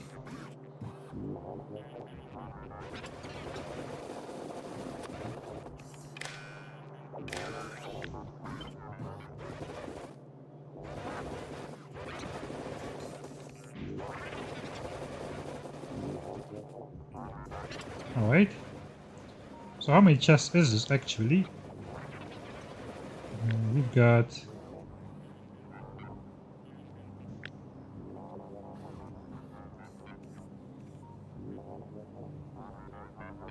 3, 4, 5, 6, 7, 8, 9. Okay, how many chests do we need for 2 million solar panels?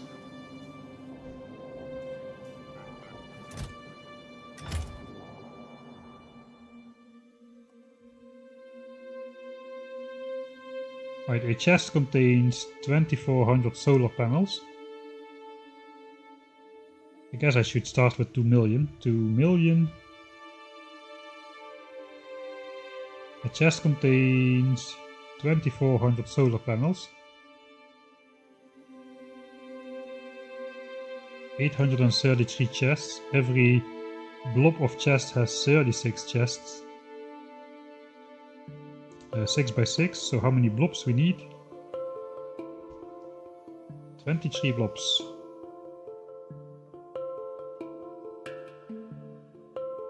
I've make 24 blobs times 36 chests times 2400 solar panels. That's gonna be over 2 million.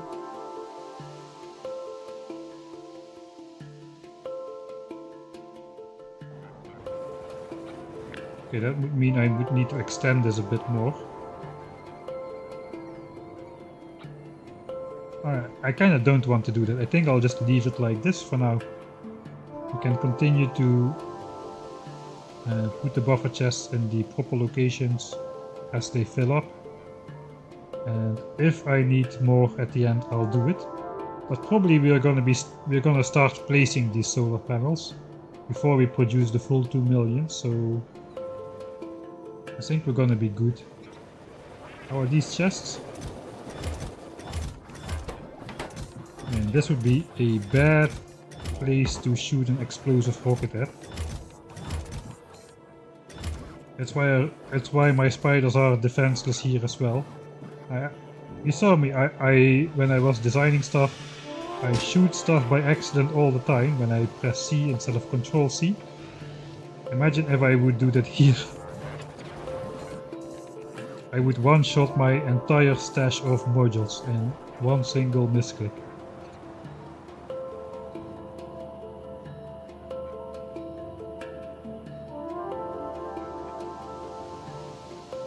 Yeah, you can disconnect them too. The chest has legs. Oh, it looks like I missed some chat already some time ago. But... Right. Yeah, now we're heavily drawing empty these copper chests here. It's only for a little while though. Mostly copper, steel and a little bit of pipes. Pipes are being produced over here. As well as over here, I think. Yeah, these should be pretty full still. Yeah, okay, yeah, so we're good, we're good.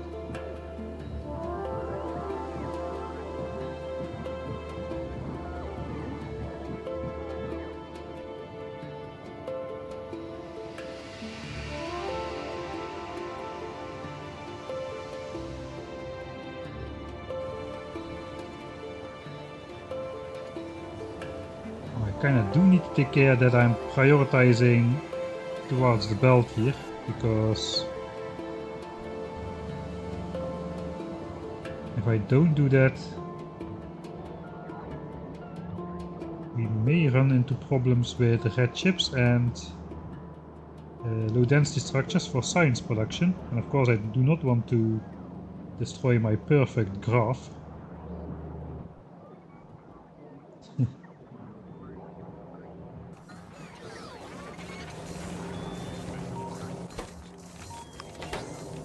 So I guess I will output priority to the belt.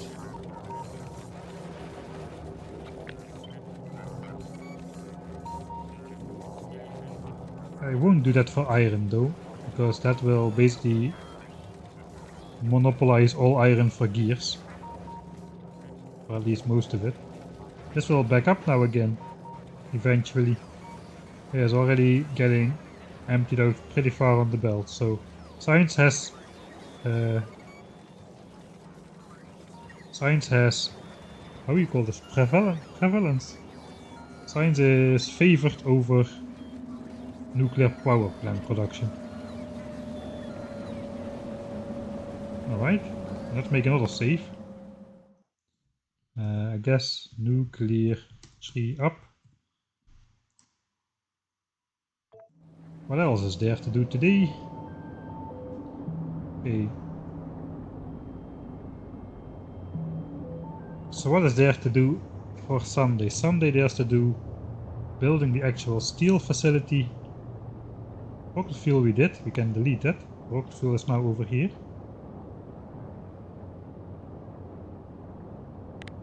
I guess we can add some tags on the map to indicate what is where. We got blue chip production, we got red chip production, And we got green chip production, that is the central area over here.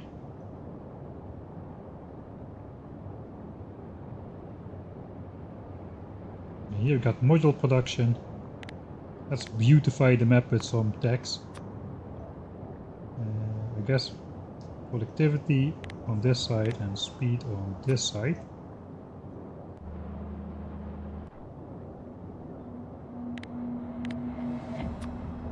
Okay. So this build is not chunk aligned, so let's not place it too close to the edge. It's not that obvious that it's not chunk aligned. This is rocket control unit.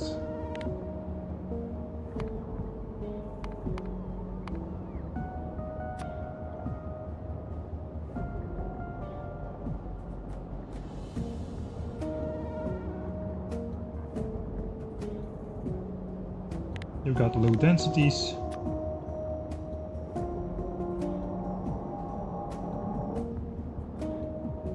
And I don't know if I should place them on top. Let's just place it on top.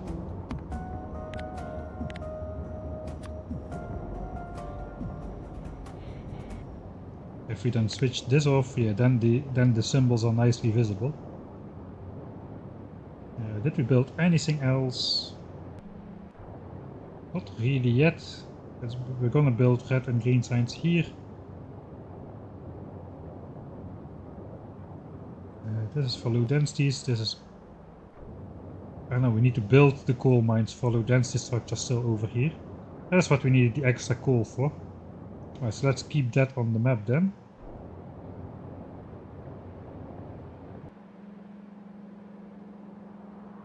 Ah, rocket fuel, yes, you're right.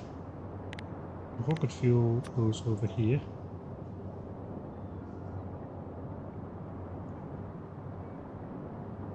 I guess if this is a giant, I kinda messed up the giant gun image of this blueprint because I combined it with low densities. Let's just do that.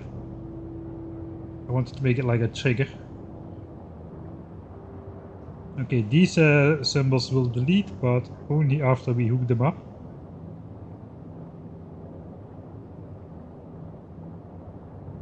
Okay, looks like the 1K SPM base area is gonna be moving up a bit. But I guess we'll just plop this down here. This seems to be remaining an empty area.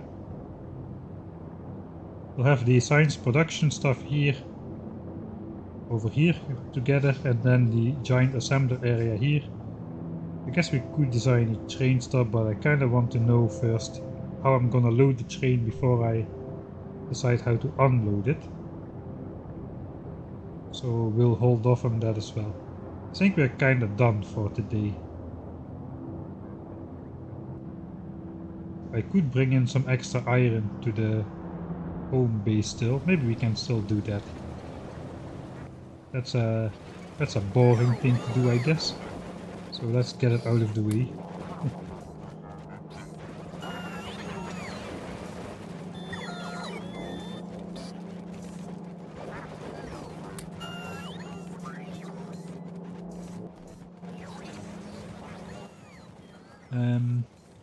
I can let the base bots build that. That's close by enough. I do not really want to rebuild the entire mine. That will cause a gap in production and whatnot. So I guess where is the closest mine? That's over here. How many bells do we even have here? We need 3 actual bells. I guess we're still producing one from this thing over here. Yeah, 1 belt should be for sure over there.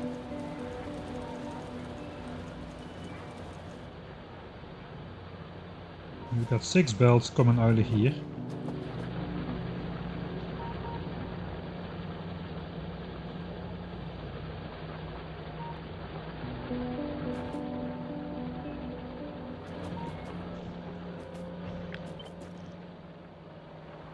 Now let's get this guy out of the way.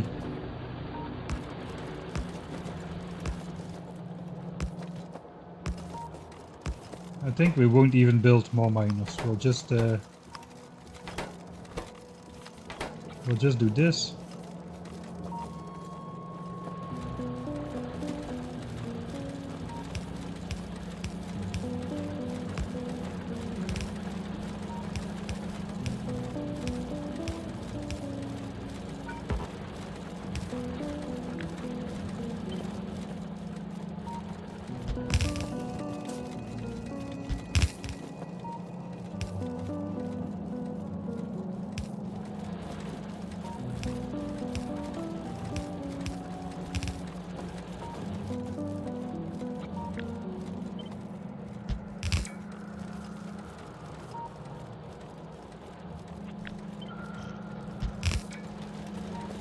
Because those things are already done. I don't need to do that anymore.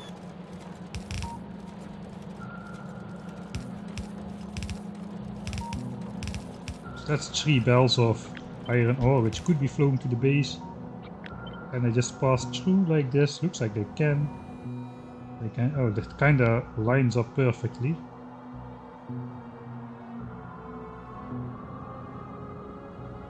And so I guess we'll just go this way then.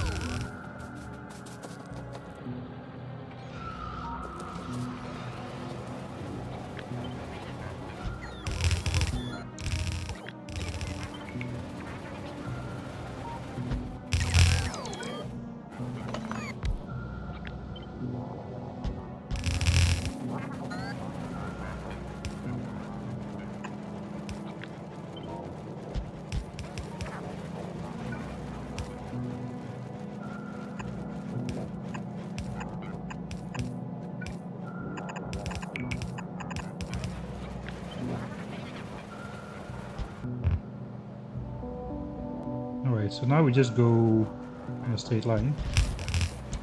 Hopefully.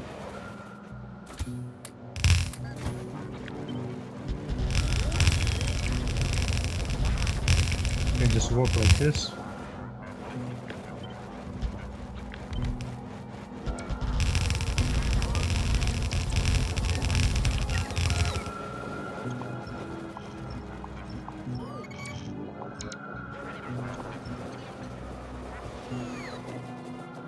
I guess I'll just pick that miner up.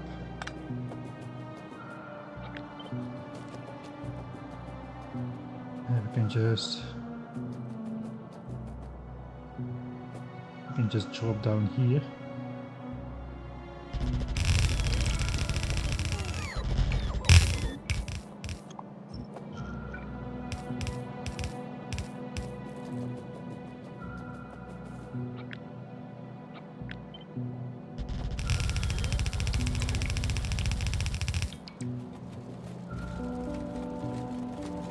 Right. Do we even still have serious ore coming down here? I think we kind of do. These are even blue belts. We have red belts in the main base. I forgot about that. This is a big 4x4 splitter.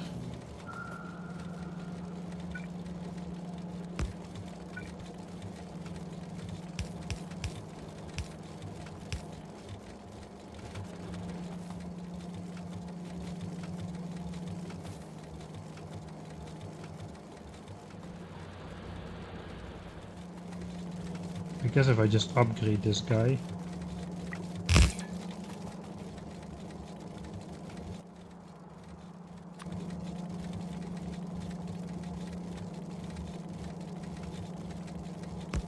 And this. And this part. Then we should be pretty good in terms of throughput. What I wanted to do.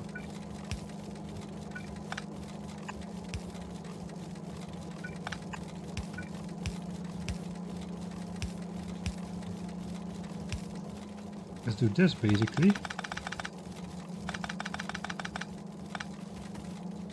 So 2 blue bells still is 3 red bells of throughput.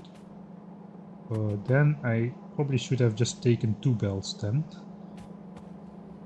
So now I'm doing 3.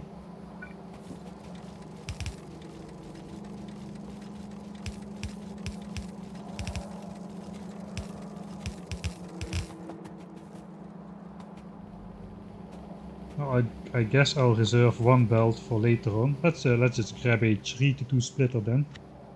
I'm not gonna delete the entire belt again. I do not know how to make a 3-to-2 splitter, but fortunately some guy did. It's a bit more complicated than 3-to-1 because you cannot simply hook back the input and the output, so you gotta do some weird shenanigans like this apparently. Alright, now we just input prioritize the home ore. That should be good.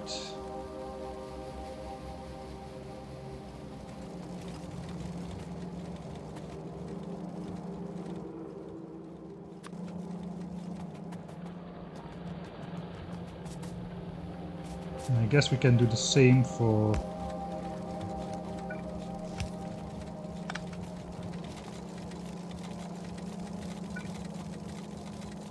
these two guys over here.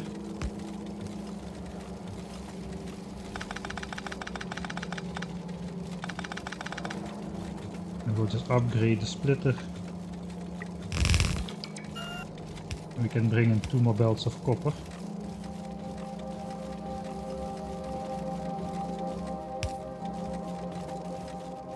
I guess from the same-ish location.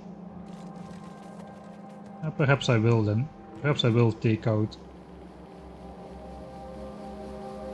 1 belt of iron. We can combine 3 belts into 1.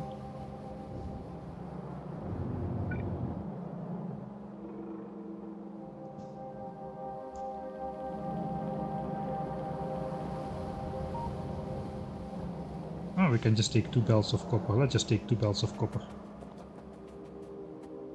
There's my spiders even. They're up there. You have input prior on the iron splitters, not output. Okay, let's go take a look at that. At the mine. Revealed, prevalent. I gotta look it up, man.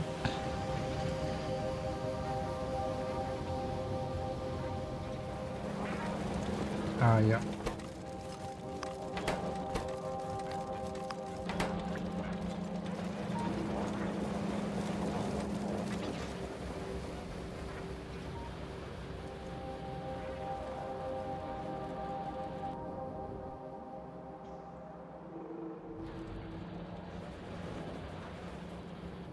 How is this looking? I guess we'll just take from the center belts. 1, 2, 3, 4, 5. Maybe 1, 2, 3 and this belt, something like that.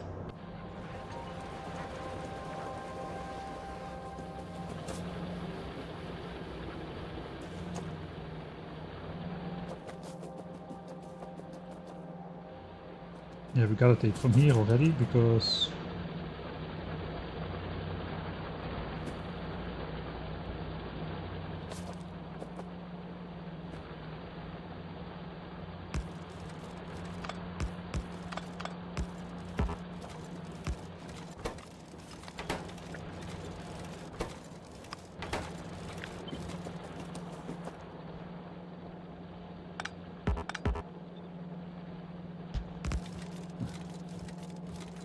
here we just need 2 belts.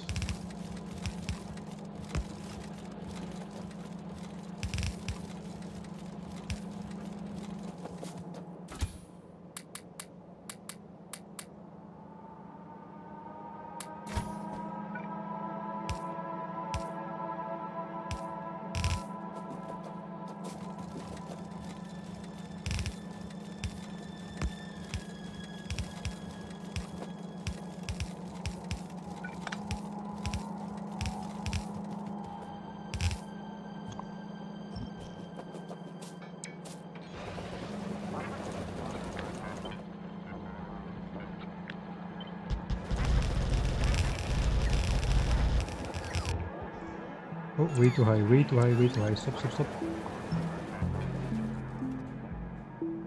I want to go below. Looks like I can.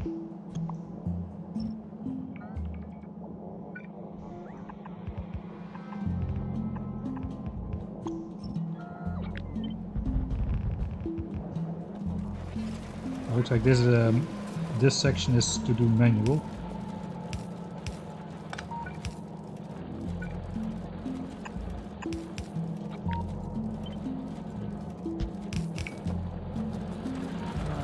Looks like here that's not gonna work.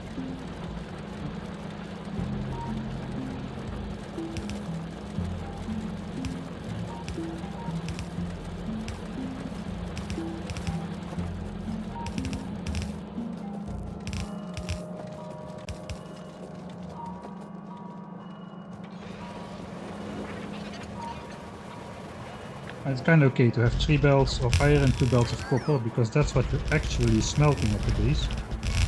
So this could be a good backup in that regard.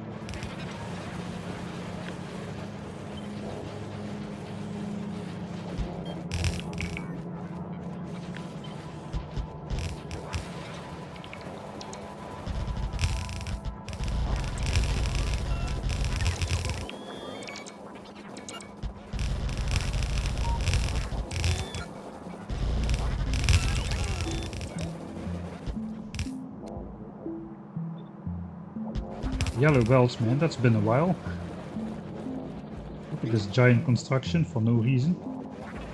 Early game stone bricks. I guess we'll save those.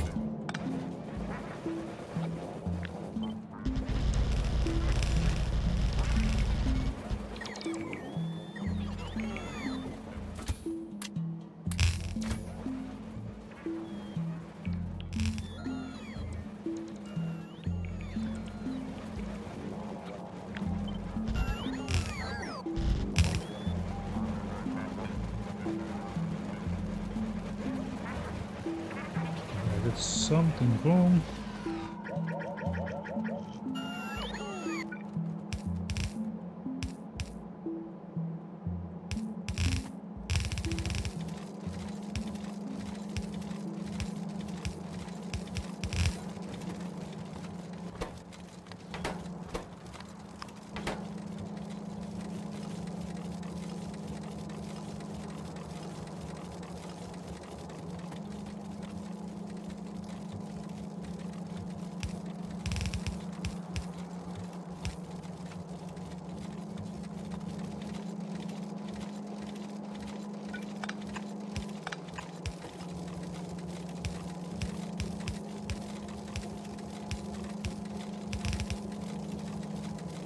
Alright.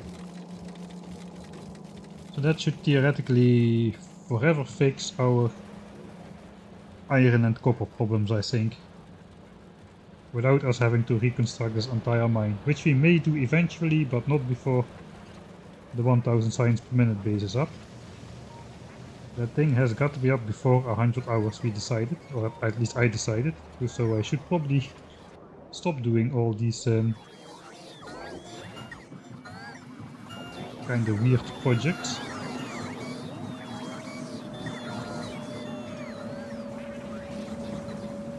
Right, so now blue belt production is gonna switch on again for a bit. Which means iron gear production is gonna be switching on for a bit again. Which means iron smelting is gonna switch on again. It's gonna take a while though. I think once we start building the actual base here, we're gonna need tons and tons of belts. That's gonna really switch on iron production again, and then we can see this if this is working.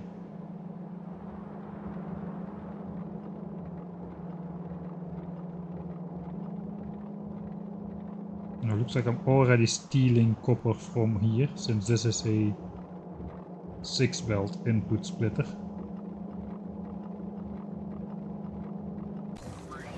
I think I can fix that if I just do some more input prioritizing a little bit further down. Like for instance, these two splitters, they seem to meet up over here, so if I input priority that one on here, this guy is gonna stop. Yeah, okay, that's good. Same for here, input priority on the center one. That's gonna stop. That's gonna stop these two belts on the outside. So now this is not even moving, the helper belts. Only in times of great resource requirements that is gonna move. How is stone actually doing?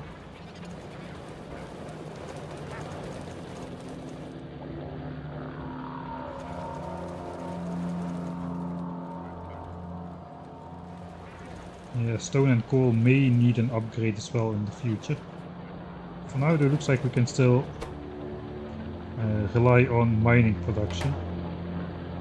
We also just change these out for Mark 1 speed modules. Especially stone. Stone seems to be... I don't see really much yellow miners, yellow indication lights here. Only a couple are waiting.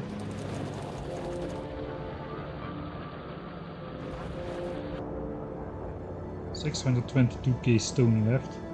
It's not too difficult to deviate some stone from here, I guess, if we really need to. But if this stops backing up, we will mess up purple signs. But then again, once once we have the 1K SPM base up, we will just simply disable these slabs.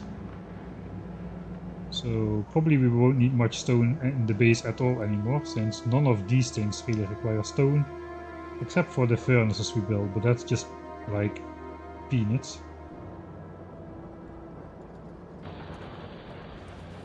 So I think that was a lot of the preparations, and then on the upcoming Sunday we can actually focus on building the actual base.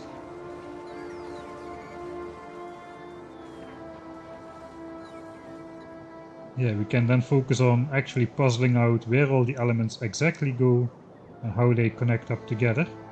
And hopefully at the end of that stream we can switch on this area over here. The 10 rocket silos and the cool lab science collection redistribution area and whatnot. Our Mark I assembly machine making satellites for the 1K SPM base. It's gonna be good times. And how is the nuclear reactor thing going? Is it ready or is it just out of resources? Okay, we're out of copper basically. That was to be expected, I guess. That's okay though, yeah, we are prioritizing output towards the belts, which is what we want to do. It will get built. We have one reactor already again, it looks like. We have more than 20 of these, 900 of those, 250 of those. These are a bit behind. 240, we need 1.1k. 320, we have 240. Yeah, these are a bit behind. Right, so basically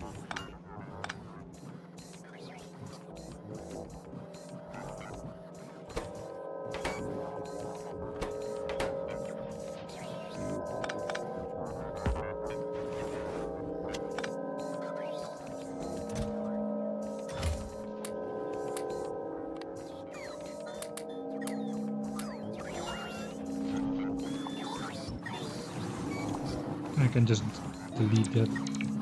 I wasn't planning to delete that with my own construction bots, but I will. Yes, now we have two of these requested things here.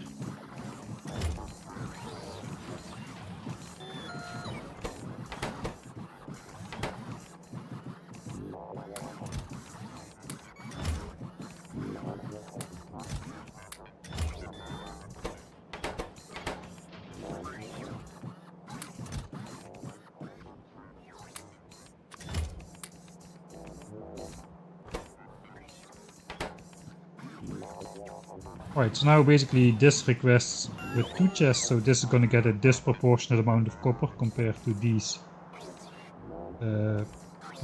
over here. Actually I have to do this though.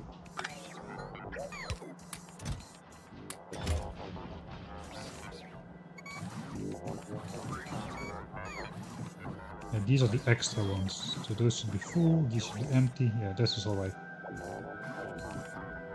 Okay, now we're slowly producing the rest. Okay, that's gonna be good. Anything else? Is there anything else? Did I upgrade the stack and service? I did.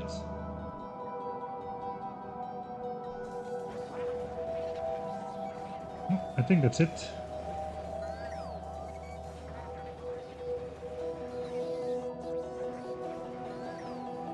Let's find a nice outro screen like this, maybe. Right, I'll make the end game save here. And game save.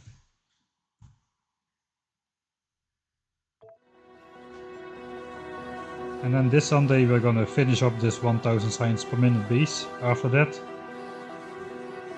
thing is running, we can spend a bunch of time beautifying the entire area, taking out more biters. I bet we have a ton of explosive rockets again. Yeah, again 67,000, plus whatever, however tens of thousands are still in our spiders.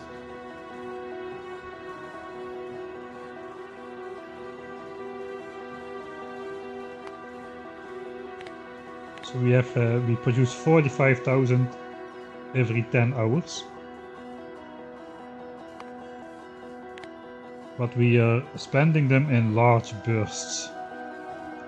So overall we have spent 200,000 explosive rockets on killing biters already. We produced 317k. Looks like production and consumption is approximately where it needs to be. So that's good.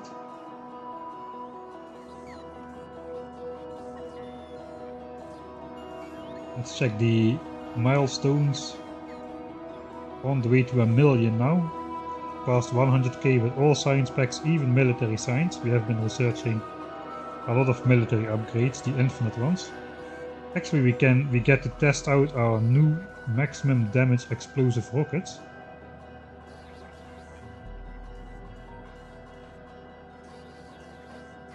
Gotta let light switch off. Right. Our explosive rockets are now doing 580 explosion damage. That means 6 shots for behemoth biters, whereas before it was 9, I think. It also means 2 shots for behemoth worms, or even 1. If we target them directly, they're gonna get the direct damage plus the explosion damage. Which means over 750, which is their health. So that's a 1 shot for a behemoth worm. I'm kinda curious how that is going to pan out.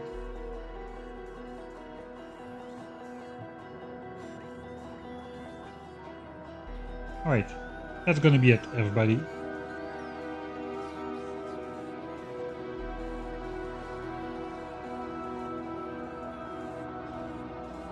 Yeah, nothing else to do. Alright.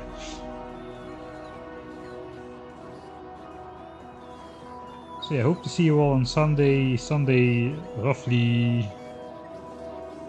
4 o'clock-ish Central European time, I guess. I'll update the planning after the stream. Hydrate, the last sip of water, good timing. Alright, so thank you all for watching, and I will see you all next time.